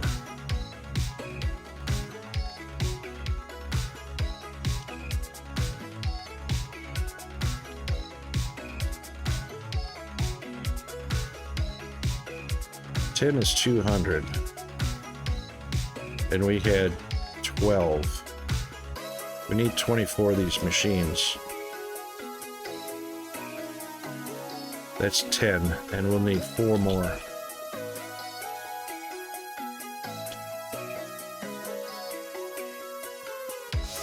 Been thinking of buying a rundown sacrificial Jeep and just scrapping parts for it. Yep. I've done that. Gone to the junkyard, bought a junk, and just scavenged the parts off of it that I needed. Sometimes you can go to a junkyard and just buy the parts you needed because they generally scavenge. They generally strip the vehicles down anyway, and a lot of junkyards have like a shelf full of all the good working parts already waiting for you. But I've done that before. When I built my 55 Chevy hot rod, I went and scavenged the parts at the junkyard, you know, the good working parts, cleaned them up and put them in.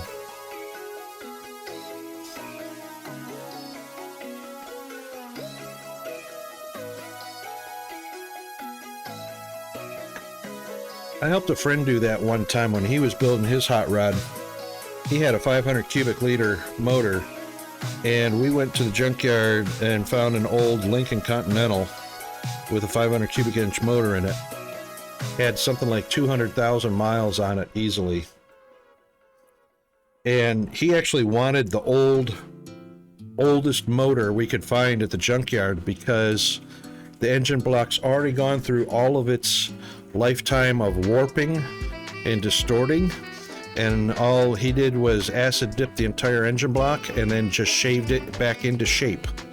You know, bored the cylinders, the ports, everything, the crank housing and whatnot. And he knew that that engine was not going to warp any more than it's already been warped because of its age. So he was able to run it a lot harder and a lot hotter and a lot faster without worrying about something breaking. You know. Yeah, I learned a lot from him. You know, a lot of people go out and buy brand new parts, but those brand new parts have to be broke in. They'll heat up, they'll change shape, you know, they'll expand. They might develop cracks in them or something like that, but if you go to a junkyard that's already had all that time of heat and pressure on them, they've already warped as far as they're going to go. All you got to do is machine them to straight again, and they're good to go.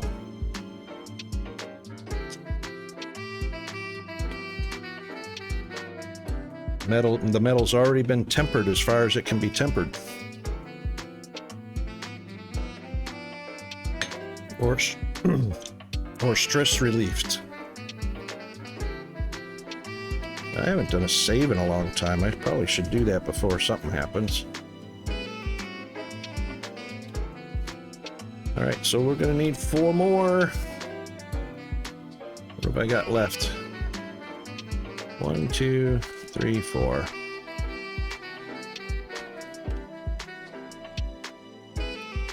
So I guess what I'm gonna end up doing is just double the belts.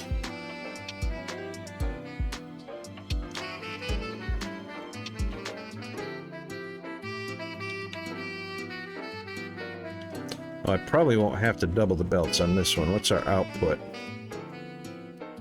Yeah, our output is 20 a minute, so 240 is going to become 480. That's still a single belt. The problem is going to be getting the copper over here, which is going to be 480 times 2, which is 960. And a belt only holds 680. So 160 left over. Oh, hang on. 480 is 960.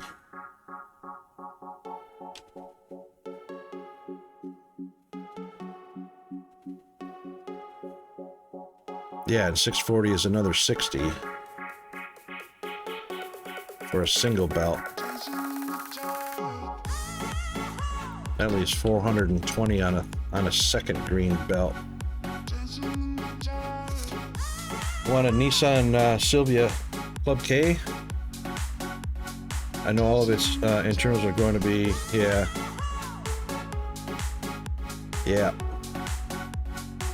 I had a Nissan Altima when I was in Pittsburgh, but prior to that I had a Dodge Ram, and I just loved the hell out of my Dodge Ram. It was so freaking tough, and you could get parts for it all day long. I probably would never go with the Jeep. If I was going to get any kind of utility vehicle again, it'd be another Dodge Ram. Dodge Ram dually. Probably a 3500 or something like that. 2500. Probably a 3500. I like tough to the bone.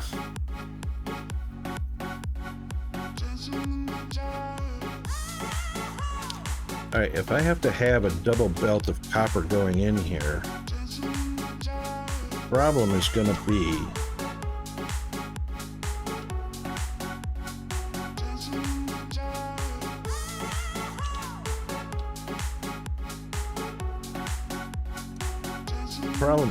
I am going to have to go with 2 separate lines. That's what the issue is going to be. The issue is I'm going to have to go with 2 separate lines. The only problem with trucks here is a lot of it is mountain climbing, so you can't really afford that wider. Yeah, that's right. Because everything's so narrow. All the roads and paths are so narrow. I mean, you'd basically be blazing your own trail with a truck. And I don't think a lot of people would be happy with that. You'd be widening current paths because you'd be crunching down a lot of the foliage along the sides. And like you say, with the long wheelbase, it's a longer, wider turn.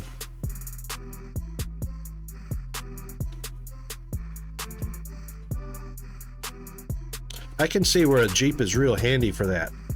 Tight turning radius, narrow paths, a little mountain goat.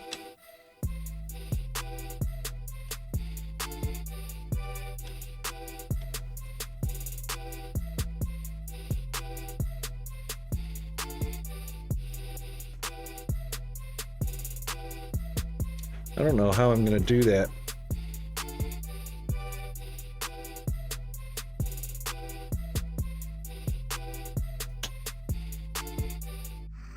I was actually thinking that it was a whole lot easier to go vertical with this. But with each machine producing 80 a minute,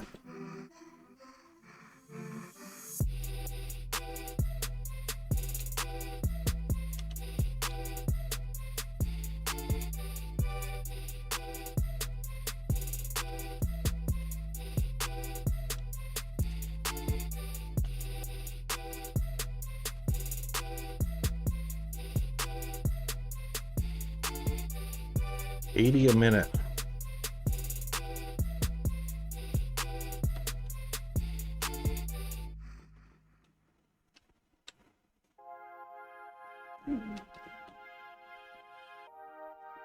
That's 12 machines. 12 times 8, 96. 960 a minute. That's definitely 2 belts. Holy moly.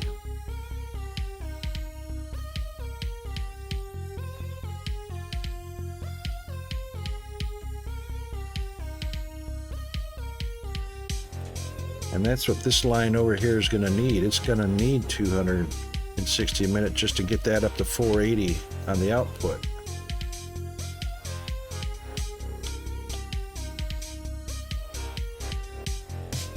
Jeez.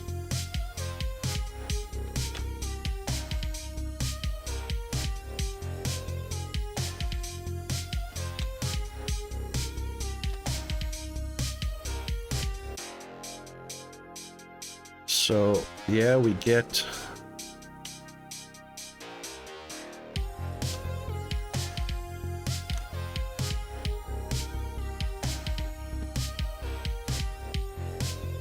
just can't get more than 680, 640 on a belt.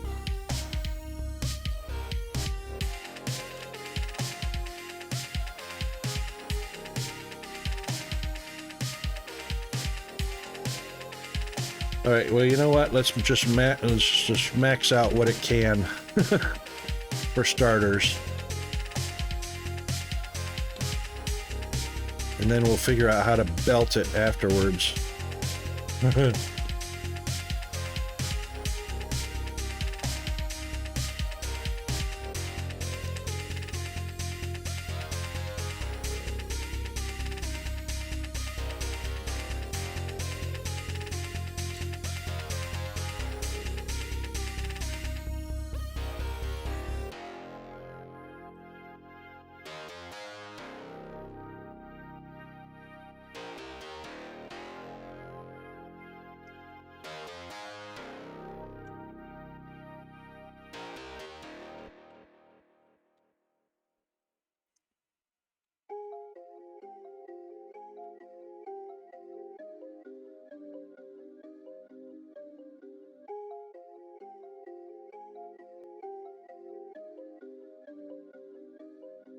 Well, we've definitely saturated our electronics line.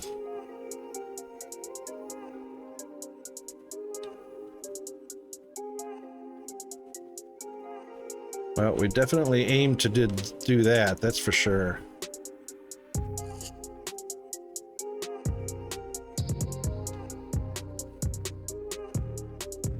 That might be enough, even though we haven't turned on the rest of these machines.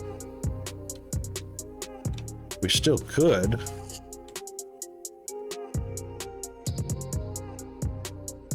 And probably should.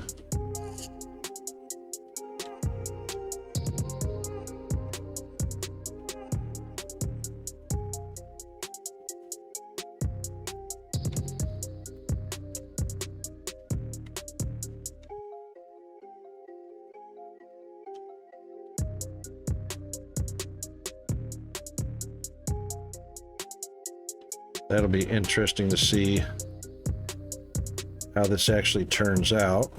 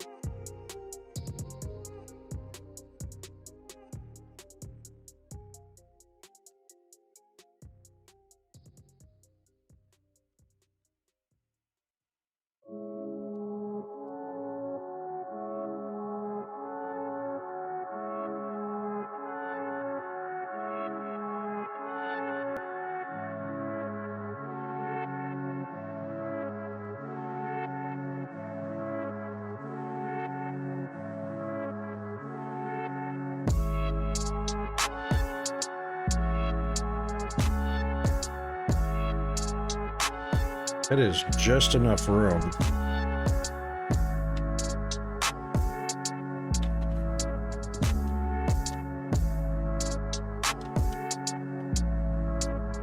That is just enough room to bring it down.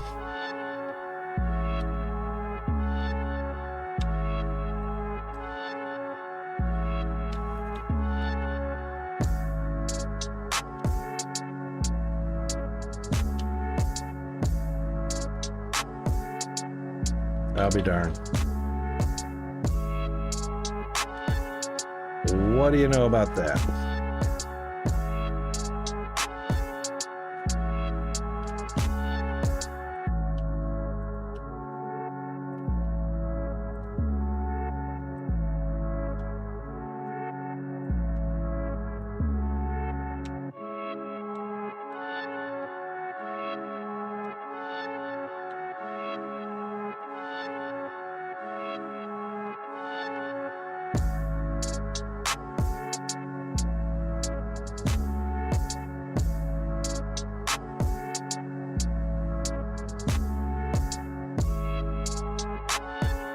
Well, so far that's working okay.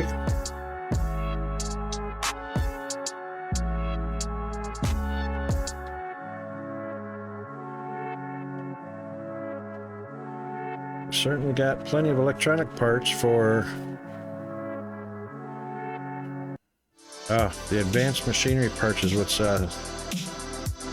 lacking in the Kraken right now.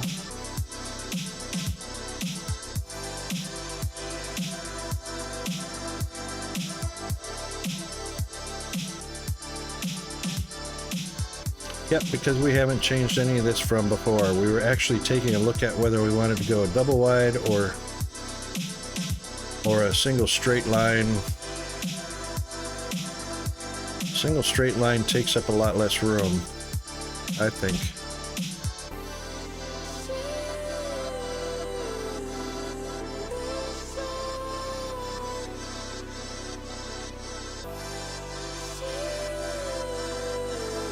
I suppose. Why is steel lacking?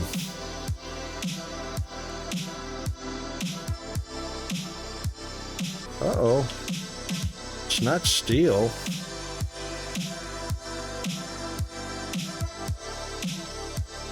The ore has slowed down.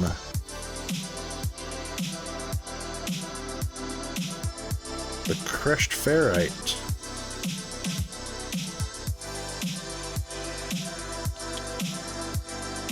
Where's our crushed ferrite coming from?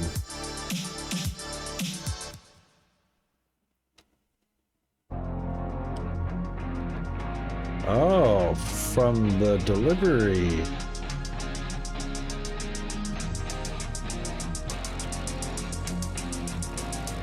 That's Technum. Ooh, crazy rocket. No, that's not it. Oh, that's the...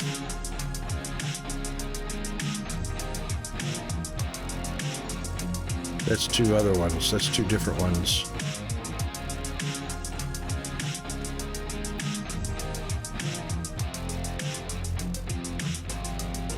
Oh, it is coming from over here.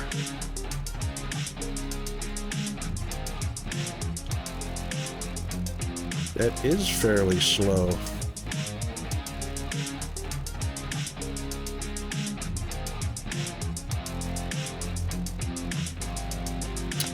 Uh-huh. It's not delivering as cargo ships. So cargo ships bring the raw iron and the raw technum over here,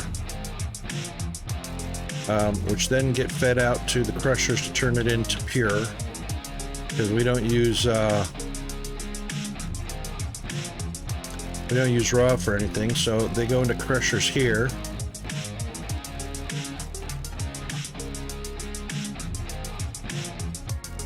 And then these crushers make pure. You know what it is? I don't have enough crushers.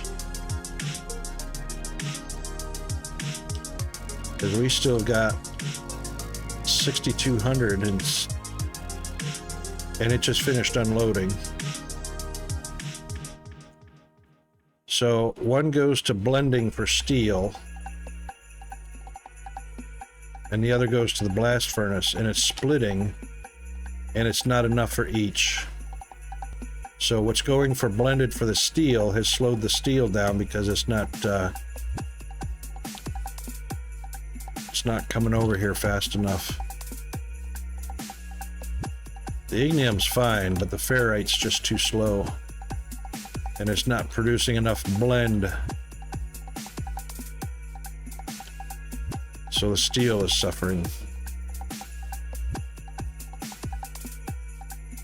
So I actually need to step up the crushing on this. What can our crushers handle? 40 a minute. 40 a minute. So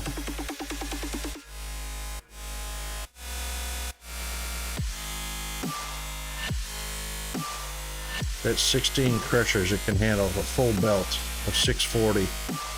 1, 2, 3, 4, 5, 6, 7, 8, 9, 10, 11, 12, 13, 14, 15, 16. Aha. That's a full line.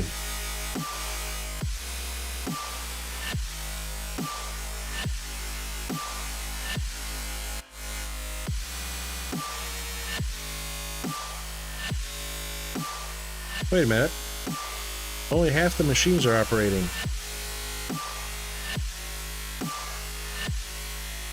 That's why the belt's still saturated and it's not moving.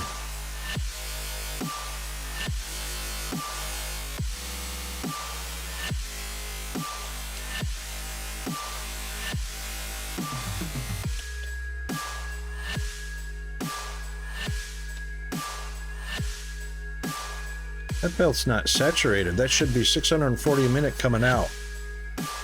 So 1-to-1 ratio. There's only 8 machines. Why are only 8 machines outputting? Something's broke.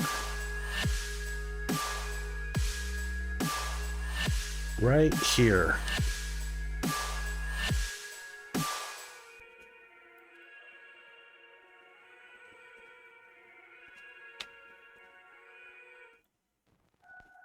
That's output.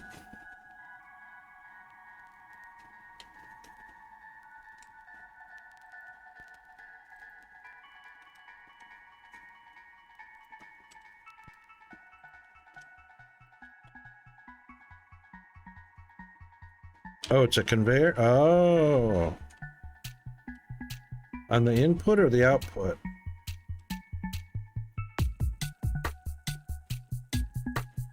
On the output.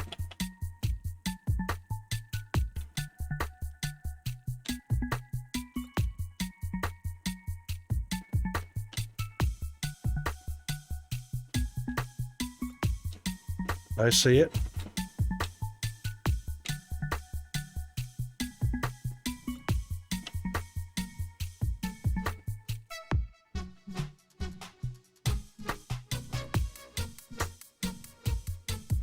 Ta-da!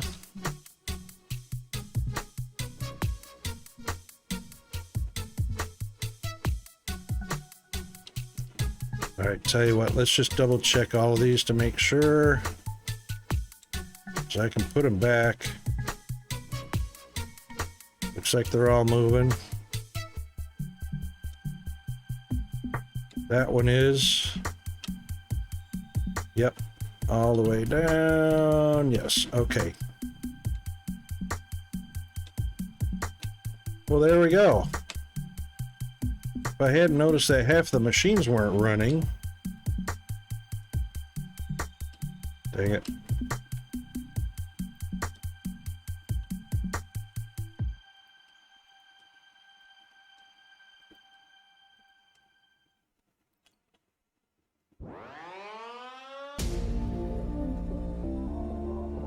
That makes a difference.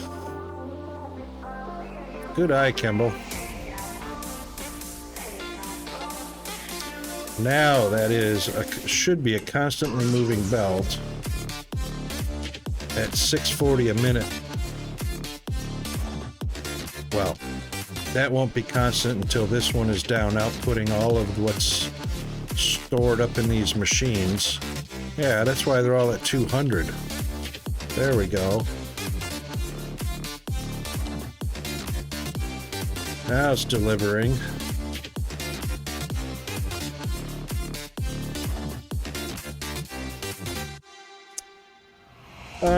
Video card drivers.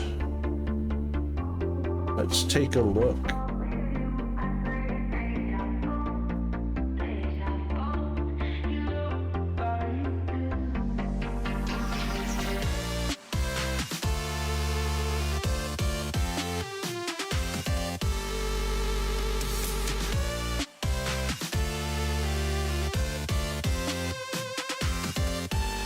Wow, that was short ads. Ads just started. Should be 3 minutes worth of ads. Let's see.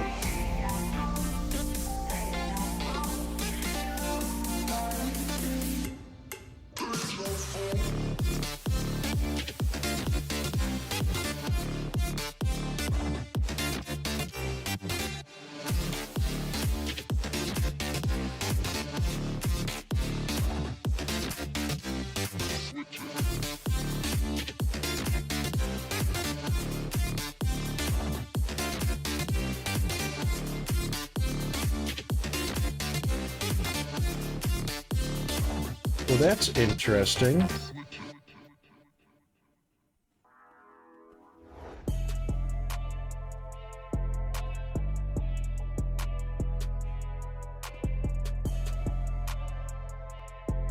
What's today's date?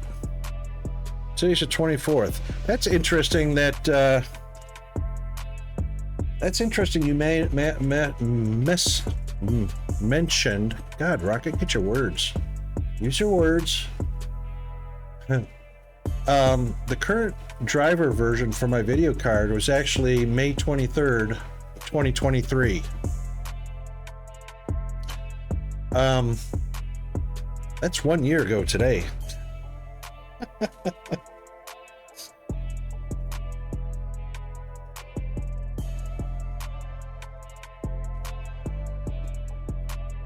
Check for update failed. You know what? I'll bet you this card's not supported anymore.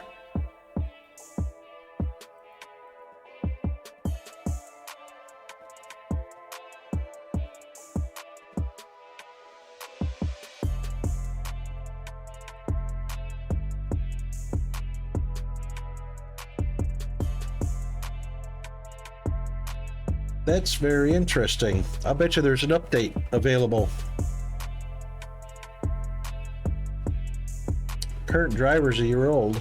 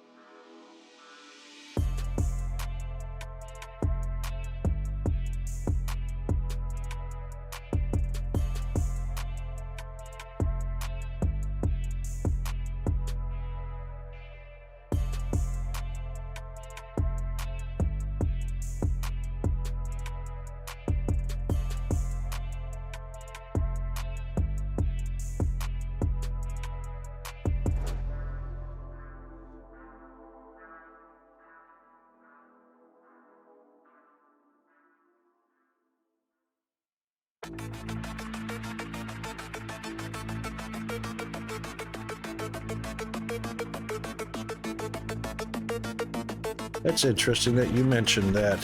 How about that?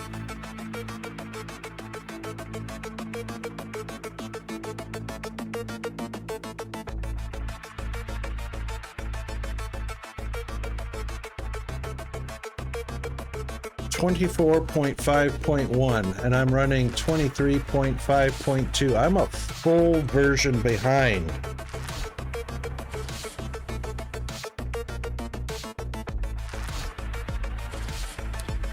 Wow.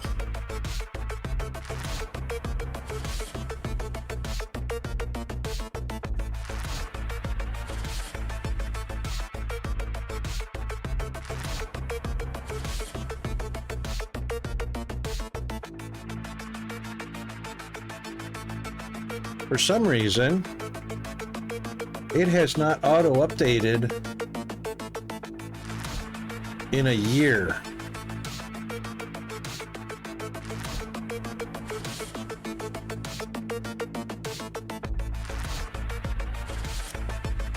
Loaders or the belt? I've had belt segments missing randomly, but that's the game. We were working on pipes yesterday. Are my loaders missing? Oh, the text.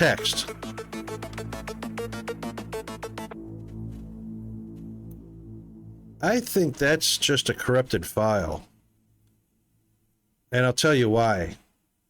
Because I loaded up the old beta version, the pre-demo when we were over on itch.io, and they displayed properly just fine.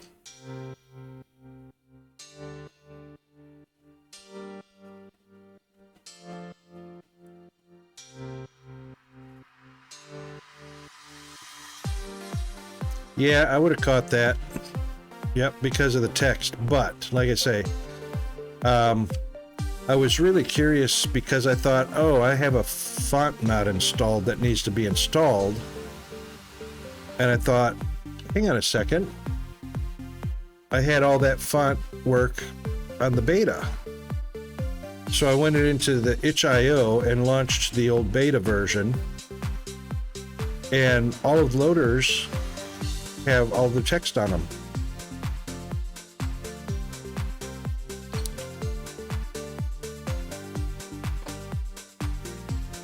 So I know I have the correct font installed on my system. Let's go take a look at, so yesterday we had an issue with pipes not showing up or taking a long time to show up. Get up there. And one particular was the T at the bottom, and there it is. It's there now. See, now that one's there. It was there but invisible yesterday.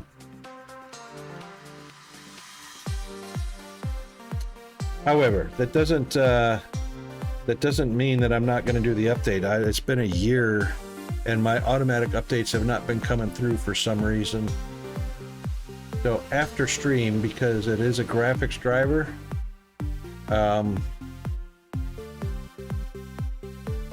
after stream I will be updating the driver, because that's going to affect OBS, the game, and everything.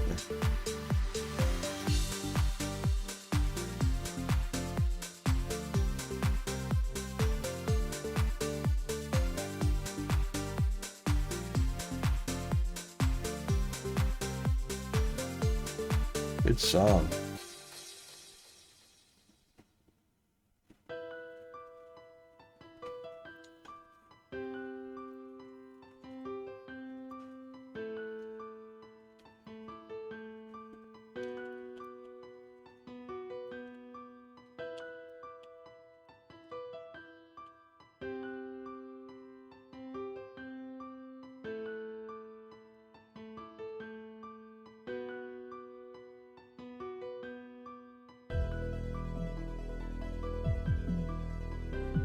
There we go, we're saturated now. And that means all of the smelters are running. And we're getting plenty of ore up here at the crushers. All 4 smelters running. Steel coming back out to populate the belt. Alright, we're good. Advanced machinery parts are not good. I better do a save now that we got that extra belt segment back in.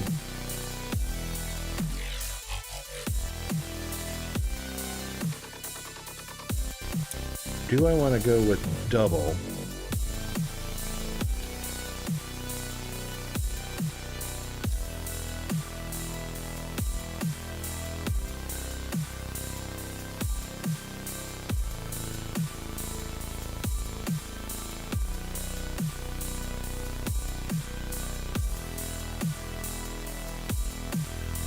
Wouldn't have any problem with the belts if I went double.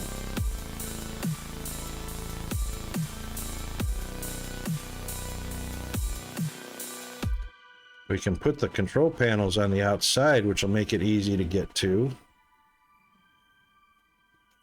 Yeah, I think we'll do that.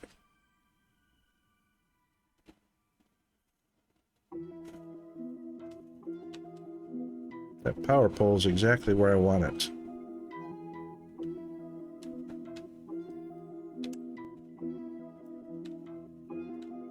But I'm going to need that extra row. So these have to move over. One. There we go. Panel facing out.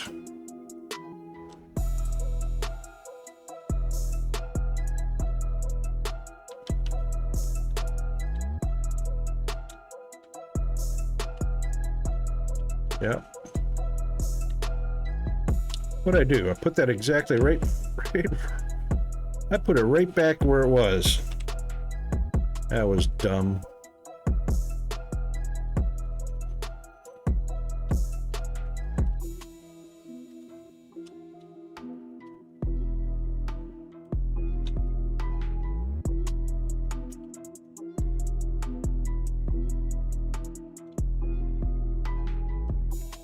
Oh, heck with that. This is going to be in.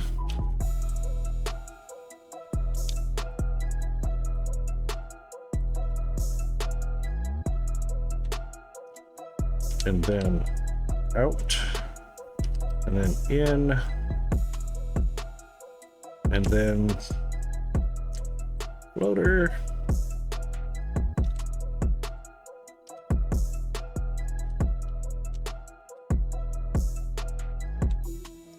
And that gives us that row that we need. And the correct recipe. I think that's what we're going to do. You know what? It's taking a little bit for steel to get down here anyway.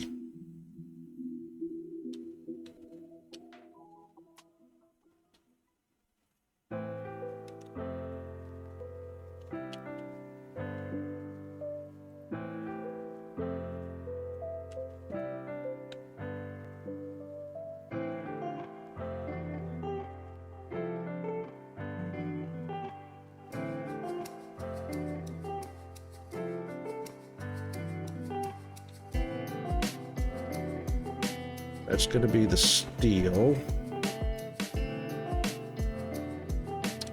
That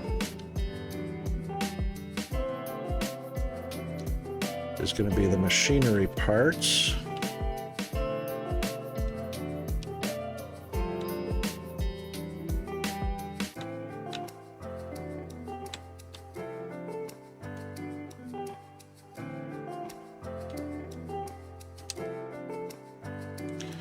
And that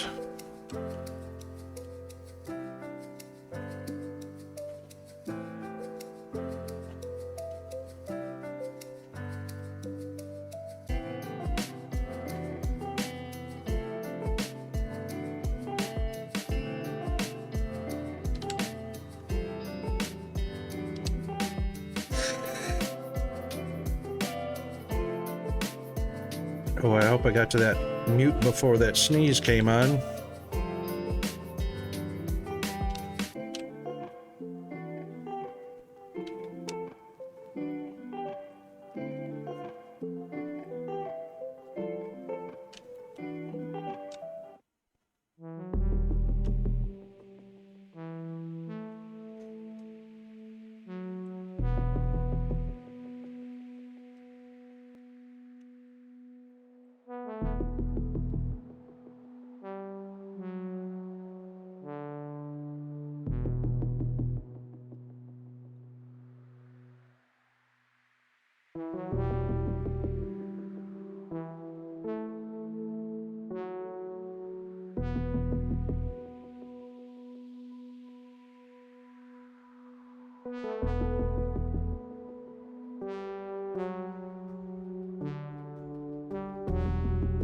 Yep.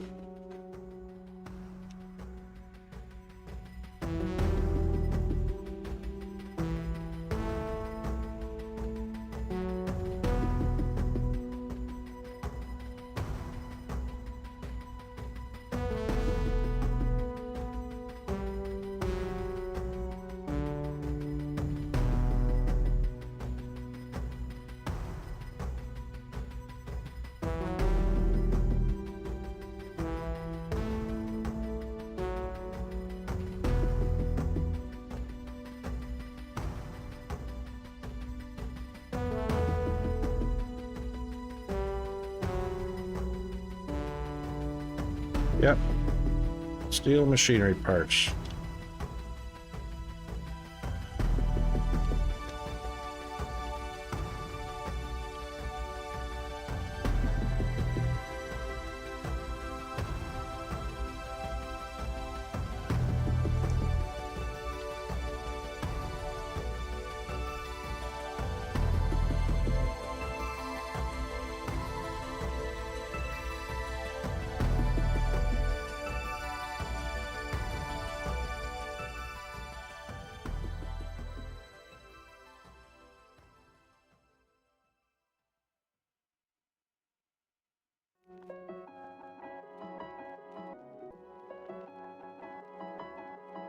I think this is gonna have to be a stagger.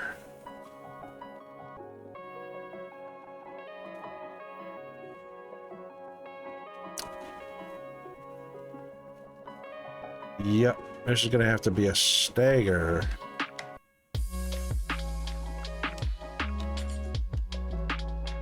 The reason being is we will have an output to the center.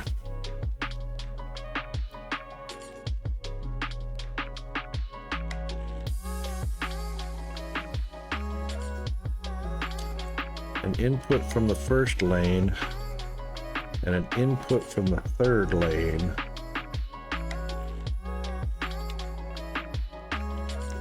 And that blocks one input for the, yep, this is gonna have to be a stagger. Gonna have to be a stagger.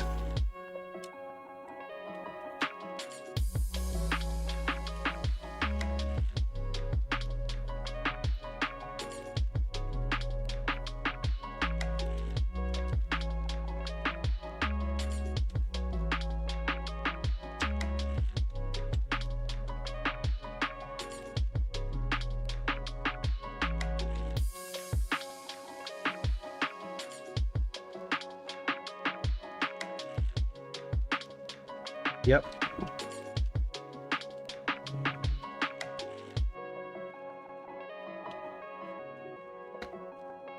Yep, that's going to be the stagger build. It's still quite wide, so 6 and 3, 6, 5, 11. That's 11 lanes wide. That's all right. Boy, I would love to have a blueprint. A blueprinter.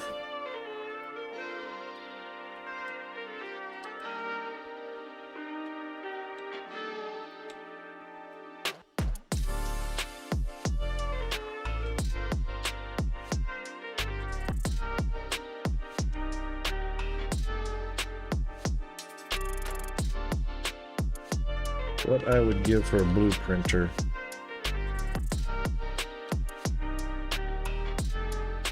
Uh-oh. Hold on.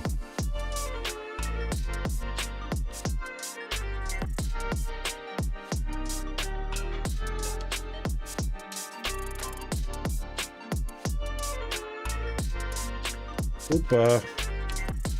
Something's wrong.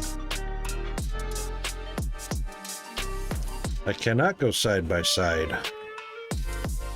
So not only is it a stagger, it's a stagger with a space.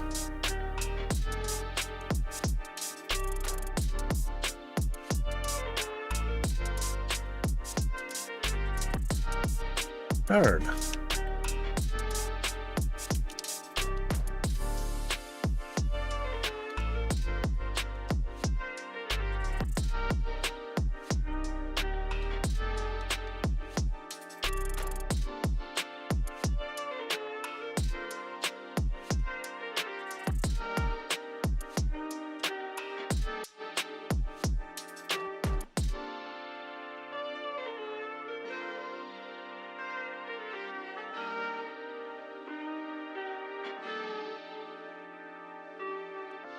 Yep, it has to be a stagger with a space.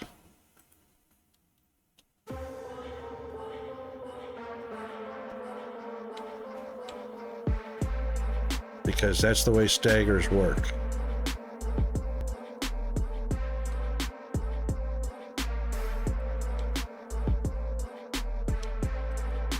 I feel like that didn't go in the right spot.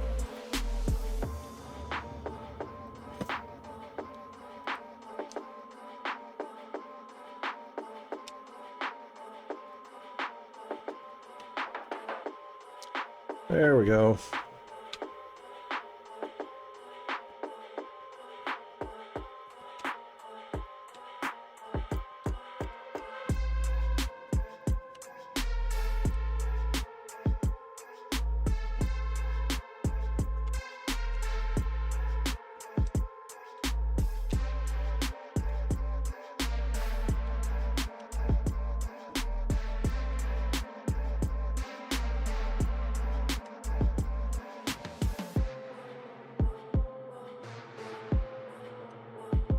Think you ought to save.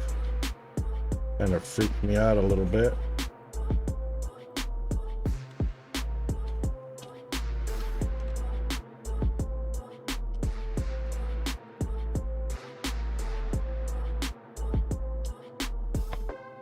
Okay.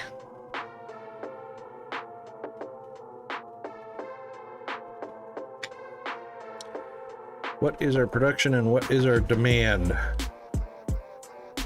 Right, 13.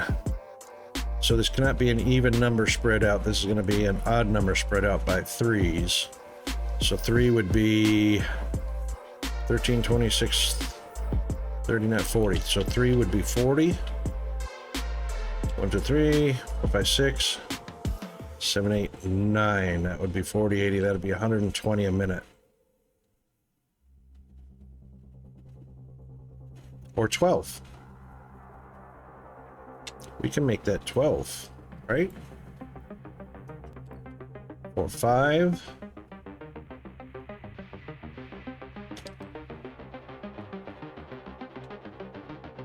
$10. Yep, we got room for 12 in there. No, we don't. The ramp's in the way of 2 output ports. Shoot, and it's got to be right there. That's fine. That's fine.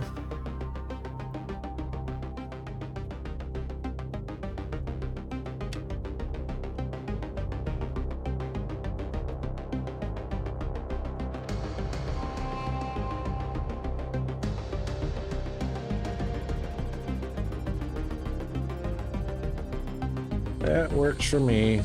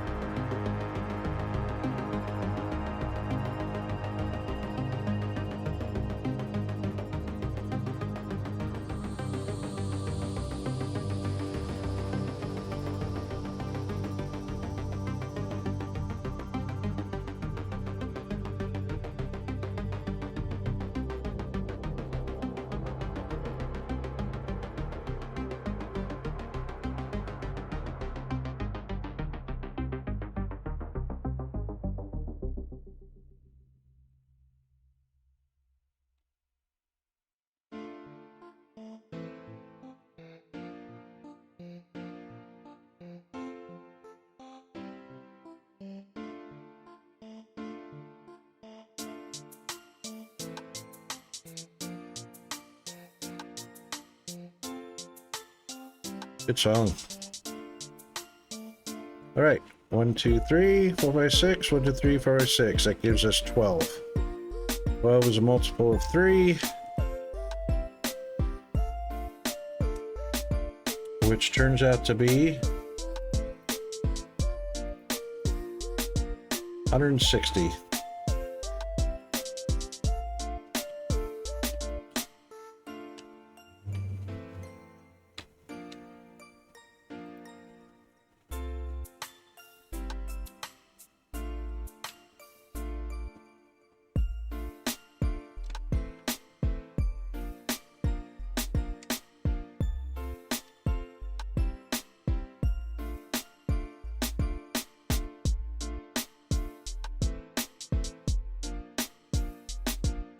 Of course, it's not going to be 160 a minute yet until the steel catches up.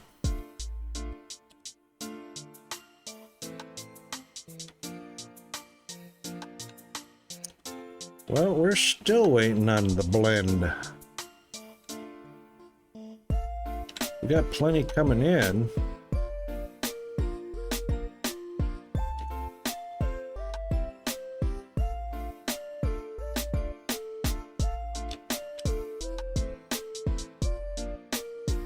Thank you, autosave.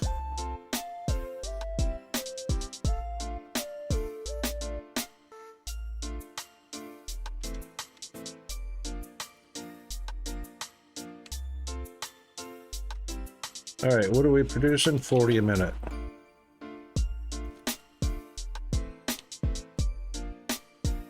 And it's a 1-to-1 ratio. So if we want to produce another 20 a minute,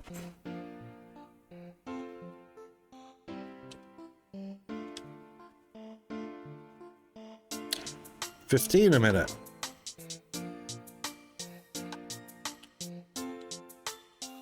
$30.60.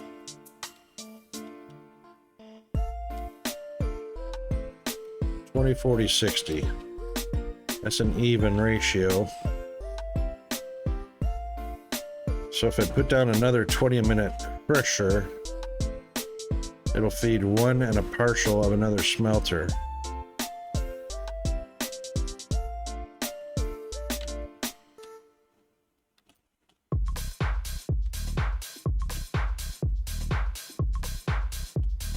$30.60, 120 minute steel.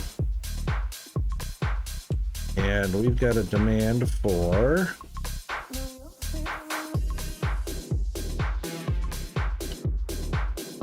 where's the front? There it is. Oh, we're just making pipes. Periodically. Well, all right, it's got to be counted. 30 a minute. 30, 60, 90, 120. So that's 30 a minute.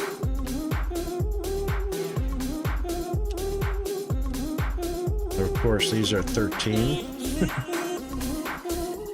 So we know that's 120 a minute just for steel right there. That's 150.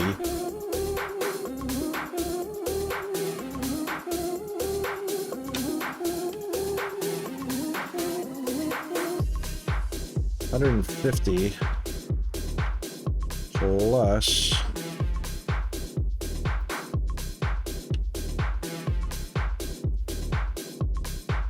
$48. That's 198.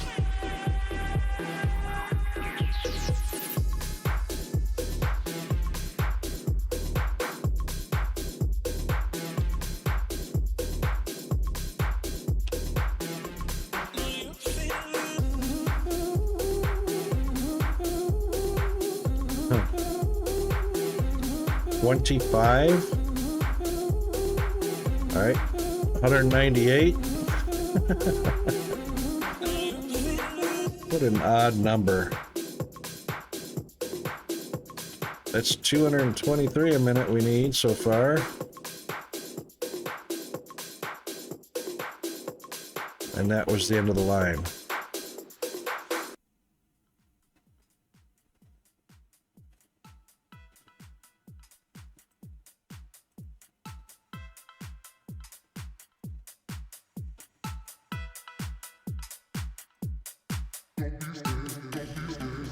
$223 steel a minute. Not even close to that.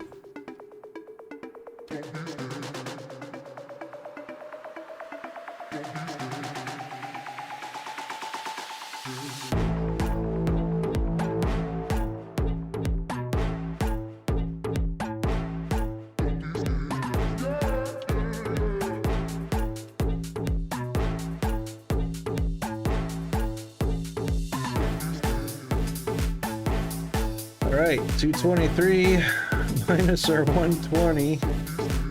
That's a difference of 103. So that's not 3 smelters, which is 90. It's 4.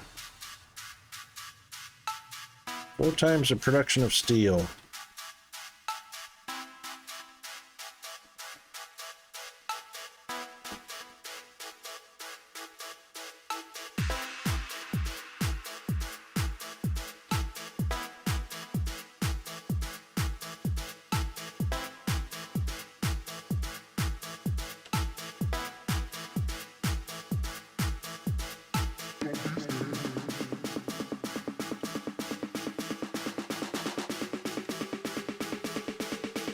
Wow, that was not a very smart setup right there. Thank you, autosave.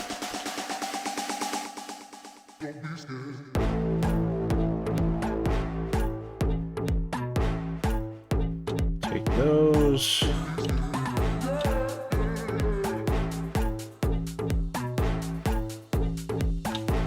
Take those.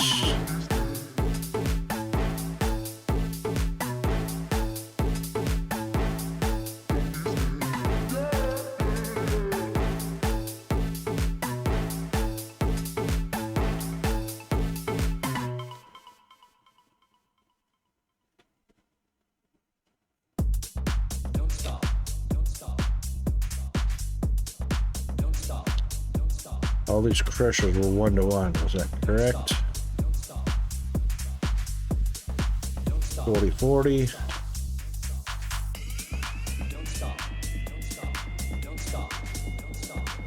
Ooh. 80. Oof. What are we gonna do? Oh my goodness, we are 20 minutes from peanut. I cannot believe who stole the freaking day? Who stole my hours? I'm upset.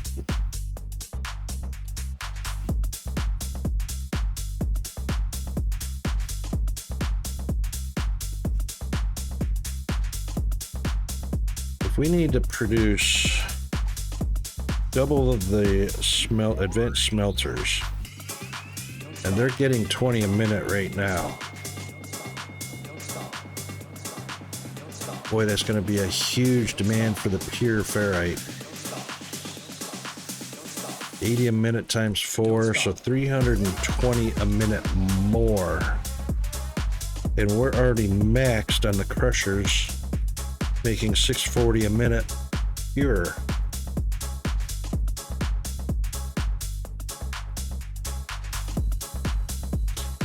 I have a feeling I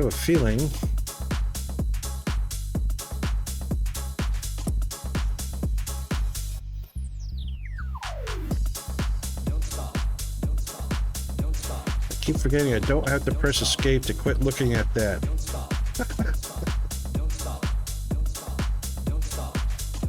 All right, here's what the deal is.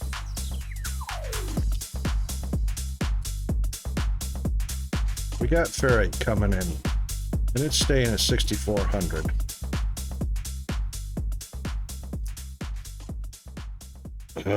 There's the school already.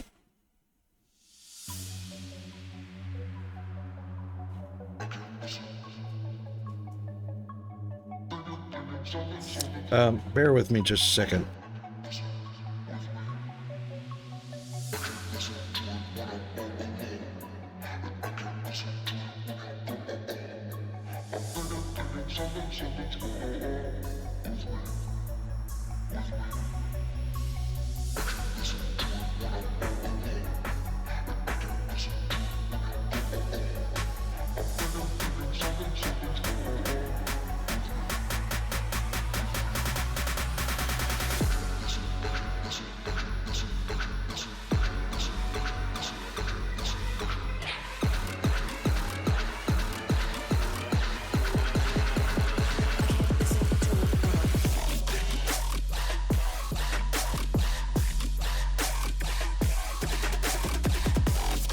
Alright, false alarm.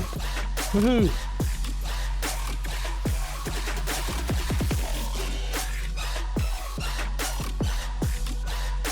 Okay, deep frac. So we're fracking the ferrite and technum, toluxite,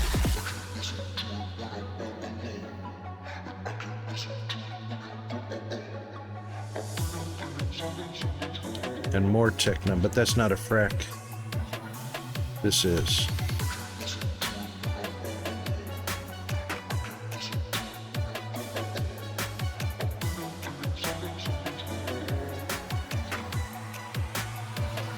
We got one cargo ship, and it's keeping the storage full at 6,400.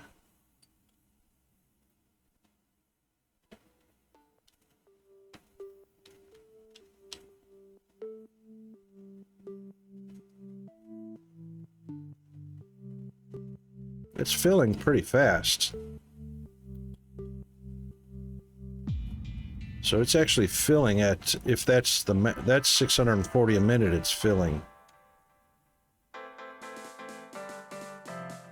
And it's pretty much passing straight through.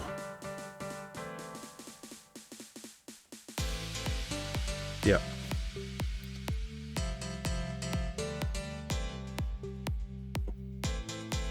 That means that cargo's filling fast because this number's going down.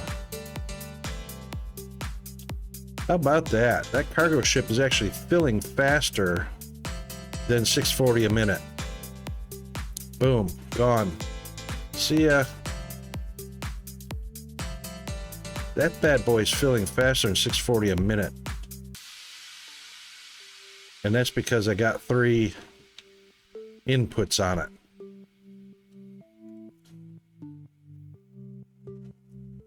And it can take 2,000 at a time. So 6,400, it can go down to 60, it can go down to 4,400.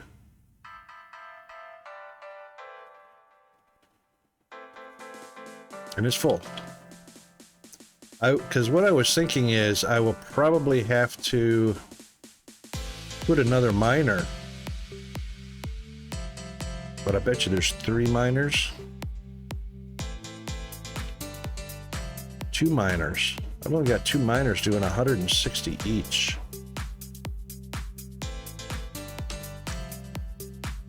Yep, 2 miners doing 160 each. That's 320 a minute.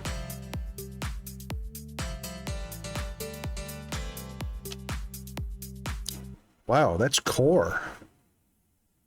He's at core. That's regular. Wait a minute, which one's core and which one's regular? I thought the dark one was core.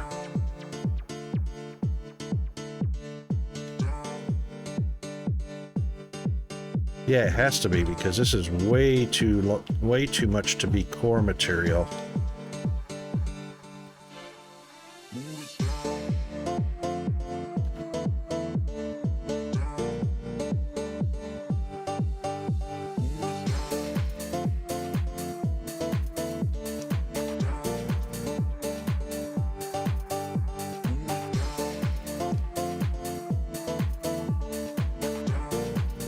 That's a drill point. That is a drill point right there.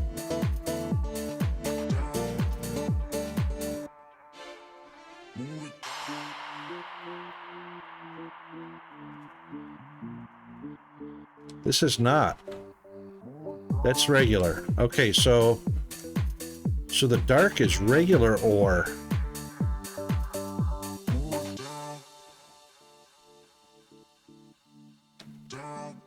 And the light color is core material.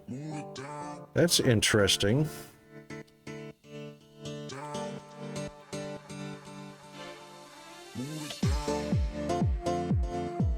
Because that's a drill point right there. 56 is a drill point. I hate the fact that these labels cover up. God.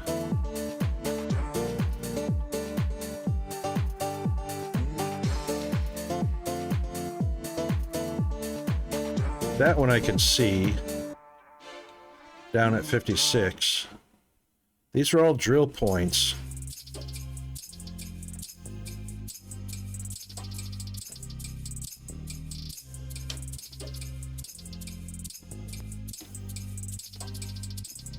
That's where those two miners are at. But I can't see the green. Oh my god, there it is. You can barely see the green right there. Ugh, got covered up right away.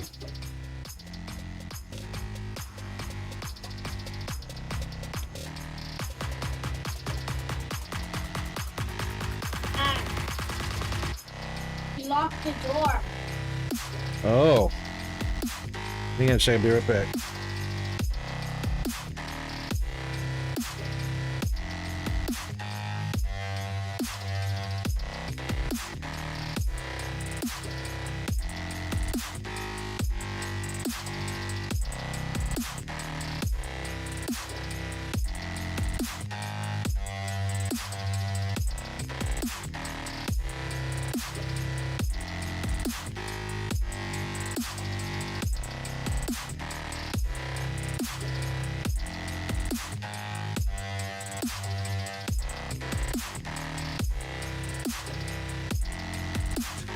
Well, how about that? Peanut made it home 8 minutes early. Okay.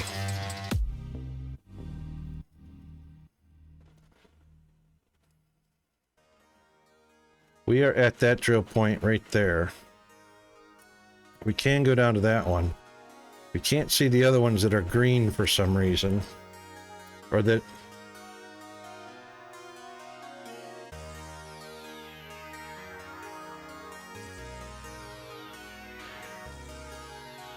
There it is.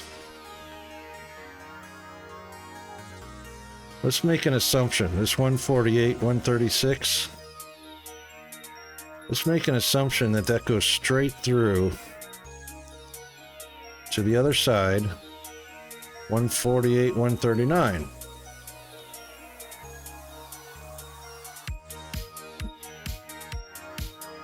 Yep.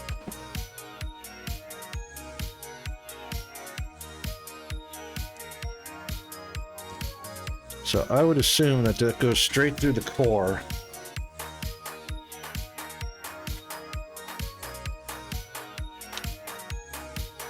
One of these machines should say no fracking fluid.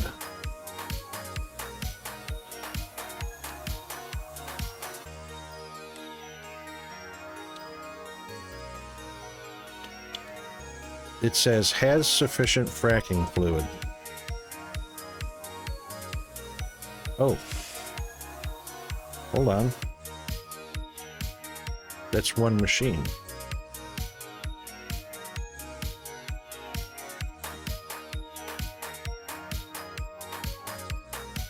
That's at the drill point.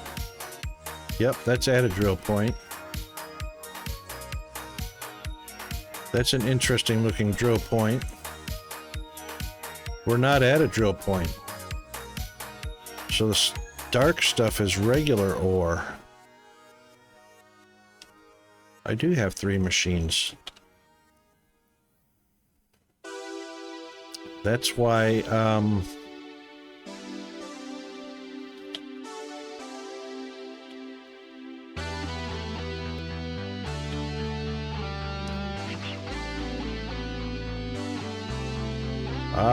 there it is right there.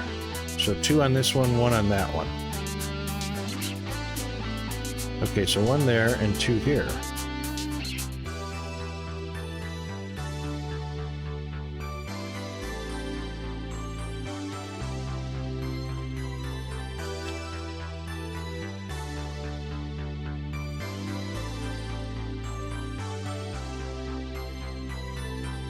I don't see any green down there, but those freaking labels are right on top and you can't tell.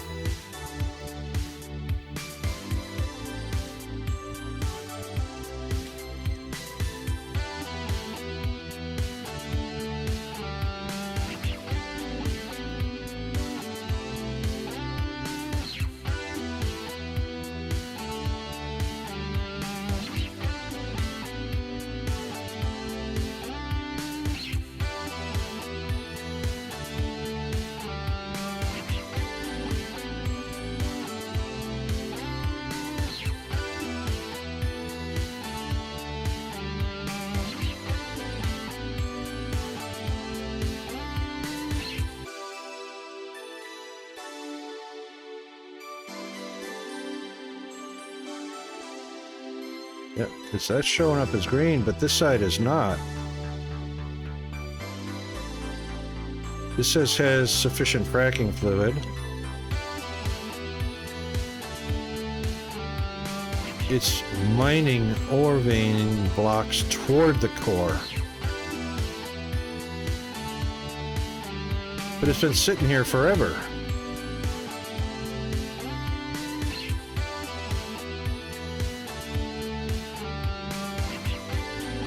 So the dark must be the core, and the light is regular.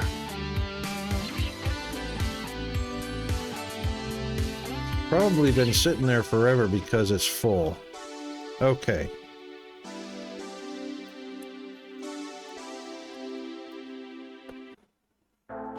And it will probably sit here forever too. Because two of them at the core. All right, 160 times 3, 420, right?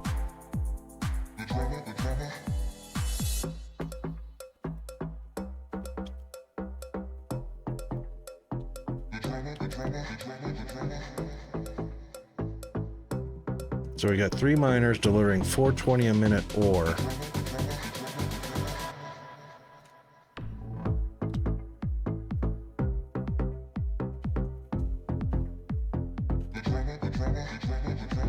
And we know we're chewing up 640 a minute.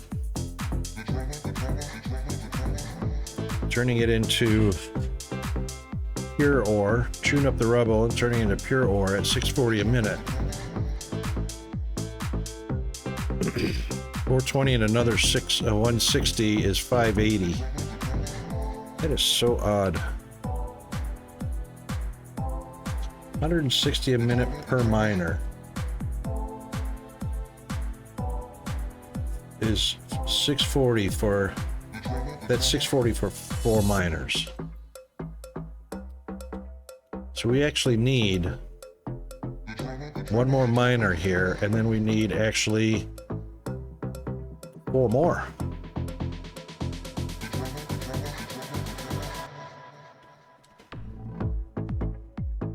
And then we only need 2 green belts at 640 each for 1280.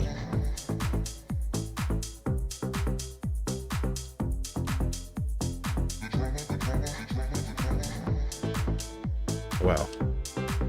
8 belt each coming over here is all we need. All right, so that one's got 2. This one's got 1.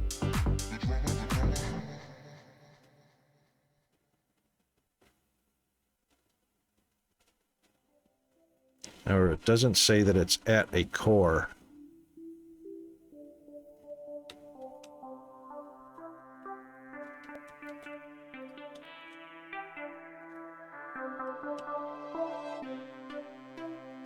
Yep, it's green.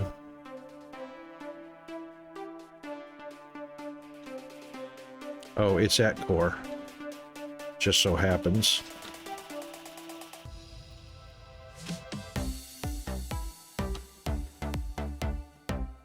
Yep, it's at core.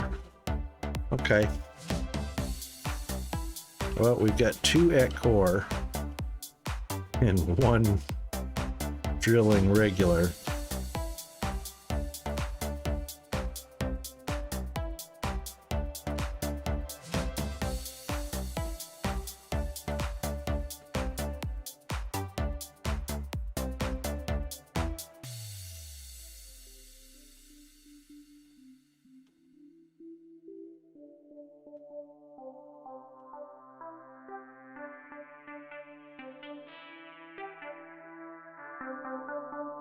Can I get around? No. We're already doing that one. How come I can't see the one on the opposite side? 148, 148, 148. Oh, there's 3 here.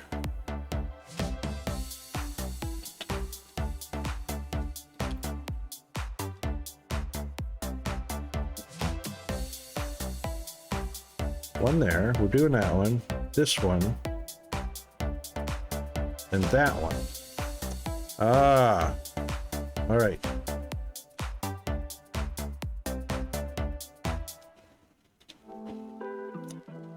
Really, can I just get out of here? Thank you. The other entry point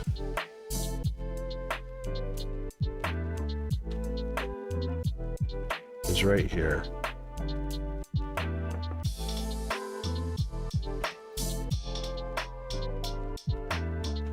Yeah, right there.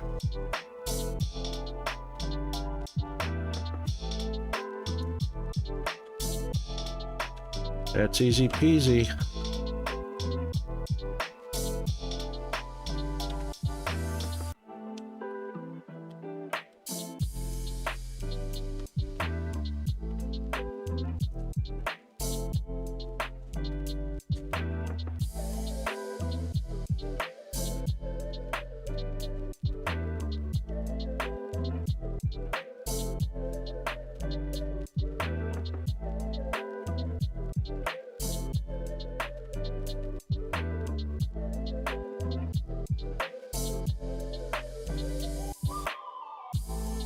Yep, that's pretty ground level.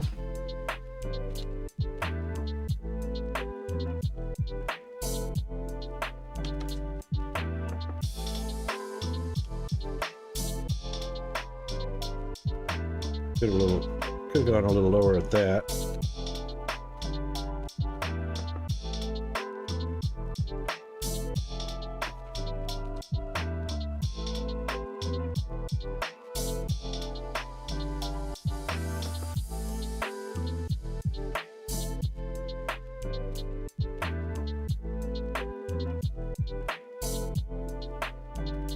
That's better.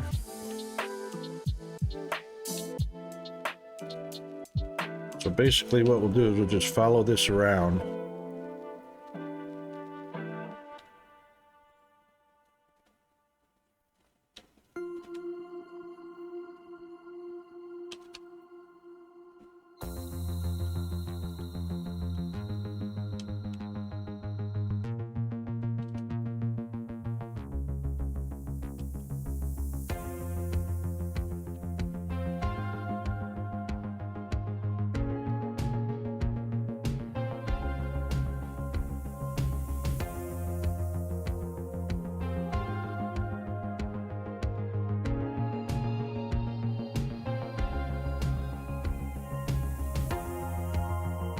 There it is.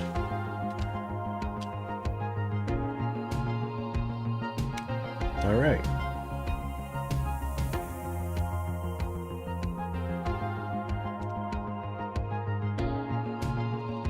It should be enough for a 2 wide. That actually only looks like 1.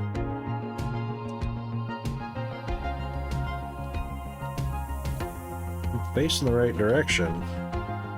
1, 2, 3, 4, 5, 6, 7. Okay, that is 2 wide. It's 2 wide because the miners are 10 by 5, so 5 wide.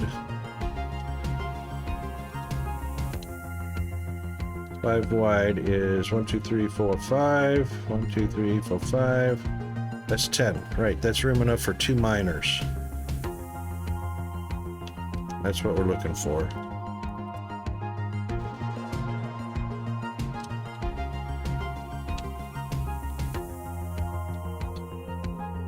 All right.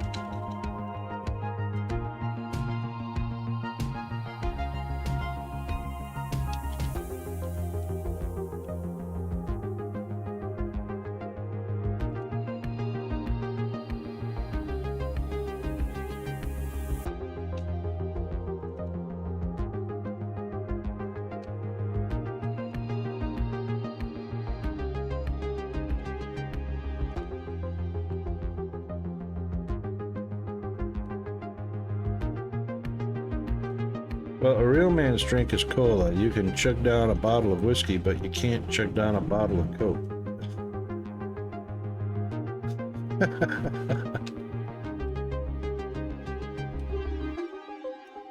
Yeah, that would be the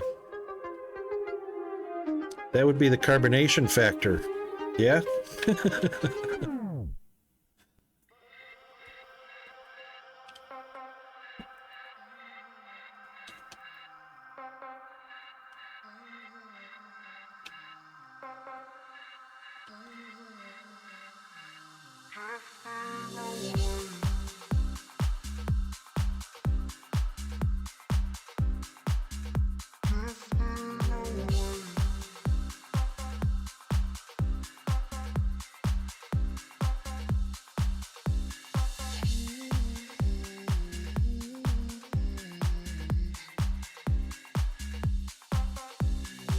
That's about all we need right there.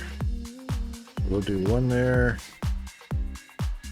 There. That was a little high. There. There.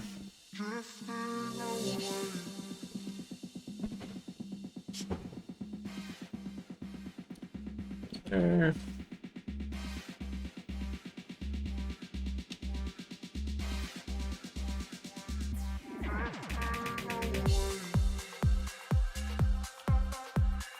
That'll do, Mrs. Jones.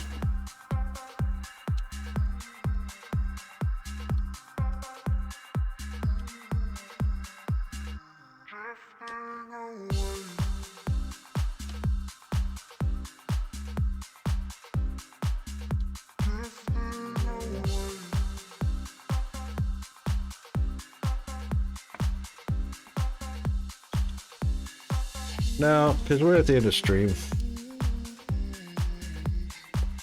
That was stream timer.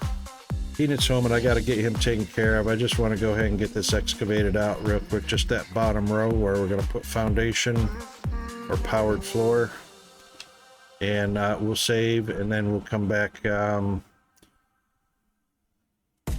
Monday, unless we have a bonus stream this weekend. We'll come back Monday and throw down the extra miners, get them carted over to the factory, double up our ore crushing rubble,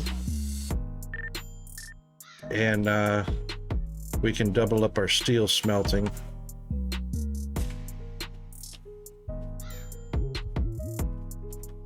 So I'm just going to clear this little hump.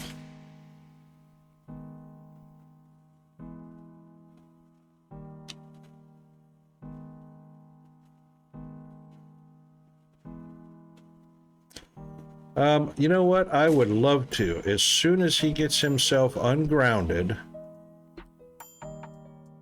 and turns 13 so that he can have a Steam account legally.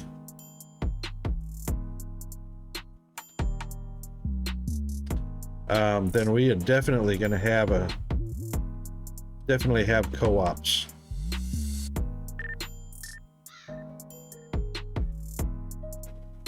It would be one thing if he was playing on my account, which is legal. You're allowed to do that on Steam. Your kids can play on your account as long as you're there.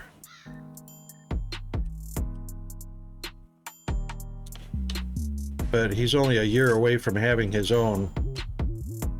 Oh, ads. Yeah, but he's grounded right now. That's right.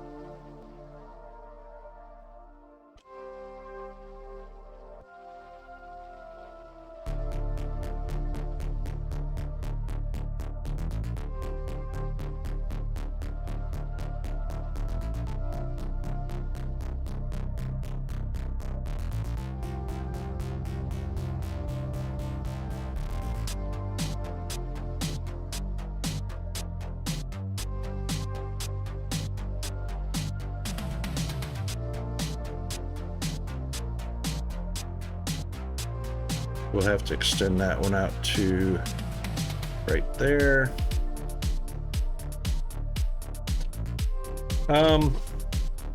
I don't know about a starter pack on Steam. We'll have to see what happens because he tends to abuse his privileges pretty badly. But he's grounded right now. His grades have to come up because he's failing. So the grades have to come up. He has to be ungrounded. And then he needs to be 13 because that's Twitch POS. Terms of service. I'm also an affiliate, so I don't want to jeopardize any of the puny little income I'm getting from Twitch. But even if it wasn't going to jeopardize my affiliateness, it's about teaching and a child learning to follow the rules and abide by the law, which if I can't teach him to do that with something as simple as a Twitch TOS that says minimum of 13, how can I expect him to learn to follow the rules of the road or the rules of society and keep himself out of jail? You know? So it starts at home, and hopefully that spreads out into the real world. So if Twitch says you have to be 13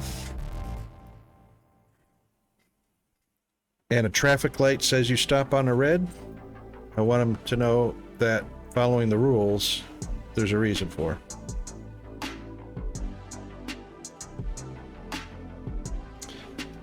Oh, that's cool, Skash.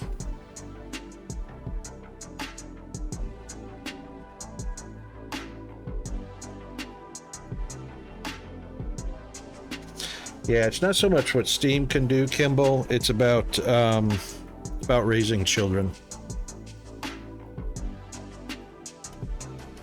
You raise them to follow the rules, there's a good chance they won't kill somebody by driving through a red light or ignoring a stop sign or ignoring store hours and breaking into a store and stealing, you know. It's all about following the rules. It's all about raising children. Okay, I think that should do for now. We should probably do a save right here. I wonder if Music Man went to stream. Music Man, are you still here? Skash, are you streaming? Are you set to stream?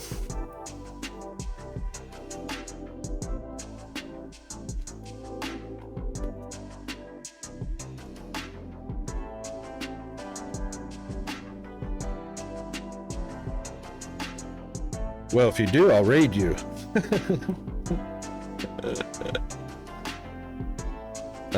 Otherwise, let's see who's in our community.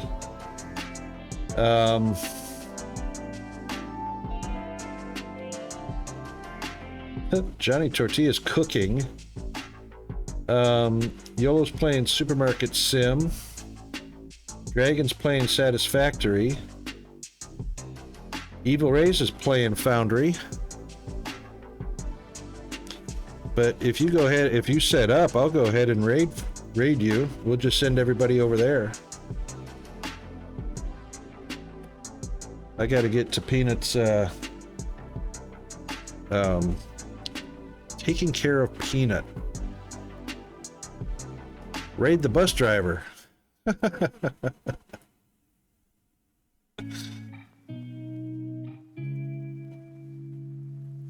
Indeed. Indeed he does. I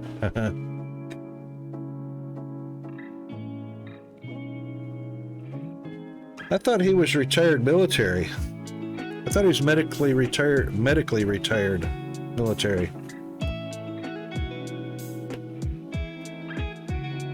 Or is he a bus driver also? Maybe that's why he was complaining about his tailbone the other day. Yeah. because, oh my God, I cannot imagine having spinal problems and being a bus driver, because you know buses don't have shock absorbers that are worth a damn. Yeah, no wonder he was complaining. I don't blame him at all for that. Sheesh. In the buses, are they good? I remember the bus had like a step stool to, the bus driver had like a step stool to drive on.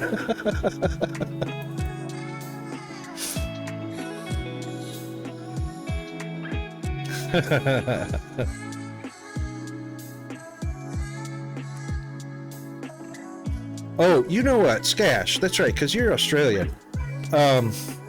You know, I gotta tell you, let's just pop on over to the just chatting screen anyway. Oh, let's stop that. The buses in Australia, school buses in Australia, are like motor coaches. They're like luxury buses, school buses, right? In the US, where Evil Rays is, school buses are made by the Bluebird company. So they're the yellow school buses with steel seats with cushions on them, which is exactly what the bus driver gets.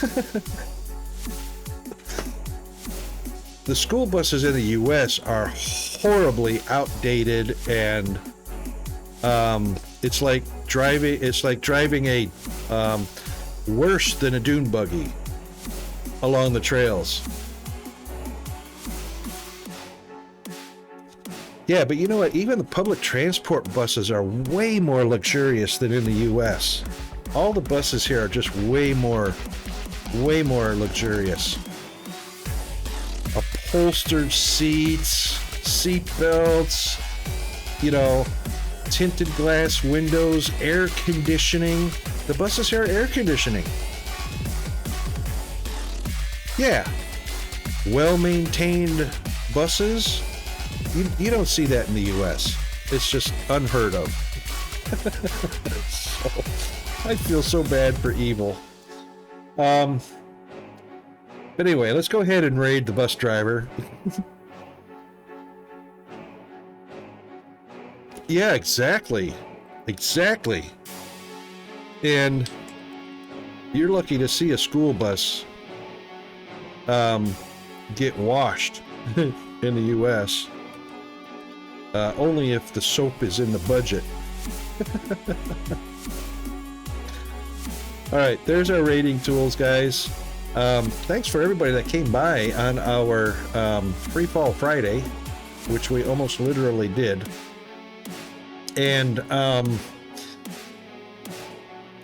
we will definitely be back at it on Monday on schedule. Could be a bonus stream this weekend. Hard to say. It could happen. Watch for the announcements in Discord and on Steam and all that stuff. But anyway, let's head